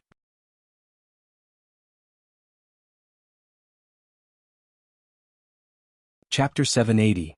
The Blood Ghost vs. the Stone Giant. The 7 Great Truths cultivators and the Yin-Yang devils were able to withstand the Mulan sacred bird, but after a short amount of time, they soon found themselves on the disadvantage. The 2 devils were handling themselves relatively well and were able to release Yin winds and undead chi to ward off the azure flames. However, the 7 Great Truths cultivators were now running out of magic power and they could no longer endure. There were 2 old men that were particularly strained. A red-faced old man with dimming spiritual light and a pale-faced old man with white chi visibly wavering around his nose and mouth. The 2 were clearly pushing past their limits using secret techniques. Han Li frowned and glanced at some dead cultivators nearby before looking at the spell warrior, who was standing guard nearby the ancient lanterns. Look after the weeping soul beast and don't let anything happen to it. Withdraw it if it is ever in danger. I'm going to head off to exterminate the ancient lanterns. Han Li spoke in an inaudible voice and tossed the weeping soul pearl behind him. In a flash of weak white light, the pearl disappeared from sight. Yes, Master, please be careful. That peacock's abilities are truly powerful. Silvermoon's worried voice came from behind him. Han Li calmly nodded, and when he saw that nobody nearby paid him any notice, he blurred from sight and disappeared. Han Li used the nameless chi retraining technique to conceal himself. Although Han Li's concealment techniques were vastly inferior to Silvermoon's techniques, this chi retraining technique was able to rival her own. Han Li had reached the peak of this technique. Not only could he completely erase the spiritual chi from his own body, he was also able to forcefully conceal the aura from his own body. As of current, not only was he concealing himself from Spell Warrior Lu, but also the unfathomably profound Mulan sacred bird. In the distant, Spell Warrior Lu faintly revealed a trace of worry when she saw the cultivators tangle with the shriveled old man. Although she still guarded the ancient lanterns, she turned to the huge bird and beseeched the bird in an ancient language. When the azure flame bird heard this, it couldn't help but pause and turn around to glance at the shriveled old man's battle. With a trace of disdain from its eyes, it immediately turned its head back and shot several balls of azure flames into the sky, repulsing the 7 Great Truths cultivators and leaving them in confusion. Then with a clear cry, it spread its wings and took to the skies. It circled once in the air before facing the direction of the shriveled old man's battle. Then with a tremble of its wings, a large expanse of azure feathers began to drop down from its body, and in a flash of light, each of the feathers turned into foot-long azure firebirds. Without any need for a command, these several hundreds of firebirds cawed and spread their wings, shooting towards the battle. Spell Warrior Lu felt relieved at the scene. With these phantom birds, it was only a matter of time before victory was theirs. At that moment, she suddenly heard a series of explosions from the center of the battlefield. Spell Warrior Lu bewilderedly glanced over at the source of the noise. Han Li, who was carefully sneaking closer to spell warrior Lu, was also astonished by the noise. At the very heart of the battlefield, a most important contest was taking place. The myriad soul formation, the mist that formed under the combined effort of several tens of ghost spirit sect disciples, had finally come to a stop and motionlessly floated in the air. Blocking it was an army of hollow spirit beasts formed by several Mulan sages as well as the stone giant. Under the command of the Mulan sages, the stone giant moved to block the myriad soul formation once it defeated the heavenly south cultivators attacking it.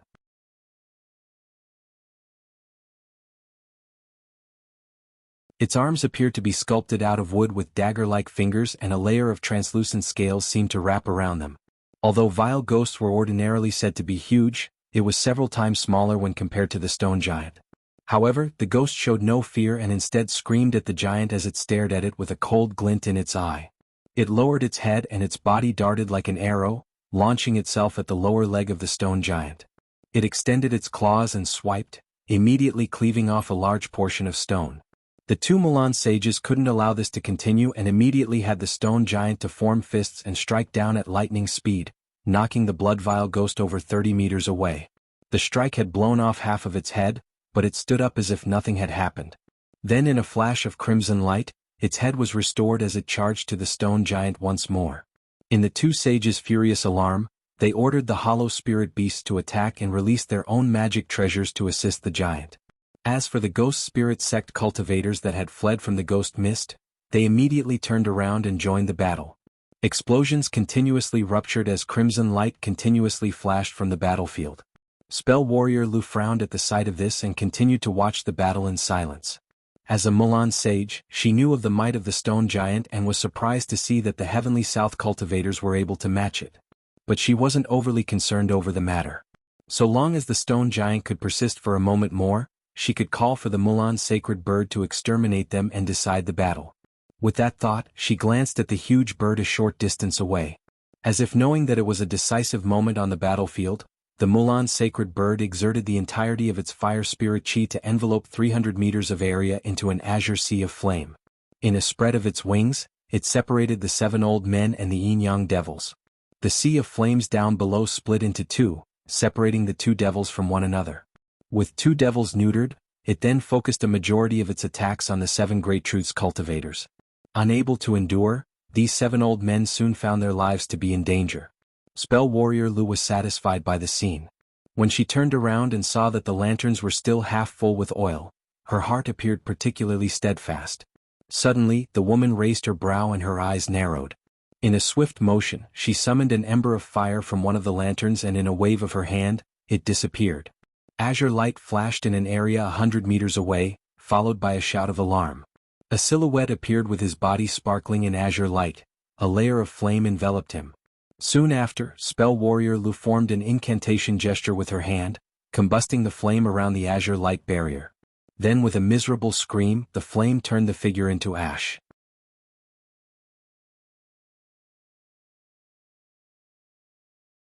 Chapter 781.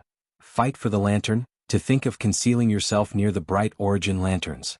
You truly are seeking death. The woman muttered without the mind to carefully examine the results. It was enough knowing that the victim was a heavenly south cultivator. Ever since she ignited the ancient lanterns, she had 6 cultivators come after them one after another. After all, the huge bird only came into existence once the ancient lanterns were summoned, and they remained burning ever since. It took only a glance to know that there was something strange about them. So those that were skilled at concealment techniques thought to exterminate the lantern's flames. However, not a single one of them were successful. They were all exterminated by the woman's flames. At that moment, Han Li was several hundred meters away from her. When he saw that the nameless cultivator had been effortlessly killed by the woman, he felt his heart shiver. He ceased his gradual approach towards the woman. Although the woman simply muttered to herself, Han Li was able to hear her words using his astonishing spiritual sense. Han Li then turned his gaze to the ancient lanterns not far away. He rubbed his chin as he pondered to himself. They seemed to be an extraordinary existence. Not only were they able to summon that demon bird, but they also had the ability to see through concealment.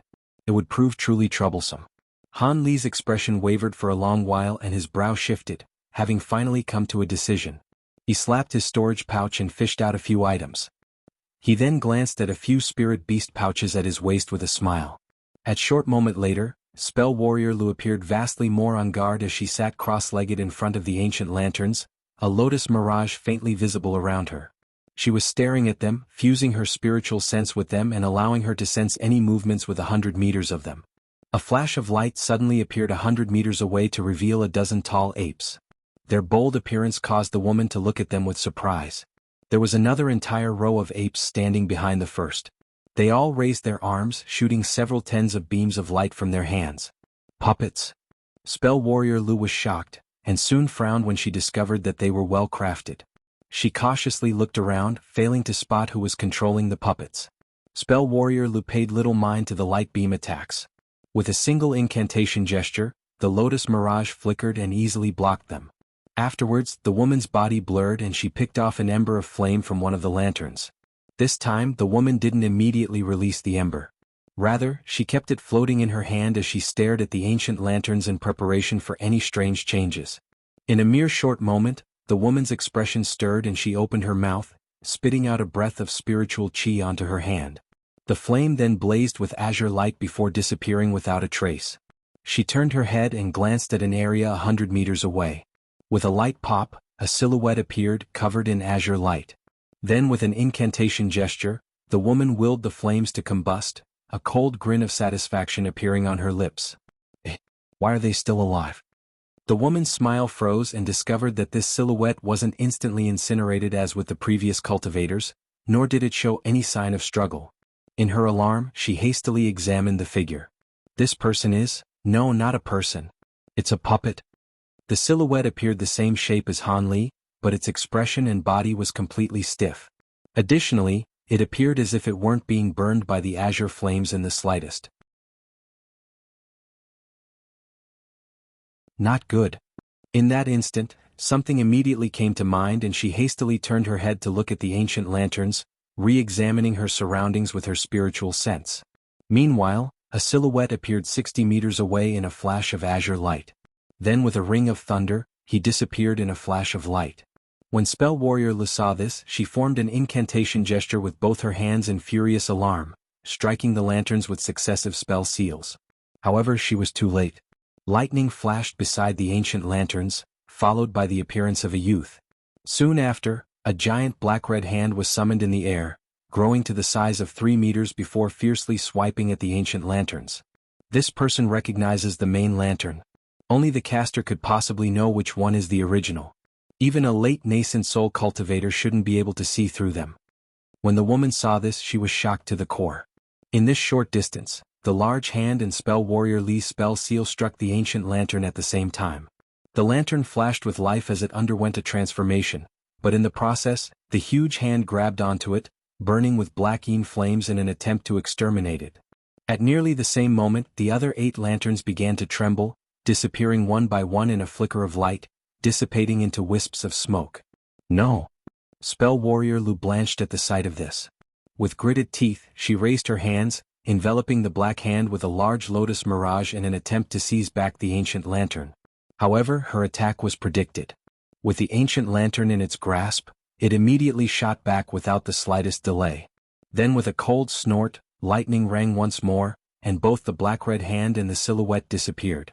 In the following moment, the silhouette reappeared beside the puppet trapped in azure light, ancient lantern in hand. Han Li had used surprise to his greatest advantage. You will not leave. Spell Warrior Lu flusteredly glanced at the azure bird and discovered that the sacred bird had yet to disappear. Her heart determined, she loudly screamed, enveloping her body in azure light as she chased after him in a clear wind. Han Li's expression grew sullen and white light flashed from his hands. With the ancient lantern placed inside his storage pouch, he unfolded his wings and disappeared to another location 100 meters away. At the same time, the woman appeared where he originally stood, pursuing him as a transformed wind. Han Li's gaze stirred and he suddenly formed a hand incantation with one of his hands, uttering, "Explode." At that moment, the lightning bead in the puppet's mouth ruptured. With golden lightning and azure flames intertwined, not only did over half of the puppet disintegrate, but it also caught Spell Warrior Lu that was nearby. The woman's lotus mirage moved to protect her. Although its master acted without regard for her safety, Each of the lotus petals glowed and rigidly blocked the attack. However, the lightning bead was beyond powerful. Although she hadn't suffered any damage, she knocked back 10 meters, dissolving her wind movement technique for a time. Hanli sighed. Although he felt the lightning bead hadn't reached its full potential, he blinked away once more and fled into the distance. By the time Spell Warrior Lu regained her bearings, Hanli was already over 300 meters away. Spell Warrior Lu gritted her teeth and was just about to give pursuit when the remaining half of the blown puppet began to release a monstrous sound. Having just suffered from it before, she hastily looked towards it in alarm to see it in azure light. Soon after, the remaining half of it began to scatter into swarms of tricolored beetles. Spell Warrior Lu was forced to confront them and she hastily protected herself, shrouding her body in a white lotus. However, the tricolored beetles instantly condensed to form several large shields that blocked her path. Each time the woman attempted to use her wind movement technique, her casting was interrupted with wave after wave of attacks. In her immense fury, she launched series of spirit techniques to strike the beetles, only to find that they were ineffective. At that moment, she shockingly discovered that the tricolored beetles appeared nearly identical to the gold-devouring beetles apart from the specks of black on their shell. Startled, she immediately reached the wood spirit treasure in her storage pouch to trap these flying insects, but before she could, the beetles scattered with a buzz.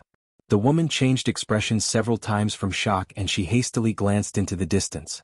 At an unknown time, Hanli had activated a concealment technique and already disappeared without a trace. Spell Warrior Li's complexion changed between red and white as she remained still in the air, at a complete loss of what to do. At that same moment, the Mulan sacred bird just breathed out an azure fireball, destroying the protective treasure of one of the Great Truth's cultivators. Just as it rejoiced and was about to shred the cultivator with its talons, it suddenly felt spiritual power wildly drain from its body. In its shock, the bird was unable to injure the cultivator and it hastily turned its head around to discover that the ancient lantern had disappeared. The huge bird could only shriek in panic as its body quickly shrank, having instantly lost its ability to control fire spirit chi. As for the sea of azure flames, it intensely burned for a moment more before disappearing without a trace, much to the astonishment of the 7 Great Truths cultivators. The yin-yang devils transformed into a green wind as soon as they were freed and fiercely struck at the weakened azure bird. By then, the bird had already shrunk to a meter long. Its eyes were filled with resentment as it stared at the 2 approaching devils without the slightest intention of dodging. Before the twin devils could strike it, the bird had exploded, transforming into countless specks of azure light that soon faded away. Once this happened, the yin-yang devils paused and simply stood in the sky. How did this happen? One of the old men asked with joy, having escaped death. At that moment, his magic power was already drained and he was nearly defenseless. Look over there. It seems they've had some problem with the treasure they used to summon the demon bird. The ancient lantern is no longer there. The leading old man let out a long sigh and he swept his gaze over to where the ancient lanterns once floated. He appeared completely relieved, as if he had escaped calamity. He felt as if he had been only a mere moment from death.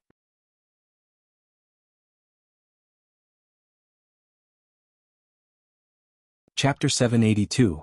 A distant message. The Mulan sacred bird's disappearance was soon known to both sides of the battlefield, causing a massive turnaround in morale.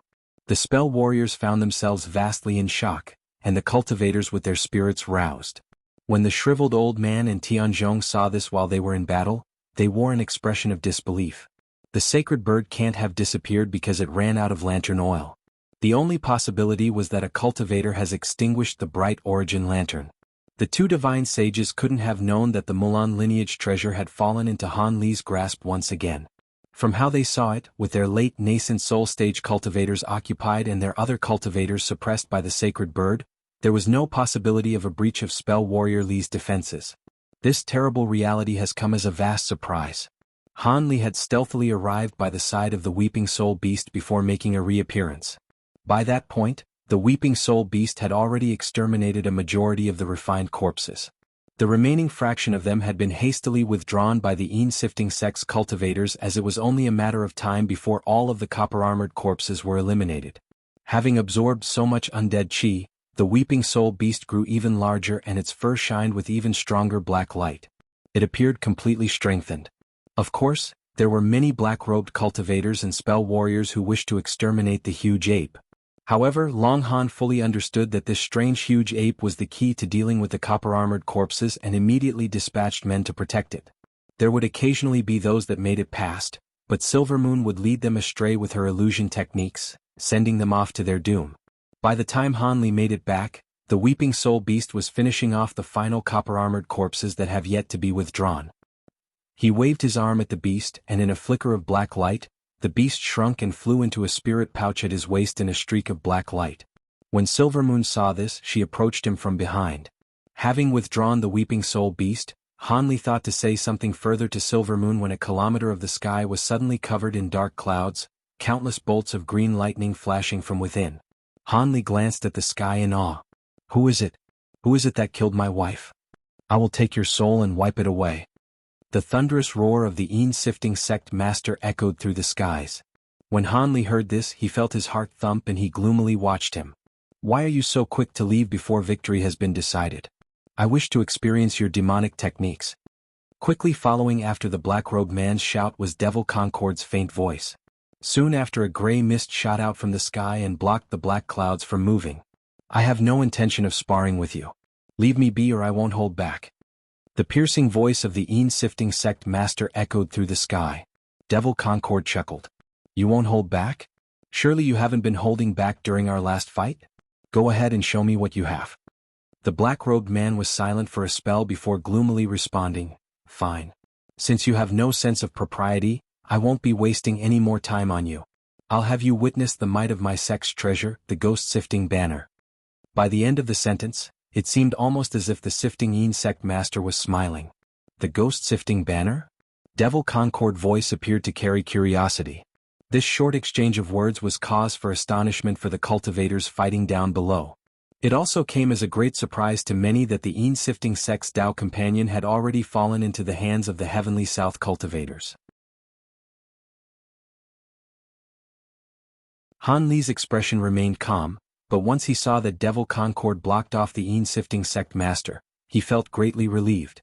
He didn't want to be chased down again by a late nascent soul cultivator. At that moment, everyone believed that Devil Concord and the Een-sifting sect master were about to descend from the skies and carry out their battle down below when something else occurred. A fierce whistle traveled from the direction of the Mulan, followed by the arrival of tensome streaks of various colored lights. Before the streaks of light approached the spell warriors, someone had already shouted towards them, "Divine sages, quickly stop the fight." Something had occurred at the Mulan Plains. The voice spread throughout the battlefield, amplified by some sort of secret technique. Soon after, the streaks of light quickened and entered the battlefield. When those words were uttered, a majority of the battle had paused as both cultivators and spell warriors glanced over in astonishment. The shriveled old man felt his heart sink at these words, and his enemies had ceased attacking from the surprise as well. The shriveled old spell warrior took advantage of this moment to disengage from the battle and fly towards the tensome spell warriors that had just arrived. Long Han hesitated for a moment, but he didn't pursue them. The shriveled old man had the advantage in the previous battle. There wasn't anything to be gained by pursuing him. It was rather strange that these spell warriors had the cultivators hear the message too, but that was a matter to be left alone for another time. Since they've mentioned the Mulan Plains, the matter might have something to do with the soaring tribes. Han Li also watched the shriveled old spell warrior with an odd expression and stared at the tensome streaks of light. The lights all disappeared to reveal variously dressed spell warriors.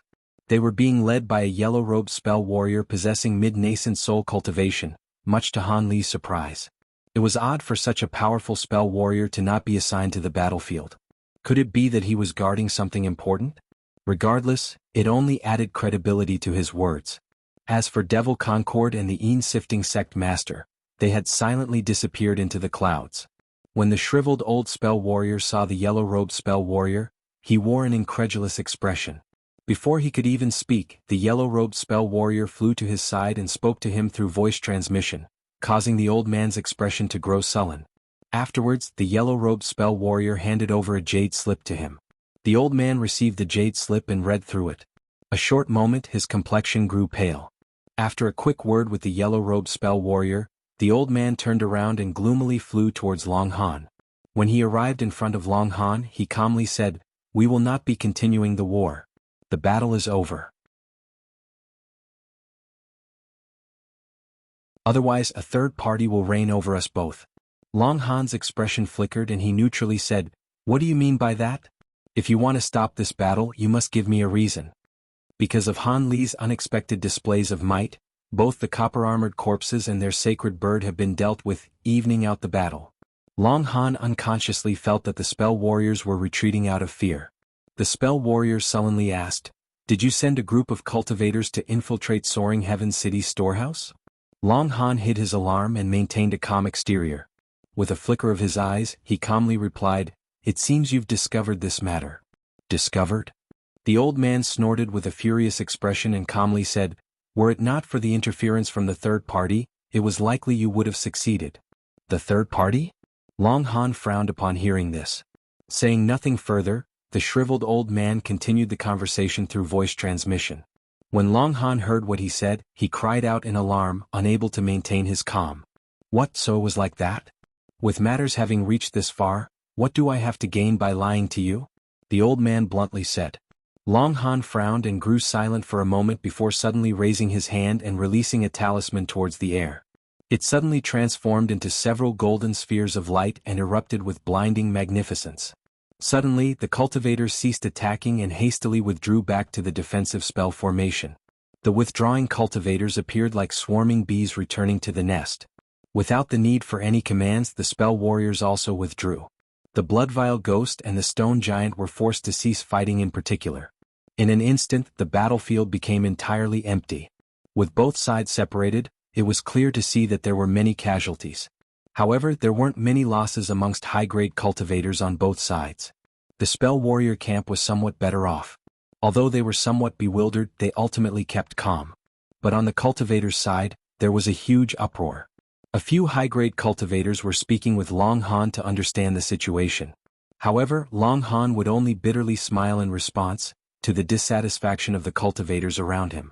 At that moment, the dark clouds and grue mist separated in the sky to reveal the silhouettes of Devil Concord and Een Sifting Sect Master, coldly staring at each other. At that moment, the sounds of battle in the sky had instantly ceased, and soon after Wei Wuya and Master Sunreach both flew down from the sky. Their appearances came as a great relief to the cultivator camp. A short moment later, the scholarly man surnamed Zhu and the dwarf flew down from the sky as well, arousing a series of cheers from the Mulan. Once the three great cultivators have returned, Long Han began to speak to them. But out of fear of panic, they could only limit the information to a select few. Only cultivators at mid-nascent soul stage and a few others were allowed to listen. With a few simple restrictions protecting them, they began to speak of the terrible news that the Mulan had told them. Due to Han Li's amazing display of might during this battle, it was only natural for him to participate as well.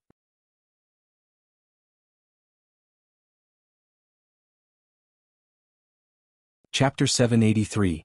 Aftermath of the battle. Long Han erected a soundproofing barrier and took out several small flags, forming a barrier of mist around them. Han Li couldn't help but ponder in silence at the sight of this. There weren't many cultivators present. Leaving out the several eccentrics still stuck inside the blood barriers, there were a little over 20 people. These people represented many of the factions fighting in the battle. Master Sunreach asked, "Fellow Taoist Long, what has happened? Why do the Mulan no longer wish to fight?" Wei Wuya said in a doubtful tone, "It is strange. Matters have already reached past that point. Do they have some vain illusion of making peace?" Long Han bitterly smiled and said, "It isn't some vain illusion. I fear we may not have the option to choose." Devil Concord frowned and asked with an astonished tone, "How can that be? Has another party interfered with the war?" Long Han sullenly said, "That's right. The soaring tribes have attacked. It is also said that they've joined forces with several sects from the Jin Empire, jointly attacking the Mulan. The greatest of the Mulan tribes was stationed behind as a rear guard, watching over their homeland, but they were completely annihilated in only a month. News of this had been obstructed so well that the other tribes had no idea of this. It seems the soaring tribes wishes to sweep us both away and take our heavenly south continent for themselves." When the other cultivators heard this, their hearts grew sullen and silence filled the air. Han Li frowned as well, feeling that matters have taken a turn for the worse. A tiger may have approached them from the front, but there were wolves lying in wait the entire time. Taoist Shattered Soul snorted. "Is this information true? It is quite far between the soaring tribes and our heavenly south continent. Are they not simply bluffing?" "It can't be. Eccentric Heaven Venge and the other cultivators to infiltrate Soaring Heaven's city were defeated. It is said that the Soaring Tribe's spies had the same intentions as our own. They sent a group of cultivators to infiltrate Soaring Heaven's city and pillage the Mulan storehouse. As a result, Eccentric Heaven Venge came across them, leading to an unexpected discovery. Then with a helpless tone, Long Han continued, "With regards to the battle, I'm sure everyone understood that the fully deployed forces of the Mulan were slightly inferior to our own, but they carried a dying resolve. Were it not for fellow Taoist Han's vast display of might in dealing with the copper-armored corpses and the Mulan sacred bird, I fear we would have suffered a huge loss. Although the powers of the Heavenly South had done their utmost, the various sects have all left behind nearly half of their disciples to guard their bases. Had they joined the war, we would have been able to completely wipe away the Mulan spell warriors, but that would have resulted in a huge loss in strength. With the Soaring Tribes soon to come, we would have been completely powerless to resist them." Many of the cultivators who hadn't known Han Li had both dealt with the refined corpses, and the azure sacred bird couldn't help but glance at him in astonishment. Han Li calmly turned a blind eye to their gazes. Wei Wuya gloomily snorted and coldly said, "The Mulan wanted to seize our domain. How can there be talks for peace? Don't tell me we're truly giving them half of our land?" Long Han said, "That is absolutely out of the question. However, we can hand over 2 countries that border the Mulan Plains over to them. As such, the Mulan will bear the brunt of the assault from the Soaring Tribes. Since they are mortal enemies, there is no chance of betrayal from the Mulan. Of course, given how powerful the Soaring Tribes are, we will have to cooperate with the Mulan in fighting with them." In the blink of an eye, these 2 irreconcilable enemies turned into allies. However, there were no objections raised amongst these ancient, well-experienced eccentrics. "That territory belongs to our 9 nations union? Are we to hand it over?" Wei Wuya's expression grew unsightly. Long Han explained, "There is nothing that can be done about it. Those areas are the closest to the Mulan Plains. Of course, we won't allow you to accept this loss alone. After some talks, we'll be sure to compensate your union. Then let's leave that matter for later. We'll have to see what the Mulan think first." Wu Wuya was clearly satisfied with the matter, but he pushed the matter behind regardless. Han Li then turned his gaze to Master Sunreach and Devil Concord. They appeared to be pondering about the matter, but it seemed they've already decided. It was only on behalf of Wei Wuya's face that they didn't immediately agree. Han Li sighed. It seemed each power has returned to plotting against each other for their own advantage. When Long Han heard Wei Wuya, he didn't reveal the slightest surprise. Rather, he smiled and said, "This was something I had said without consideration. Of course, we will have a proper discussion on how we specifically deal with them, but before we start negotiations, we must immediately send men to the Mulan Plains and investigate whether the Soaring Tribe's invasion is true. If it is, the Mulan will not be able to continue fighting us and we will both have to make concessions. Otherwise, the Soaring Tribes will sweep us both away." The cultivators felt much more at ease with this explanation. Even Wei Wuya's expression relaxed as the discussion was carried out. During this time, Han Li kept silent. Since he had nothing to contribute, he saved his breath. If matters didn't involve the Drifting Cloud sect or himself, he was felt disinclined to put in any effort. And with Long Han there, he reckoned the Heavenly Tao Union won't suffer a great loss. Not long after, the eccentrics had finished discussing their plans and contingencies. Afterwards, they dispelled the restrictions surrounding them and the 3 great cultivators began to have a quick word about something else. Eventually, the Mulan and the Heavenly South cultivators both sent a few men to discuss the terms of the temporary ceasefire. As for the other matters, that would only be discussed in the coming days. The Mulan sages all wore a gloomy expression. With their way back blocked off and their home gone, the spell warriors felt at a complete loss. Their morale had dropped to complete low. Han Li and the other cultivators watched the Mulan armies withdraw and slowly evacuate towards Skyfirst City. The battle at the border between hundreds of thousands of immortal cultivators have come to an end. Several months later, in a seemingly endless barren mountain range, a streak of azure light quickly flashed through it at the speed of lightning. A silhouette could be faintly seen from within the light. He wore scholarly robes and had a common appearance. He was Han Li, who was returning to the Drifting Cloud sect. In the time since the border battle had ended, startling information that the Soaring Tribes were intending to take advantage of their weakened state had spread, forcing the Mulan and the Heavenly South to come to a reluctant ceasefire. By the time Eccentric Heaven Venge returned to Skyfirst City and confirmed that there was another power attacking the Mulan, the many factions send several waves of their own cultivators to sweep the Mulan plains, discovering that the Mulan mortals had been pushed to the border of the plains. As for the original residents of the Mulan tribes, they have begun showing traces of the soaring tribes. As a result, the Heavenly South could no longer delay and began to negotiate with the Mulan with great intensity. At the start, the Mulan wished for a third of the Heavenly South continent, or they would risk extermination for the Heavenly South and restart the war. For a time, neither side could move the discussion. But soon after, the Mulan mortals began to gather at the edge of the plains and the soaring tribes began to openly pursue Mulan spell warriors. As a result, the divine sages could only gradually concede. After all, the Mulan were now on the verge of extinction and they were able to have discussions with the Heavenly South cultivators, unlike the soaring tribes who they held several tens of thousands of years of mutual hatred with. With several rounds of discussion, they eventually reached an agreement to give 2 countries to the Mulan and move the native mortals to other countries. Then each of the 3 powers carved out a portion of their own territories to compensate the 9 nations union, housing the clans and sects that were displaced. In return, the Mulan had to resist the soaring tribes' invasion with all their might, in accordance to what the Heavenly South powers had planned. Of course, the Heavenly South powers did provide assistance to resist the soaring tribes together. As a result, although the Mulan acquired their own land to live on, they bore the same responsibility that the 9 nations once did.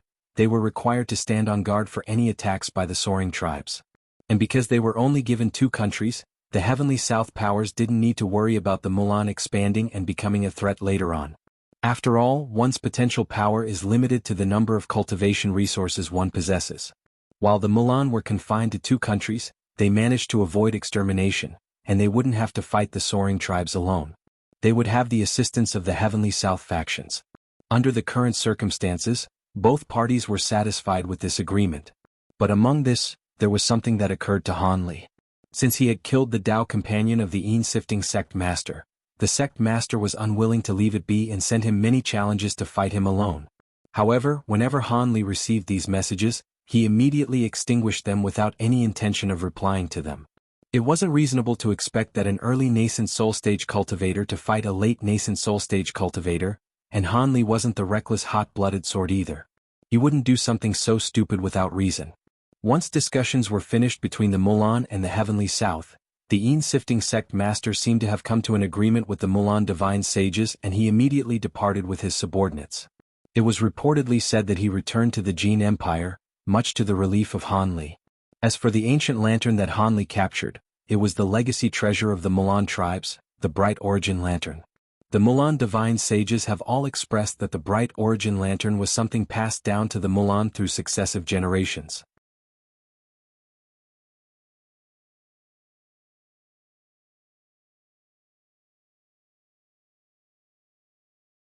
On his way back to the Drifting Cloud sect, Han Li glanced at the storage pouch at his waist. When Han Li returned the ancient lantern in exchange for the rare materials, the Mulan had returned the flower basket ancient treasure and the purple cloud lace without any prior discussion. It seemed the Mulan clearly understood that if they were to stay in the Heavenly South for long, they couldn't afford to offend their high-grade cultivators. As such, the ancient treasures were returned to him so that there would be no grudges between them. Since Han Li had shown immense power at his young age, even the Mulan divine sages viewed him with dread. With the ancient treasures returned, Han Li promptly gave the purple cloud lace back to Silvermoon. Although she only made use of the treasure while she was in her demon fox body, she had used it to great effect. Since Han Li wasn't the ungrateful sort, he gave the purple cloud lace over to her as a reward.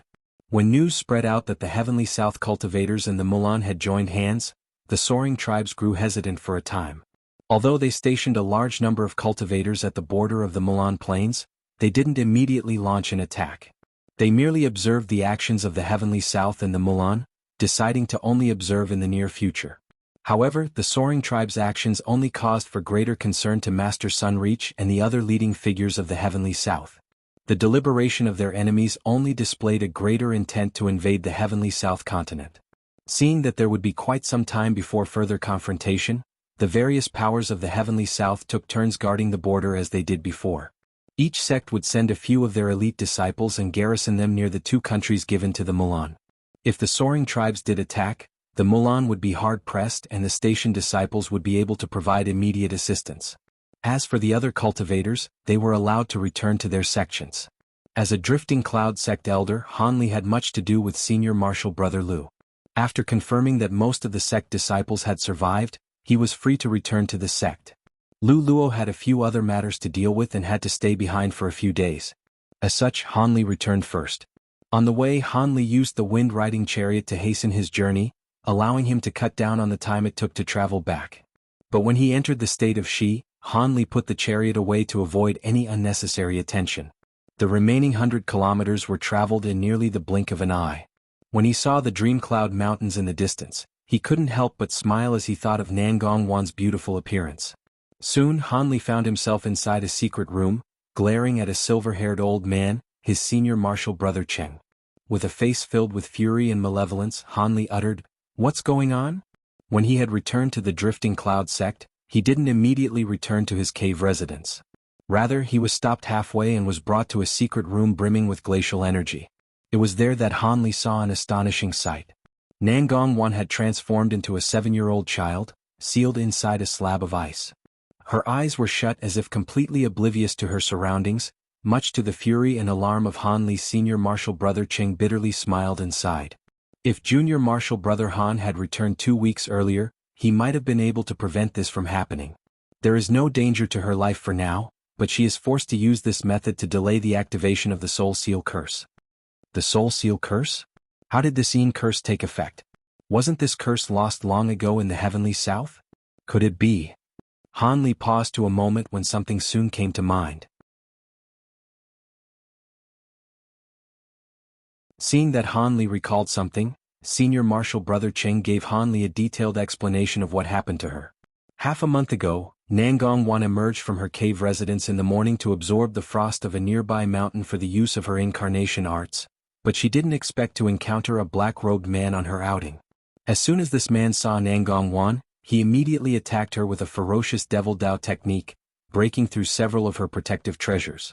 When Nangong Wan saw this, she hastily called for help and attempted to escape in the direction of her cave residence. By the time senior marshal brother Cheng and other Drifting Cloud sect disciples went to assist her, she had already fallen into the black-robed man's grasp. He simply pressed his finger against her forehead and soon released her. In his alarm, senior marshal brother Cheng immediately ordered his disciples to jointly attack the black-robed man, but when the black-robed man saw so many Drifting Cloud sect disciples present, he didn't make an attempt to fight them. With a cold smile, he left a jade slip behind and flew away at the speed of lightning. Unable to do anything to him, senior marshal brother Cheng brought Nangong Wan back to the sect in an attempt to heal her, only to discover that she had suffered from the Soul Seal Curse, a secret restriction that was long lost to the Heavenly South Devil Dao. When the restriction is forcefully placed on a person, their intellect and spirit are slowly sealed. Then, depending on the target's cultivation, their soul is slowly destroyed after an unknown amount of time, turning the target into a living corpse. It was once an extremely malicious method to deal with an enemy. The old man was extremely frightened by the sight of this curse and was at a complete loss of what to do. But at that moment, Nangong Wan had managed to awaken on her own. After learning that she suffered from the Soul Seal Curse, she paled and immediately thought of a method to save her own life. She decided to use an ability of her greater incarnation arts and temporarily seal herself using glacial qi. As a result, not only would this completely seal Nangong Wan's body, but it would also slow down the effects of the curse to a vast degree. The result is how you see her currently. Once that was said, he handed over an azure and a red jade slip over to Han Li, senior marshal brother Cheng's side, and said, "One of the jade slips was left behind for junior marshal sister Nangong by the black-robed man. As for the other piece, it was something he had left behind for junior marshal brother Han in particular. Please take a look at them." Han Li sullenly received the 2 jade slips and examined them before deciding to first read through the jade slip meant for Nangong Wan. After immersing his spiritual sense into the jade slip, he wore a strange expression. Although he appeared somewhat worried, he appeared to be grateful as well. This had stunned senior marshal brother Cheng. The jade slip was left behind by Nangong Wan for Han Li. The old man hadn't read through this jade slip as there had been a small trick placed on it, allowing others to know if someone else had read through it first. Since it was easily seen through, the old man wouldn't rashly make such a mistake. Due to Han Li's recent rise in reputation and display of might, he couldn't afford to treat him lightly. After Han Li finished reading through the azure jade slip, Han Li sighed and moved to the crimson jade slip. Once he read through it, Han Li's expression sank and he twisted his hands in fury, immolating the jade slips in purple flames. The old man was astonished by the sight. Although these jade slips weren't meticulously refined, it was rather difficult to burn them without leaving even ash behind. Since Han Li was able to do this without much effort, it only validated many of the rumors of Han Li that claimed his own power was greater than that of a mid-nascent soul cultivator. He had found a rather formidable character on behalf of the Drifting Cloud sect. As the old man's thoughts appeared in his head, Han Li muttered to himself and asked, "Senior Marshal Brother Ching, did you catch the face of the person who ambushed Nangong Wan? Was he tall? And what was his cultivation? Perhaps he is someone that I know." The old man promptly replied, "I did manage to catch sight of him and he was quite tall. He was a youth with an ordinary face. He seemed to be using some sort of concealment technique to hide. My abilities were too poor to see through them. However, he should be at mid-nascent soul stage at the very least, as he was able to easily defeat fellow Taoist Nangong." A youth? Han Li's expression flickered. He felt it surprising. That's right. However, with his cultivation he is certain to be like Junior Marshal Brother. He must have taken some sort of medicine pill or cultivated some technique to halt his appearance. However, his age is also certain to be larger than your own. There are sparsely few cultivators in this world that are able to condense a nascent soul at your age. But Junior Marshal Brother, from what I saw of the jade slip that the black-robed man left behind, he wishes for Junior Marshal Brother to bring your magic treasure refined from golden lightning bamboo to the profound heaven mountains. Could it be this person is truly a devil Dao cultivator from the Jin Empire? Do you truly possess a precious treasure refined from golden lightning bamboo? The old man was unable to hold his questions back. I can't be certain whether or not it is that person, but regardless, he has a relationship with me. He should be a devil cultivator from the Jin Empire's Yin-sifting sect. I originally believed that they wished to take vengeance on me for killing one of their sect members, but I didn't expect for them to desire my golden lightning bamboo treasure. It seemed they wished to pay me a visit even if I didn't kill their sect member. As a result, Warner was involved. It is true that I possess a treasure refined from golden lightning bamboo. Once that was said, the anger from his face slipped away, only to be replaced with a harsh coldness. This comes as no surprise. Golden lightning bamboo is legendary for its ability to restrain devilish arts. And since they're from the Jin Empire, they don't have to show any restraint in dealing with cultivators from the heavenly south. How about this? I'll invite some of my close friends to join together and find that man.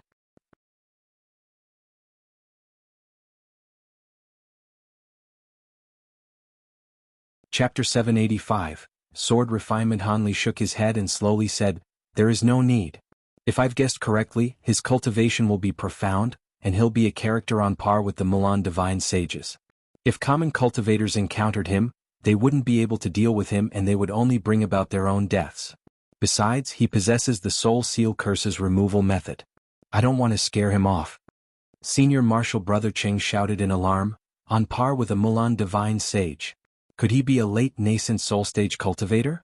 If that's the case, Junior Marshal Brother definitely can't take him on alone. It will be too dangerous, so let's request some help from Long Han and Feng Bing." With a deep sigh, Han Li calmly said, "Although they will be able to deal with this person, they will need at least 4 months to arrive. It will be too late. The black-robed man is only giving 2 months of time past the assault. It seems he's calculated when I would return, but he didn't anticipate that I could travel so quickly. This will give me some time to consider how to properly deal with him. Most importantly, I will need to find out how to acquire the method to dissolve the Soul Seal Curse." Senior Marshal Brother Cheng could only nod in agreement. "All right, if Junior Marshal Brother needs any assistance, please don't hesitate to ask. The sect's disciples are at your disposal." "Many thanks, Senior Marshal Brother."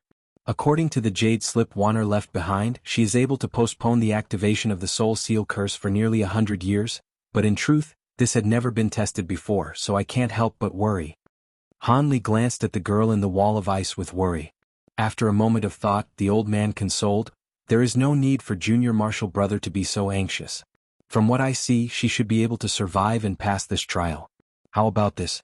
In the next few days, I'll go and look through a few ancient records and see if there are any methods of dissolving the curse, resolving any need to go seek out the black-robed man." Han Li forced a smile and said, "Thank you for the trouble, Senior Marshal Brother. If you have no objections, I wish to be alone here for a while. I hope you don't take offense." Of course. I'll be heading to the records library now. Please keep your wife company." Senior Marshal Brother Cheng responded with a tone of empathy and he promptly left, leaving Han Li alone in the room. Han Li then turned his attention to the ice wall, his face wearing a lonely expression as he let out a long sigh. After an entire day, Han Li had yet to leave the room. When Senior Marshal Brother Cheng returned from the records library and saw that Han Li still remained inside, he couldn't help but worry. After half a day more, he felt the need to check up on him. But just as he thought to enter, Han Li suddenly emerged from the room. "Junior Marshal Brother Han, has anything happened?" the old man asked with bewilderment. Han Li's heart warmed, seeing the old man was waiting for him outside the door. He apologetically said, "It's nothing. I was only thinking of my plans on how I should deal with the enemy. Sorry for making you worry. There is still a month left before the deadline. I must prepare to enter seclusion. You won't need to bother me if there isn't anything important." "You're going to enter seclusion? What can you do in such a short amount of time?" Senior Marshal Brother Cheng appeared baffled. Han Li vaguely replied, "I've acquired a bit of auric essence since I've been gone. I was prepared to further temper my magic treasures, but in such a short amount of time, I'll only be able to strengthen them somewhat." The old man suddenly came to an understanding and said, "So it was like that. Please go ahead, Junior Marshal Brother. I'll make sure none of the sect disciples will bother you." Han Li solemnly added on, "There is still something else. Since the ice wall is formed here, I cannot stray too far. Otherwise, something could happen to it. However, I can place several more spell formations to surround it and better protect Waner. I will have to trouble Senior Marshal Brother to attend to it. Please don't worry, Junior Marshal Brother. Fellow Taoist Nangong was attacked while within the domain of our Drifting Cloud sect, and as such, I bear the responsibility. I've already had this place classified as a forbidden area. There will be no disciples wandering over here. There will be no problem with your wife's safety." The silver-haired old man replied instantly as if having already considered the problem. A bright glint flashed through Han Li's eyes. "Since that's the case, I am relieved. With no time to lose, I'll first place down the spell formations before entering seclusion." Leaving the old man behind, he returned to his cave residence, surprised to see that Mu Peeling was waiting for him there. A trace of astonishment flickered from his eyes, but he still welcomed her inside. Once Mu Peeling entered the hall, she worriedly asked, "Is Big Sister Nanlong all right? I heard that she was wounded, but I didn't receive any precise information. I've been worried." Han Li took a seat and calmly asked, "Huh? You have a good relationship with Waner?" Mu Peeling promptly replied, "We get along well. Big Sister Nanlong's temperament is quite good. While my lord was away, she gave me much guidance with my cultivation. I am indebted to her." After a moment of silence, he wore a bitter smile. "I should be happy from what you said. However, Waner has suffered from the soul seal curse and has sealed herself, so I can take joy in what Yoi said. But in the several months I haven't seen you, your cultivation has clearly risen. I am pleased that you haven't been slacking in your cultivation. As for me, I will have to spend the next month in seclusion, making preparations to dissolve Waner's curse." Mu Peeling couldn't help but ask, "Soul seal curse? That devil Dao curse will be troublesome. My lord, do you have a way to solve it?" A harsh expression suddenly appearing on his face, Han Li gloomily said, "Solve it? I can only defeat the person who placed down the curse and acquire the method to dissolve it from his felled body." When Mu Peeling heard this, she could only frown. At that moment, the disciple who Han Li had picked up out of convenient, Lu Yu, came to visit him. In addition to sending her regards to her master, she also came to ask about Nangong Wan. As a clever person, she had befriended Nangong Wan, her master's wife. When she arrived, Han Li gave her a short summary of what had happened, including to mention the soul seal curse. This had worried Lu Yu, but given her lacking experience and cultivation, there was nothing she could do. With no intention of continuing to chat with the two women, Han Li escorted them out. Naturally, the two didn't raise any objections and obediently left. But just as the two left the cave residence, Lu Yu's eyes flickered and she smiled at Mu Peeling. "Fellow Taoist Mu, while you are the master's concubine, it seems that you are still a maiden and are treated only as a guest. Could it be that your beauty doesn't move him? Or is there some other reason? With Lady Nangong's beauty being above yours, you had better shape up." "You mean?" Mu Peeling blushed as soon as she realized what Lu Yu meant. Then with a smile, Lu Yu shot into the sky in a streak of light. After blankly standing in place for a moment, she immediately flew off on her magic tool. When Han Li saw the two women depart, He checked the medicine garden and the insect room to see they were all doing fine. Then after bringing a few tool refinement materials into a sealed room, he began to use nascent flame to temper the auric essence into his 36 flying swords.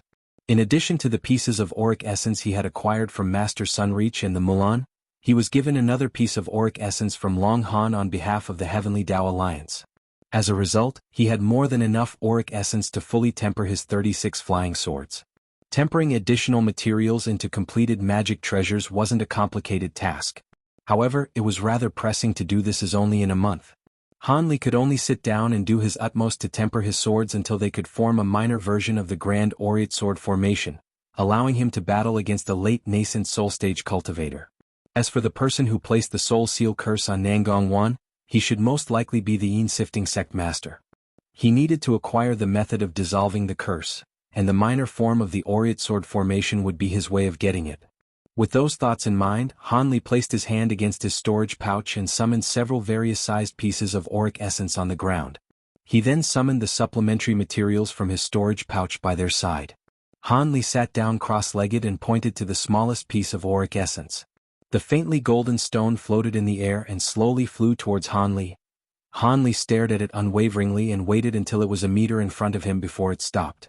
Then with his hands held in an incantation gesture, he spat out a dazzling azure nascent flame. With a light bang, it struck the auric essence and instantly enveloped it. Han Li slowly began his incantation and the azure nascent flame suddenly flared, glowing ever brighter, slowly melting the stone inside. He stared at it with a stern expression.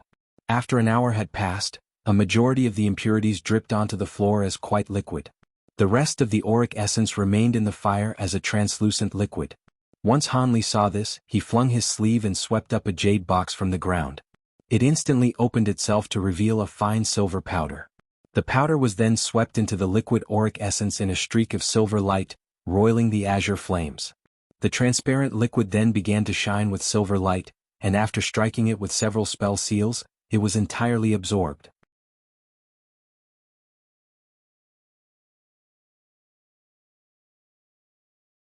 Chapter 786. Sword Formation Minor Completion. Suddenly, a strange scene occurred as the transparent liquid began to split into 6 thumb-sized silver beads that slowly swiveled in the air. Han Li let out a deep breath before suddenly biting the tip of his tongue and spitting a cloud of blood essence onto the beads. They cleanly absorbed the entirety of the blood essence, turned them into pure gold. His spirits were roused at the sight and he spat out a streak of azure light.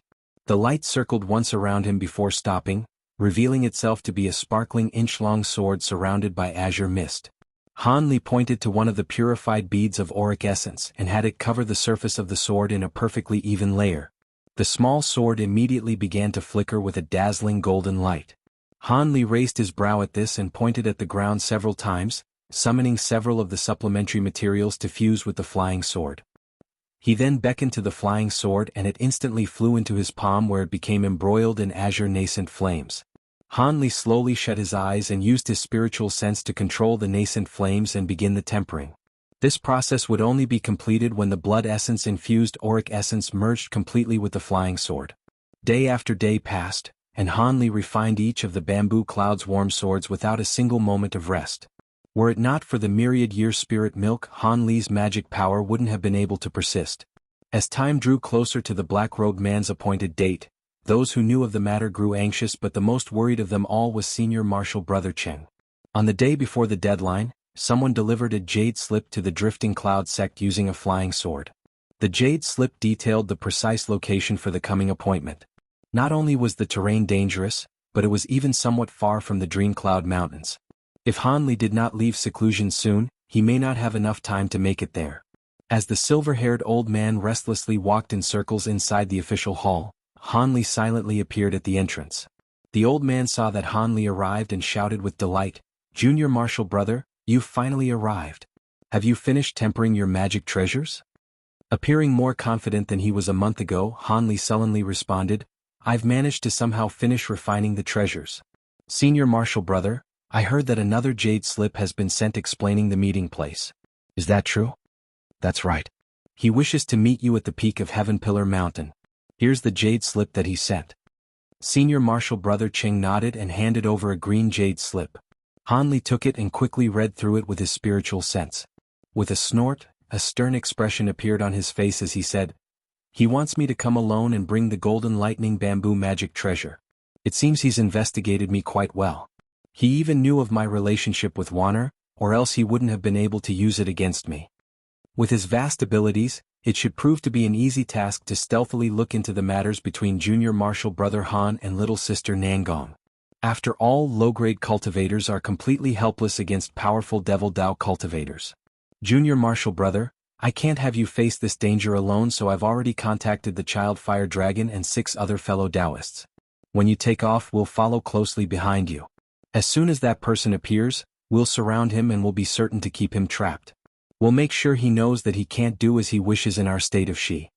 Senior Martial Brother Cheng declared with a resentful tone. Senior Martial Brother's methods are quite good, but this man will most likely be on guard. However, it's fine if Senior Martial Brother and his companions follow me.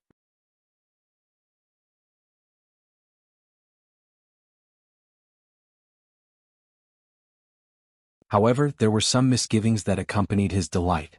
He eventually recalled the main material of the flying swords, the golden lightning bamboo, and the refined crystal that he had used to first temper them. Could it be that when these incredibly rare materials merged with the auric essence, they underwent some sort of unfathomable evolution? After some long thought, he found this to be the only explanation. Since this change was for the better, he wasn't willing to spend too much effort investigating the matter. Instead, he placed his mind on the aureate sword formation. Han Li didn't need to specifically cultivate it in order to use it. In fact, he had easily activated it while in seclusion to test its power. The sword formation's amazing power served to verify the words of the golden page. Although he was only able to form a simple version of the aureate formation, it already displayed a marvelous power that bolstered Han Li's confidence in facing the black-robed man. He needed to dispel Nangong Wan's soul seal curse, but if he didn't possess the aureate formation, Han Li definitely wouldn't have obediently sent himself off to death. Of course, Han Li hadn't ever fought against a late nascent soul stage cultivator and he couldn't truly know how well he would do. But he had fought against mid-nascent soul stage cultivators, and reckoned he would have at least an 80% chance of trapping and killing one. With such power, he should have more than enough ability to contend against a late nascent soul cultivator. However, it would prove rather troublesome to acquire the method of dissolving the soul seal curse from his opponent. Han Li will need to use his own discretion once he met the black-robed man and carefully navigate the situation. Han Li sighed and the small sword in his hand disappeared from his sight. He then swept his surroundings with his spiritual sense, discovering no trace of his senior martial brother or his allies, but wasn't surprised. They were sure to be hiding in the distance from fear that the black-robed man would discover them, since their opponent was possibly a late nascent soul cultivator. Heaven Pillar Mountain was an isolated, steep mountain tens of kilometers tall located to the west of the Dream Cloud Mountains. From a distance, it appeared extremely steep, with a third of the mountain reaching beyond the clouds. There were only a few short hills surrounding the mountain, allowing the surroundings to be clearly seen from the center of the mountain. This was also probably why the black-robed man had selected it. But when Han Li arrived 50 kilometers away from the mountain, he suddenly felt his spiritual sense roil. While his spiritual sense was at the level of a mid-nascent soul stage cultivator, he didn't dare to let down his guard. Who didn't know whether or not the black-robed man was deliberately hiding something in order to lull him into a false sense of security. As a result, Han Li simply had his spiritual sense probe his surroundings while feigning ignorance about being watched as he flew towards the peak of the mountain. At nearly the same time, a black-robed man sitting on the peak opened his eyes and stared in the direction of Han Li. He muttered, "You've come.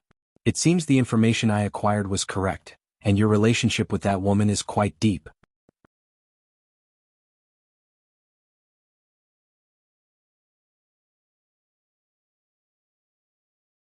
Chapter 787. A black-robed youth, putting yourself in danger over a woman? It seems I've overestimated you. The black-robed man muttered to himself and turned to look at the simple transportation formation next to him. When he sensed that Han Li was only a few tens of kilometers away, he stood up and walked towards the transportation formation in large strides. A moment later, he disappeared in a flash of white light. At that moment, Han Li felt the black-robed man suddenly disappear. Alarm ringing through his head, he thought, what use is there in using a concealment technique? Is he plotting against me? He then continued onward with complete vigilance. This is When Han Li arrived at the top of Heaven Pillar Mountain and saw the eye-catching transportation formation placed there, his expression changed. His gaze then turned to the boulder at its side, which had the words, "Do not be late," carved into it. When Han Li read these words, his expression grew unsightly and he cursed his enemy's cunning. Although he was able to see that it was a simple transportation formation that couldn't travel far away, if he took it he would fall right into the enemy's trap. Even worse was that he couldn't know whether or not Senior Marshal Brother Cheng's party would follow him. From what was carved in the stone, it was clear to see that the black-robed man wasn't willing to meet with him and give him the opportunity to negotiate. If Han Li delayed for too long, the black-robed man may decide to leave and he couldn't afford to take that risk. If Han Li wanted to find the method to dissolve the Soul Seal curse, he could only take the risk of using the formation. Han Li's expression wavered for a time, before he eventually came to a decision. He first swept the nearby area to see whether or not there were any devil cultivators hiding nearby. Then he took out a sound transmission talisman and whispered into it before tossing it into the air, launching it through the sky in a streak of red light. Afterwards, Han Li took the spirit beast pouch from his waist and summoned its contents into the air. Black tainted gold devouring beetles that just appeared then swarmed around him and transformed into a tricolored suit of armor covering his body. With a fling of his sleeve, he summoned a small blue shield in front of him and in a flash of white light, an embroidered scarf appeared in his hand. Han Li lowered his head to look at the embroidered scarf and a strange expression appeared in his eyes. The embroidered scarf was a protective treasure that Nangong Wan had given him, and he stroked its smooth cloth as he silently stood there. A moment later, Han Li raised his hand and placed several protective barriers on his body before finally stepping into the transportation formation. He then took a deep breath and raised his hands, striking at the corner of the formation with a spell seal. White light flashed and Han Li disappeared without a trace. At the center of a nameless island in a small lake several thousand kilometers away from Heaven Pillar Mountain, Han Li appeared in a flash of white light. In the moment he arrived, he disregarded the discomfort from the teleportation and ordered his blue shield to enlarge and cover him, protecting a majority of his body. However, Han Li didn't detect any attack and had the time to glance around him instead. There is no need to worry. I wouldn't go so far as to launch a sneak attack against an early nascent soul cultivator like you, although I do hear that you are a rather extraordinary cultivator. A strange voice spoke from close to him. When Han Li heard this voice, his heart trembled. This wasn't the voice of the Een-sifting sect master. Could it be that this was another devil cultivator? Astonishment on his face, he turned to look in the direction of the voice.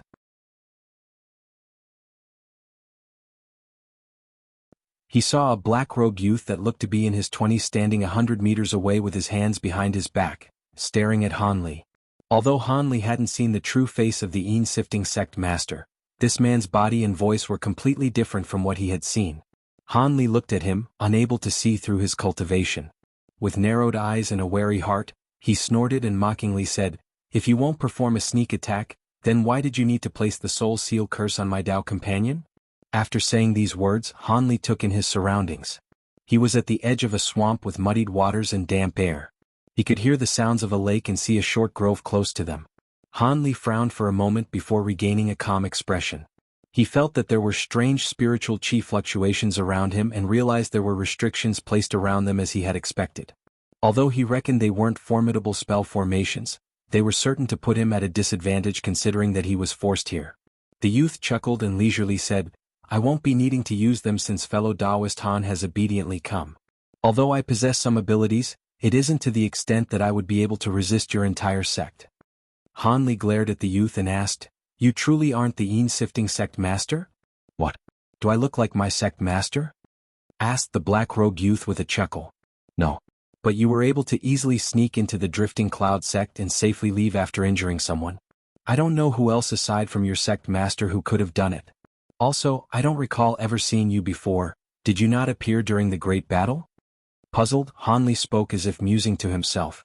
The youth smiled and wore an odd expression as he said, "Although I do wish to give fellow Taoist Han an explanation, I did not invite you here to explain myself. Did you bring the golden lightning bamboo magic treasure?"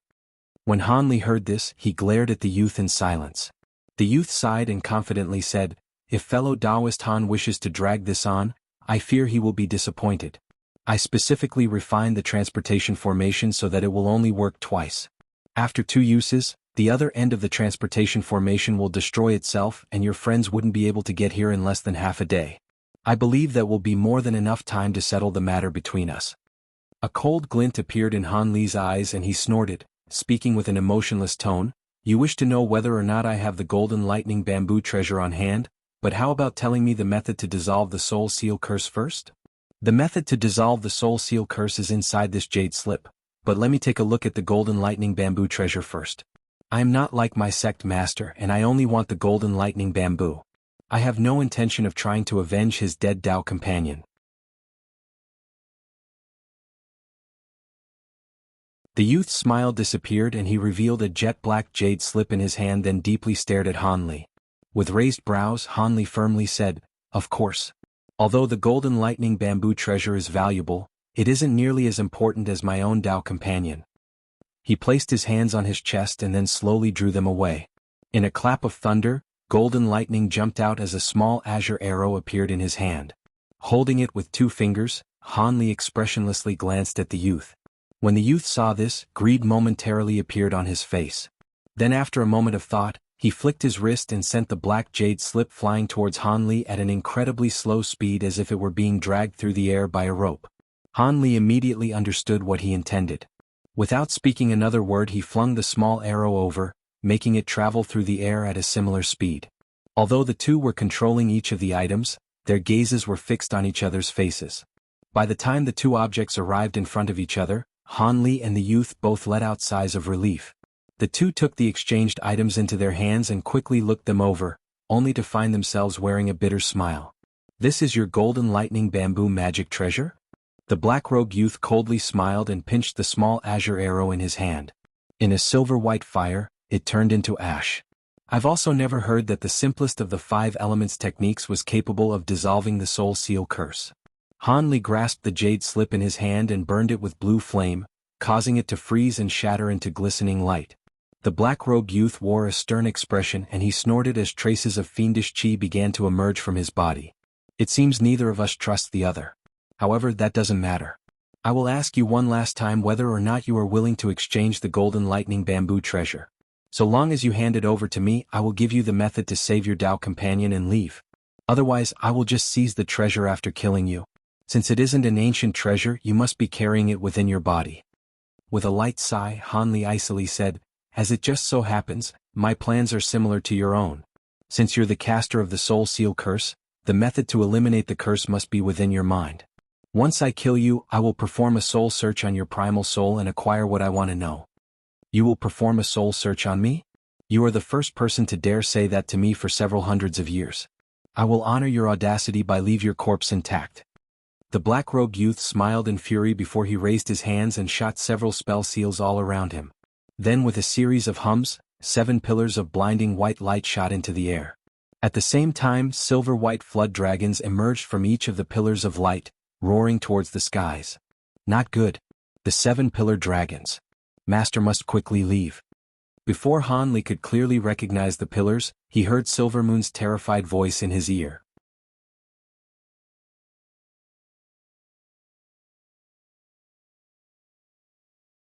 Chapter 788, Sword Formation Revealed. Although Han Li didn't know how powerful the 7 pillar dragons were, when he heard the terror in Silvermoon's voice, he steeled his heart and summoned 36 of his bamboo clouds warm swords with a wave of his sleeve, having them flow around him like a school of fish. Knowing that his opponent was a powerful devil cultivator, Han Li had no intention of slowly probing his abilities. With the full force of his newly tempered flying swords, he planned to subdue his opponent in a single blow. As the 36 streaks of golden light revolved above Han Li's head, he struck the swarm of swords with several spell seals. This caused the golden lights to faintly tremble and immediately form over 100 identical copies of themselves. Just as Han Li thought to execute another spell seal and form the swords into the aureate formation, the 7 pillars of light surrounding him rushed to attack him. The silver flood dragons inside the pillars looked at Han Li and opened their mouths, condensing sparkling silver balls of light. Without further thought, Han Li pointed to the blue shield in front of him and in a flash of light it transformed into a barrier of blue ice that surrounded him.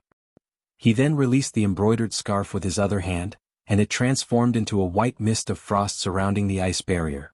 At that same moment, a wild silhouette flew out of his sleeve and landed on the ground, revealing itself to be a beautiful woman.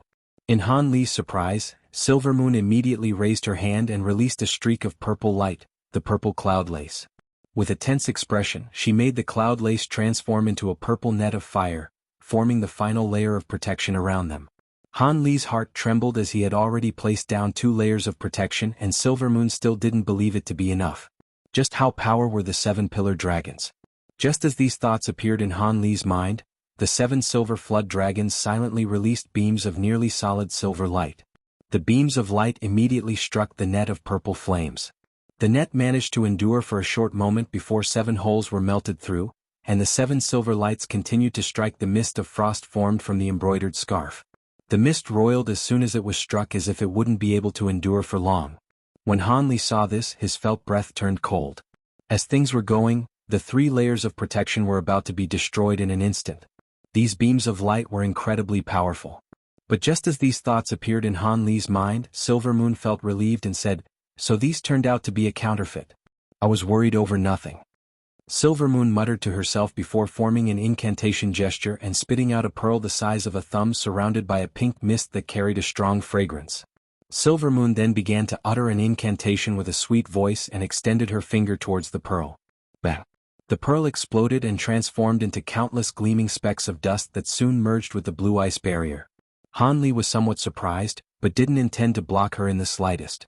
Once the ice barrier absorbed the fragments of the pearl, it flourished with light and its exterior shined as if it were suddenly covered with countless identical mirrors.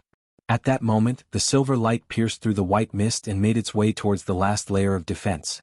Han Li grew nervous at the sight, but he continued to cast spell seals without interruption. At an unknown time, the golden lights revolving around his head had begun to disappear. The ice barrier released a blinding light as the 7 silver beams faintly trembled before being reflected, striking back at the 7 pillars of light at an even greater speed than before. Not only did this come as a surprise to Han Li, but the black-robed youth was caught completely unprepared as well. His attention was now focused on the beautiful woman at Han Li's side. When she had uttered the word counterfeit, a trace of astonishment appeared on his face. Then in a series of explosions, the silver dragons within the pillars of light were submerged in silver light and disappeared without a trace. Han Li stared blankly and found it difficult to believe that such vicious treasures were so easily taken care of. Silvermoon pursed her lips, her face revealing a slight trace of satisfaction. She then pressed her hand against her chest and sighed with relief as spoke to Han Li. Not only were they counterfeit, but they were only half finished. They had truly given me a fright. The black-robed youth's expression grew stern upon seeing the 7 pillar dragons being destroyed. When he heard Silvermoon utter the words, "half-finished," he said with a harsh tone, "Half-finished? How could you know the method to destroy the 7 pillar dragons?"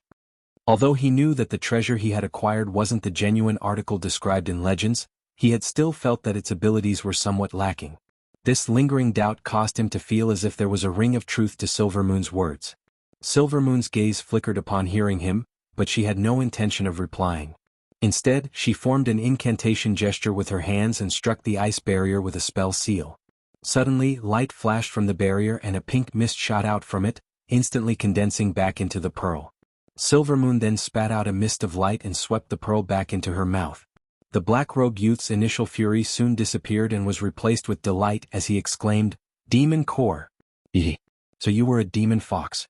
However, your cultivation is only in the 7th grade. This is truly baffling. As it just so happens, there are many cultivators in the Gene Empire that wish for a demon fox concubine of their own. The price for a demon fox capable of transformation is incredibly high. It seems this trip wasn't a wasted effort after all."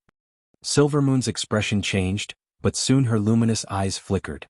She then chuckled with her hand covering her mouth. "Although this servant does wish to leave with this immortal master, I already have a master. I'm afraid I cannot comply."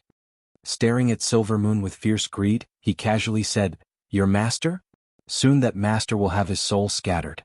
If you obediently follow me, I will spare your life. Otherwise, you are simply ignoring my good intentions. Following this senior will be much better than staying in this remote and desolate land."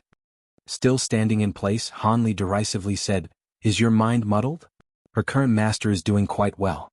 If you wish to change my servant's mind, you should first pay attention to your surroundings." The black-robed youth glanced at the sword lights surrounding him and disdainfully said, "My surroundings? Are you talking about this rubbish sword light? Although it is surprising that you managed to refine so many flying swords, don't you know that a magic treasure's might depends on how much one has tempered it? Refining so many flying swords was an incredibly foolish decision. As for those transformed sword lights, that is merely a flashy but worthless trick. What use is this ability in a fight against cultivators of similar rank? I can stand in place and use sword lights still won't be able to injure me." When he heard this, Hanli wore a weird expression and killing intent burst from his eyes.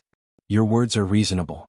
However, I must first ask you if you are a late nascent soul stage cultivator?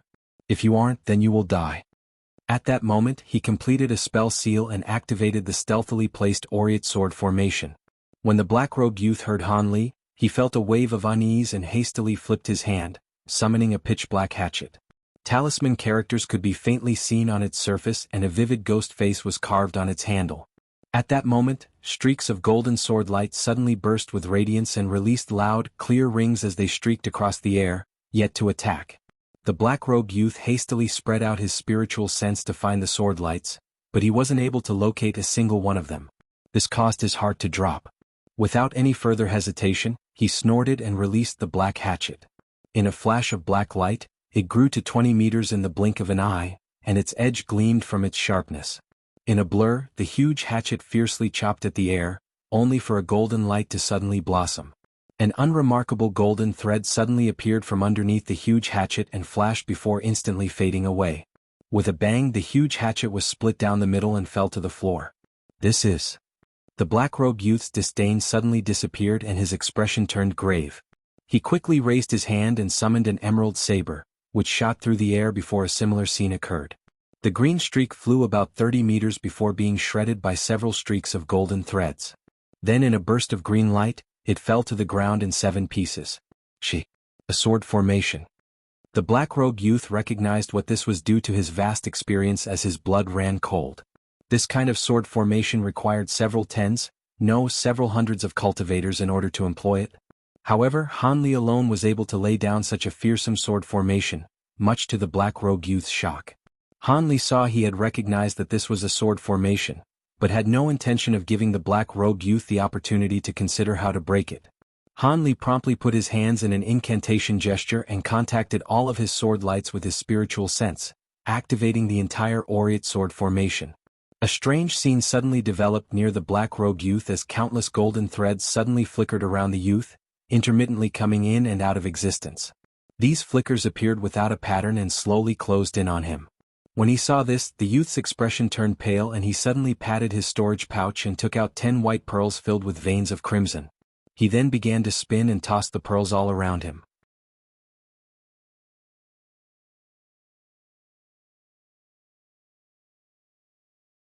Chapter 789, Ghost Sifting Banner. Hanli's heart stirred at the sight of these pearls.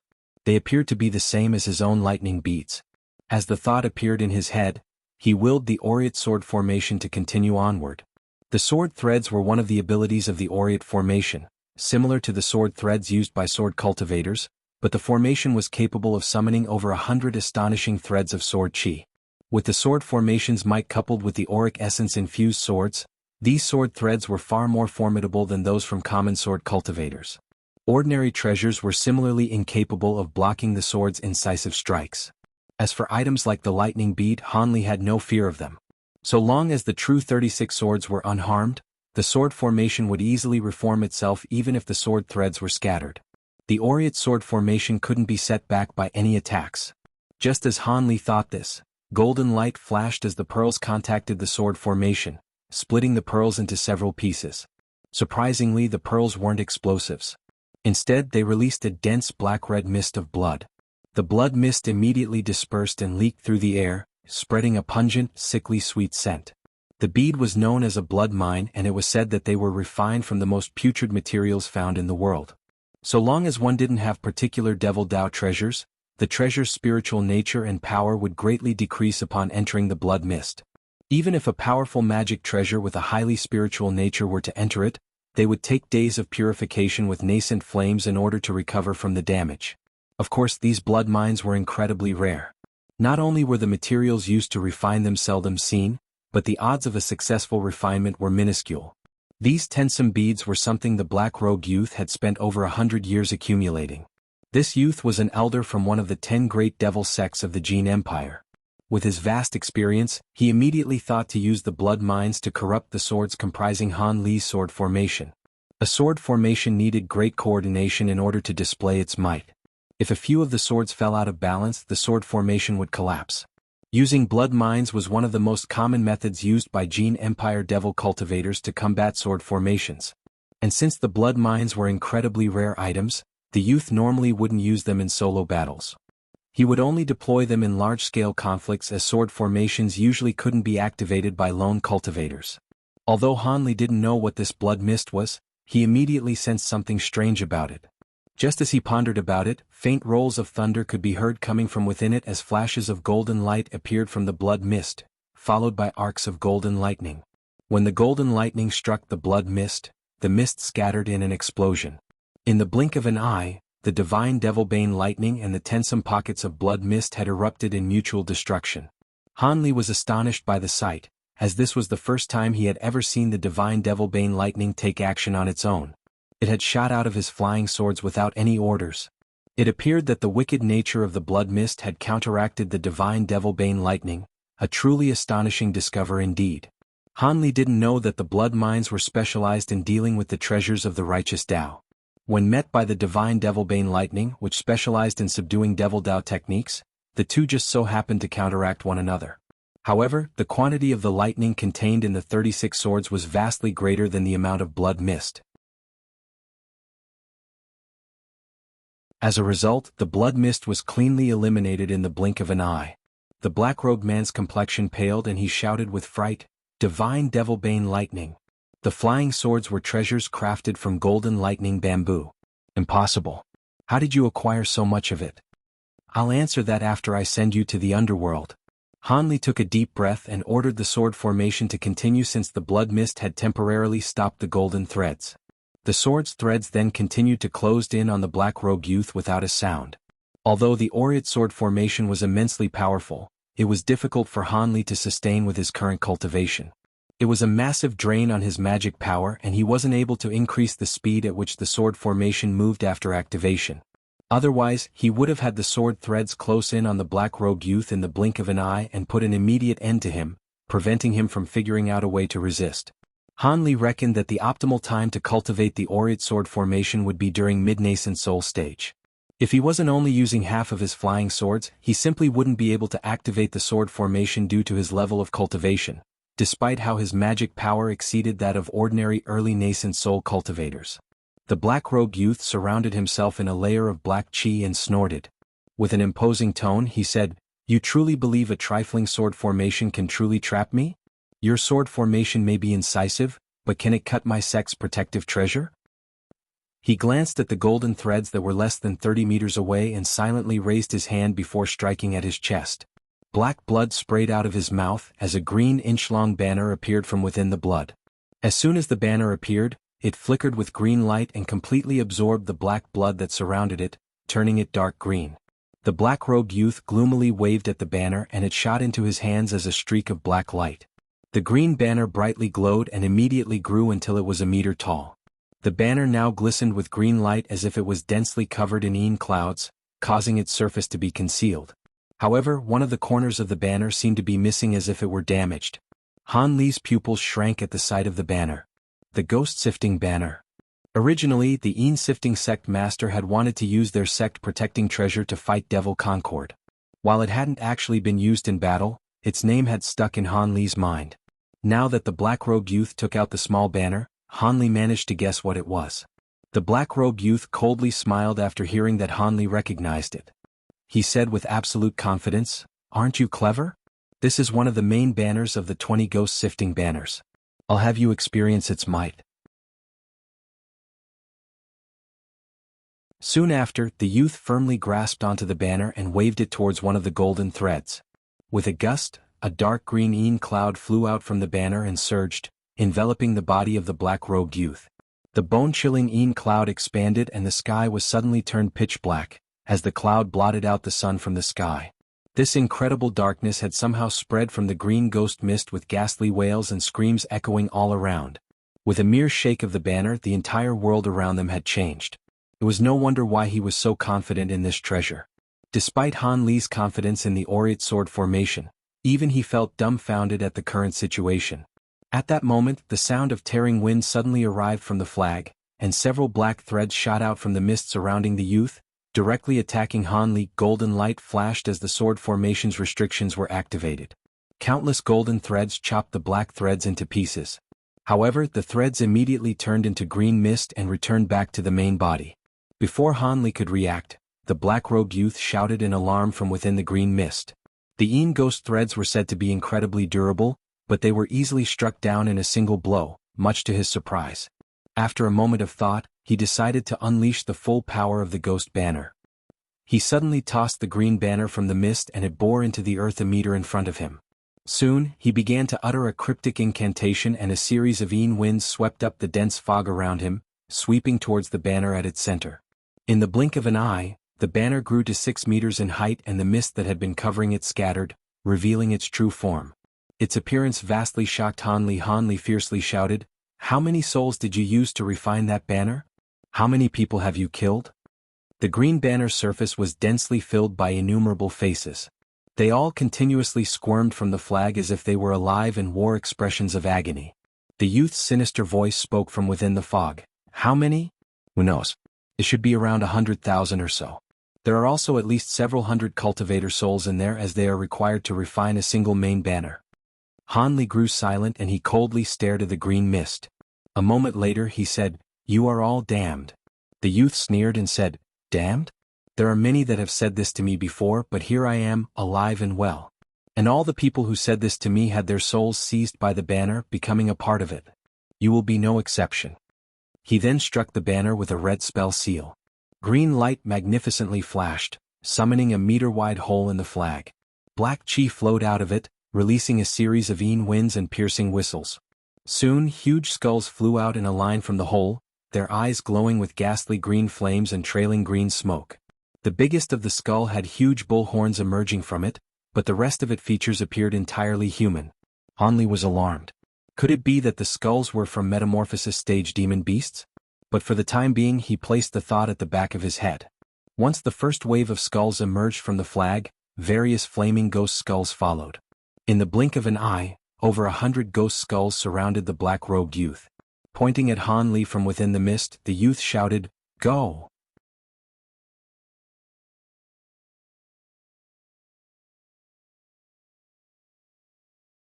Chapter 790, Devouring Devils and Ghosts. These eerie white skulls screamed before launching green flame wisps from their mouths towards Han Li. Of course, when the flame wisps traveled too far, golden threads suddenly appeared and flashed towards them. But something different happened this time. The golden threads sliced the skulls apart, but in a flash of green light, they restored themselves as if they hadn't suffered any damage. Additionally, they weren't impeded by the sword threads at all and continued their approach. Han Li was stunned when he saw this, but he soon realized that the ghost skulls had no physical body, they were refined Yin ghosts. Although his sword threads may be fierce, they couldn't cut through something intangible. However, Han Li was hardly flustered. As the ghost skulls approached him, he willed a net of golden lightning to appear in the air and intercept them. Since they were ghosts, he decided to activate the divine Devilbane lightning. To Han Li's surprise, the ghost skulls revealed fear upon seeing the golden net and came to a stop, but after the horned ghost skull shrieked, all of the skulls opened their mouths and shot green flame wisps towards the golden net. In a roar of thunder, the lightning net flashed and exterminated the flame wisps, but the net's advance was stopped, restrained by their unending barrage. Han Li frowned and revealed an expression of surprise. If they were common flame wisps they would have immediately turned to smoke after touching the divine Devilbane lightning, but these flame wisps were able to forcefully restrain the lightning, much to his alarm. The Ghost Sifting Banner's title as the Yin Sifting Sect's protective treasure was well deserved. When the black-robed youth saw that the ghost skulls were able to block the divine Devilbane lightning, he couldn't help but smile in relief. While he appeared confident, he was actually filled with dread. If the flag wasn't damaged, he wouldn't be worried about the devil skulls being able to resist the divine Devilbane lightning. But without the opportunity to repair it after it was damaged, he had been worried about it being able to resist the divine Devilbane lightning. Since his worries had been addressed, the youth wickedly grinned and continuously sent spell seals into the banner. The meter-wide gap in the banner quickly swelled to the size of 3 meters, resulting in even more ghost skulls emerging. With ghost mist spreading through the air, loud ghost shrieks and wails accompanied the skulls. With the previous skulls resisting the golden net, the latter wave of skulls flew past the sword formation and charged straight towards Han Li. When Han Li saw this, he calmly slapped his storage pouch and summoned a streak of black light that circled once in the air before falling to the ground. The light disappeared to reveal a small jet-black ape, the Weeping Soul Beast. The ape appeared as if it had just woken up and its eyes were half closed. When it sniffed at the air, it suddenly opened its eyes and looked at the ghost skulls not far away, howling with excitement. When the approaching ghost skulls saw the Weeping Soul Beast, they were shaken and immediately began to spiral in place, unwilling to continue their charge forward. At that moment, the howls they had been releasing were abruptly cut off as if in a display of fear. When the black-robed youth saw this, his heart thumped as the sword formation was drawing ever closer to him. In his desperation, he shot gray light from his mouth towards his palm and lightly spun around his hand before severing his fingers in a bloody display. As the fingers fell from his hand, they exploded into clouds of blood mist and quickly drifted towards the horned ghost skull. A sinister light twinkled from the ghost skull's eyes and it opened its mouth to inhale the blood mist.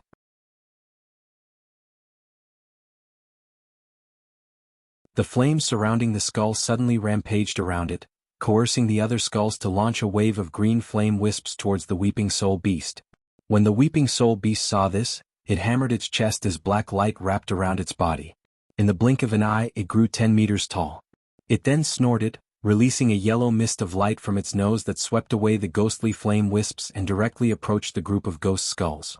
As the yellow mist of light swept past them, the group of ghost skulls were sucked in without any resistance. When the remaining ghost skulls saw this, they scattered in terror and even the horned ghost skull's rage wasn't able to stop them. At that moment, the yellow mist of light spread around the fleeing ghost skulls and trapped them. When the horned ghost skull saw this, it condensed a brilliant mass of green light around its skull and grew a body the size of 2 meters, turning into a full-fledged devil ghost with hair draped around its face and curved horns.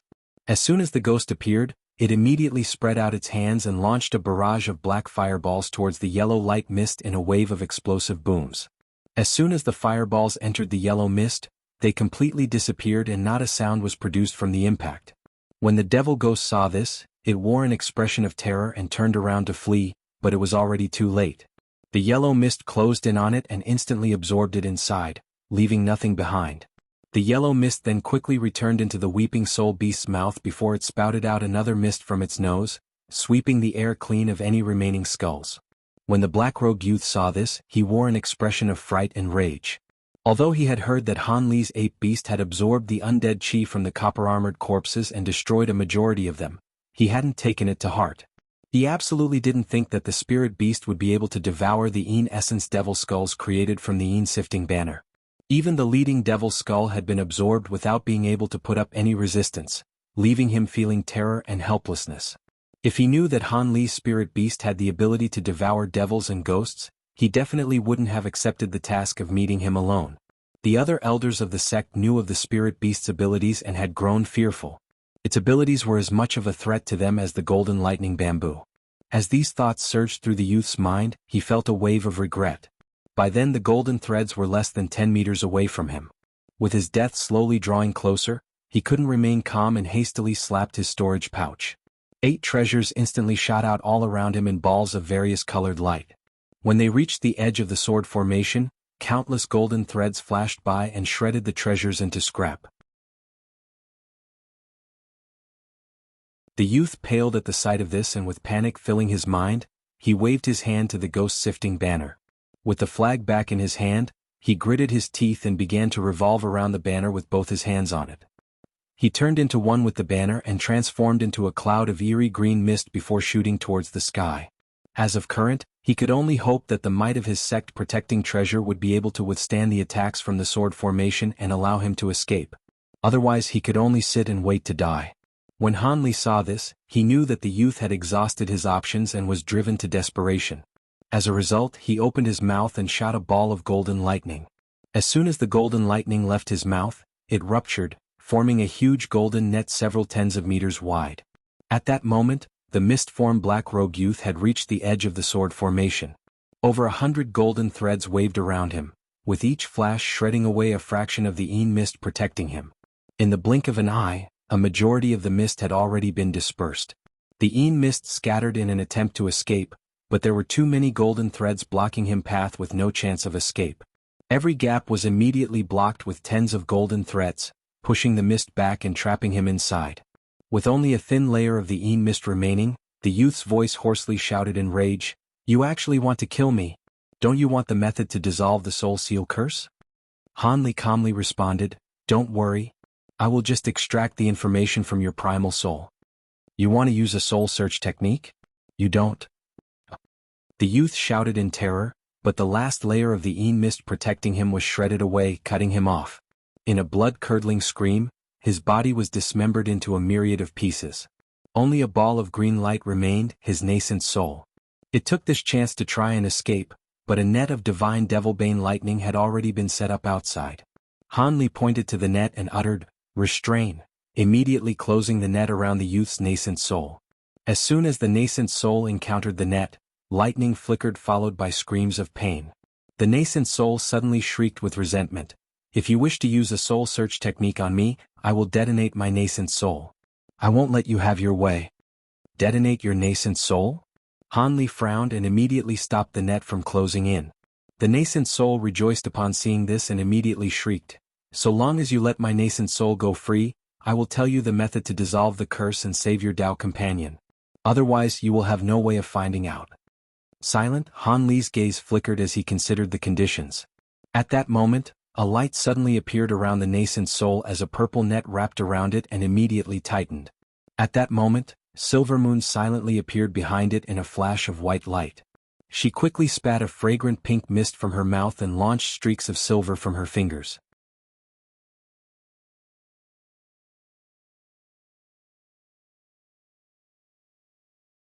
Chapter 791. Along the way the nascent soul grew dizzy as the fragrant pink mist gathered around it, and its mind weakened. When the silver light struck it in quick succession, its body was frozen and completely disabled, rendering it incapable of detonating itself. The nascent soul's face paled and stared at the white-clothed woman next to Han Li in disbelief. "Not bad. Your actions have resolved the situation cleanly." Although he was the one who had ordered Silvermoon to attack, he praised her nonetheless. Silvermoon smiled and said, "It was all because Master told me to attack at an opportune time. This person only wished to escape and was careless, allowing me to replace myself with an illusion and escape his notice." Afterwards, she waved to her illusion and it dissolved into a ball of white light. Han Li said nothing further and smiled. He had the giant net of golden lightning transform into a golden ball that flew into his hand and disappeared without a trace. As for the aureate sword formation, Han Li had already dissolved it and had the 36 swords shrink before flying back into his sleeve. Han Li took this opportunity and calmly looked at the black-robed youth's nascent soul. It tried to curse as loudly as it could, but it lacked the strength to even open its mouth. Han Li's expression sank and he sullenly said, "Silvermoon, bring him to the edge of the forest and search him for the method to dissolve the soul seal curse." After speaking, he took to the skies and flew towards the other side of the forest. Silvermoon respectfully answered, "Yes, master." Grabbing onto the nascent soul, she followed after him. A pink fragrant mist soon scattered across the forest after they left. About 100 kilometers away from the island where Han Li battled with the black-robed youth, 6 streaks of light were making their way towards the island. The one that headed the party was a silver-haired old man, Elder Cheng of the Drifting Cloud sect. A red-nosed fat old man following after him asked, "Fellow Daoist Cheng, did you sense correctly? The transportation formation was rather simple. It seems somewhat out of the ordinary for it be able to transport someone so far." "I can't be wrong. I sensed it clearly and Junior Marshal Brother Han should be close to here. Be careful everyone. He should be a devil cultivator at mid-nascent soul stage at the very least. Although we greatly outnumber him, we must be careful with regards to our weaker cultivation." At the side, the child fire dragon smiled and said, "Don't worry. Brother Long has brought along the divine bewildering bell. Even if we are no match, we shouldn't have a problem escaping." Senior Marshal Brother Cheng glanced at the gray-robed old man and gratefully said, "That's true. If it weren't for Brother Long bringing along such a precious treasure to assist us, I wouldn't have dared to bring you all to brave this danger. After all, If the devil cultivator is truly the een-sifting sect master, we would find ourselves in dire straits. The gray-clothed old man smiled and politely said, "It was nothing. In the past, Brother Cheng had done me a great kindness. It is only fair that I exert myself to help. Furthermore, this een-sifting sect cultivator must hold us in little esteem to dare to injure someone so deep within our state of Shi. Naturally, we must show him that the cultivators of the state of Shi are not to be trifled with." Amongst the group, a large man with a dignified appearance smiled and said, "However, I am rather curious about your sect's fellow Taoist Han. I've heard your junior martial brother made a magnificent display of power in the war against the Mulan, even to the point of turning the tide of the war. I hold him in very high regards and wish to become his friend." The red-nosed old man chuckled and agreed, "That's right. I've also heard about fellow Taoist Han's thunderous reputation lately. I also wish to make his acquaintance." "That will be easy. Once we help junior martial brother Han resolve this matter, I will introduce you all. However, I am worried about junior martial brother Han's safety. That devil cultivator is truly cunning, using that transportation formation to rid him of us. Perhaps something has happened to him during this time while he fought against him alone. Don't worry. Since he schemed to have Han Li alone, his cultivation can't be too high or else he wouldn't resort to such tricks in the first place. With fellow Taoist Han's cultivation, there shouldn't be too great a difference. I hope fellow Taoist Ji is correct." Senior Martial Brother Cheng bitterly smiled. From what he saw on the day that Nangong Wan was attacked, he clearly understood that if the devil cultivator wasn't at late nascent soul stage, he was at the peak of mid-nascent soul stage at the very least. He wouldn't be easy to deal with. Senior Martial Brother Cheng didn't wish for such a powerful newly joined elder of the Drifting Cloud sect to immediately suffer from something like this. Fortunately, he was able to sense a trace of Han Li's existence and was able to calm himself down, knowing that Han Li was still alive.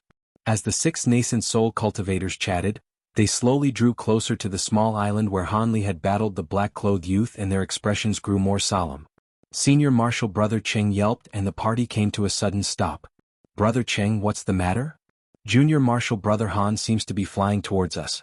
I'm not sure whether the matter was already resolved or—" Senior Martial Brother Cheng didn't speak any further, but the others naturally knew what he meant.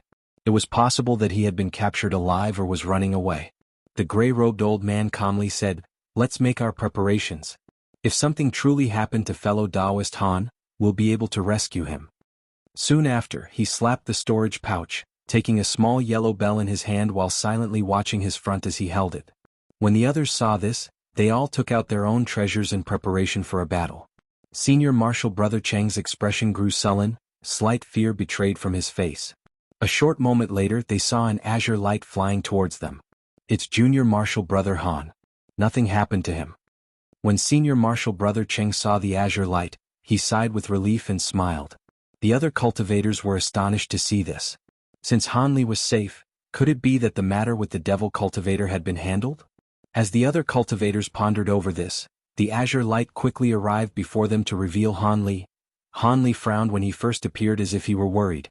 But when he saw these cultivators, he forced a smile and saluted them. "Senior Martial Brother Cheng, fellow Taoist Fire Dragon, you're here. These fellow Taoists must have also come to help me.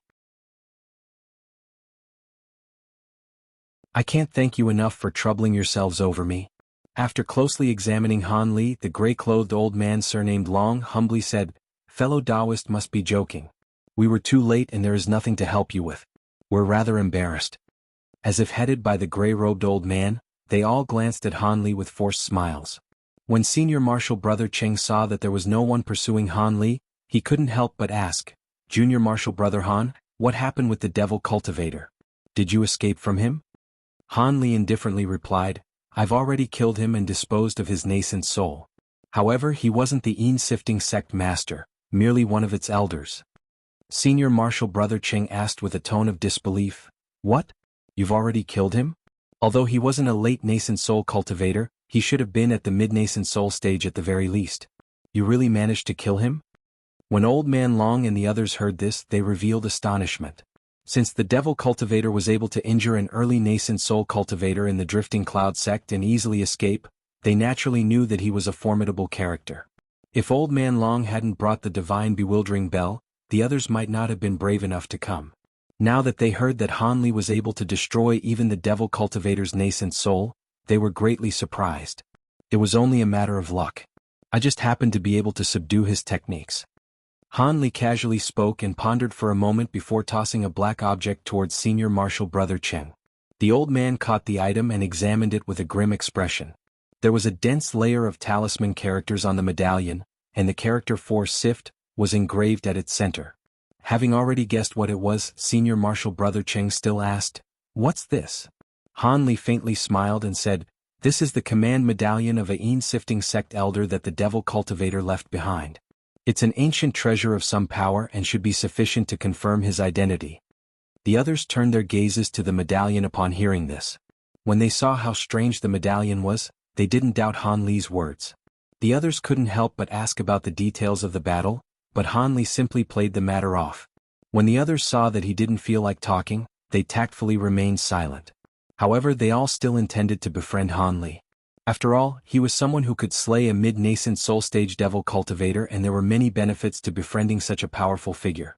Since the others had come with the intention of helping Han Li, he treated them courteously and chatted with them on the way back. Halfway back, Han Li and Senior Marshal Brother Cheng took their leave from the rest of the group and returned to the Drifting Cloud sect. Within the official hall of the sect, the silver-haired old man asked the question that was lingering in his mind: "Did you find the method of dissolving the soul seal curse? I saw that you had a heavy heart on the way back and were forcing yourself to appear calm. Could it be that you didn't find it?"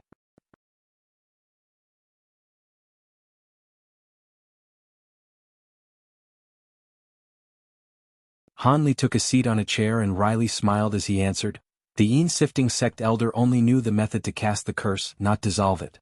According to what I found out from the soul-searching technique, only the Yin-sifting sect master and the sect's great elder know it. All the other elders wouldn't know the method to dissolve it either." "He didn't know the method to dissolve the curse?" Senior Marshal Brother Cheng frowned and spoke with a tone of disbelief. Han Li's wore a gloomy expression. "That's right.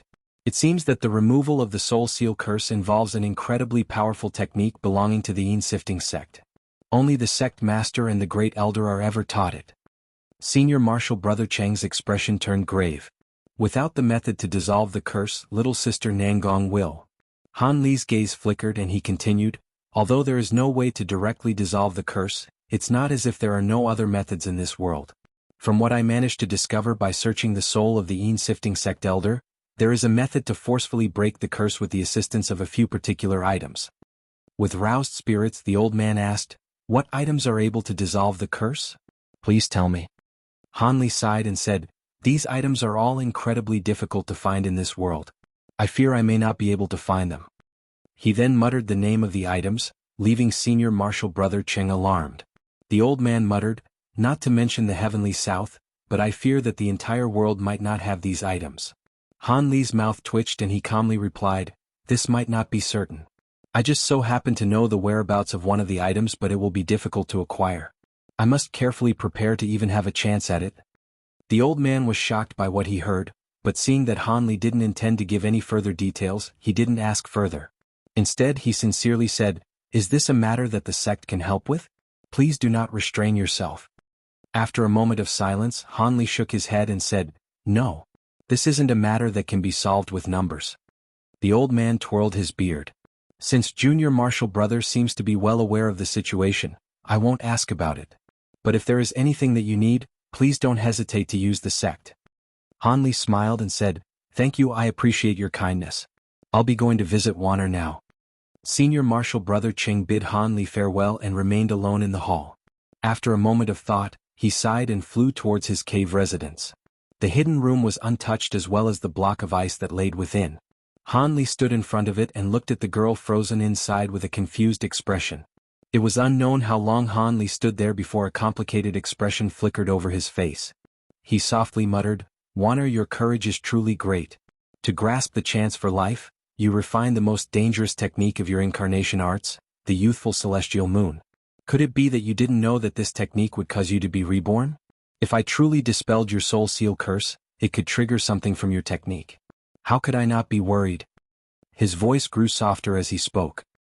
He then touched the thick and dense block of ice and caressed Nangong Wan's face. You couldn't have known that the cultivator who placed the curse on you didn't know how to dispel it, but there isn't too much to worry about. From the soul search I found another method to dissolve the curse by using some items. Although these items are extremely rare in this world, it is fortunate that Devilfall Valley happens to contain one of them. While the inner core of an ancient flame beast would normally be impossible to find, it just so happens that an ancient flame toad is currently within Devilfall Valley. I will not hesitate to enter the valley in several years' time. But it was said that this method can only dissolve the curse halfway. And even if it isn't successful, it will greatly weaken it and give me enough time to pay a visit to the state of Jean. When that happens, I will return with the method to rid you of this curse, regardless of what must be done. As Hanli spoke those last words, his voice grew frigid. After speaking to Nangong Wan, gloom filled his heart. After staying inside the hidden room for a moment more, he walked out and flew back towards his cave residence. In the main hall of his cave residence, Hanli sat down with his head lowered in thought. Silvermoon obediently stood by his side, her eyes continuously shifting toward Hanli's with a trace of playfulness. Without turning his head, Hanli indifferently asked, "What is there to look at? Did something break out on my face?" "Master must be joking. I simply wish to know what Master will decide. It is neither a long nor short time before entering Devilfall Valley. Also, both Violet Spirit and Marquis Nanlong invited you to head in. Who are you planning to head into the valley with?" Silvermoon's smile faded away and then she hesitantly continued, "Devilfall Valley is known to be the most dangerous area in the Heavenly South. Even if Master's abilities are great, it will be exceptionally dangerous to head inside. Are there no other methods to save Miss Nangong Wan? Entering there is simply too great a risk to take." Hanli shook his head and calmly said, "The other items? You mean the eggshell of the myriad dark gold bird? Or the fruit of the enlightened flower? These items have long been extinct in this world. Even if they still remained, they would be concealed in a desolate corner of the world and be impossible to find. The demon core of the ancient flame toad is the easiest option. So long as I follow Master Tsangkuan's route inside and don't act with greed, I shouldn't meet my end there. As for which party I will join, I'll have to decide that later." Silvermoon lowered her head and offered no contest. "If Master has already decided, then there is nothing for me to say." Hanli smiled and rubbed his chin. "Before we enter Devilfall Valley, I must prepare to go to the far west and acquire the final 2 layers for the Great Development Technique. I'll also have to go and see whether or not the Thousand Bamboo School has any designs for high-grade puppets. As for the puppet refinement methods that I acquired from Soaring Heaven City, they can't be used for some time. The materials used to refine them are far too rare. Additionally, their main ingredient, the myriad year ironwood, requires a large amount of green liquid to mature. They aren't something that I'll be able to refine in a short amount of time. The Thousand Bamboo School should have some puppet designs that possess the strength of a core formation stage cultivator. With those puppets, it will be safer to enter Devilfall Valley. With only a few years, honing my magic treasures or cultivating my techniques wouldn't have much effect." With that said, Hanli narrowed his eyes as if having already thought out his plans. "Master's words do hold reason, let us do as you say." After some thought, Silvermoon smiled and agreed. For a time, a charming expression appeared on her face. Suddenly, something came to Hanli's mind and he frowned.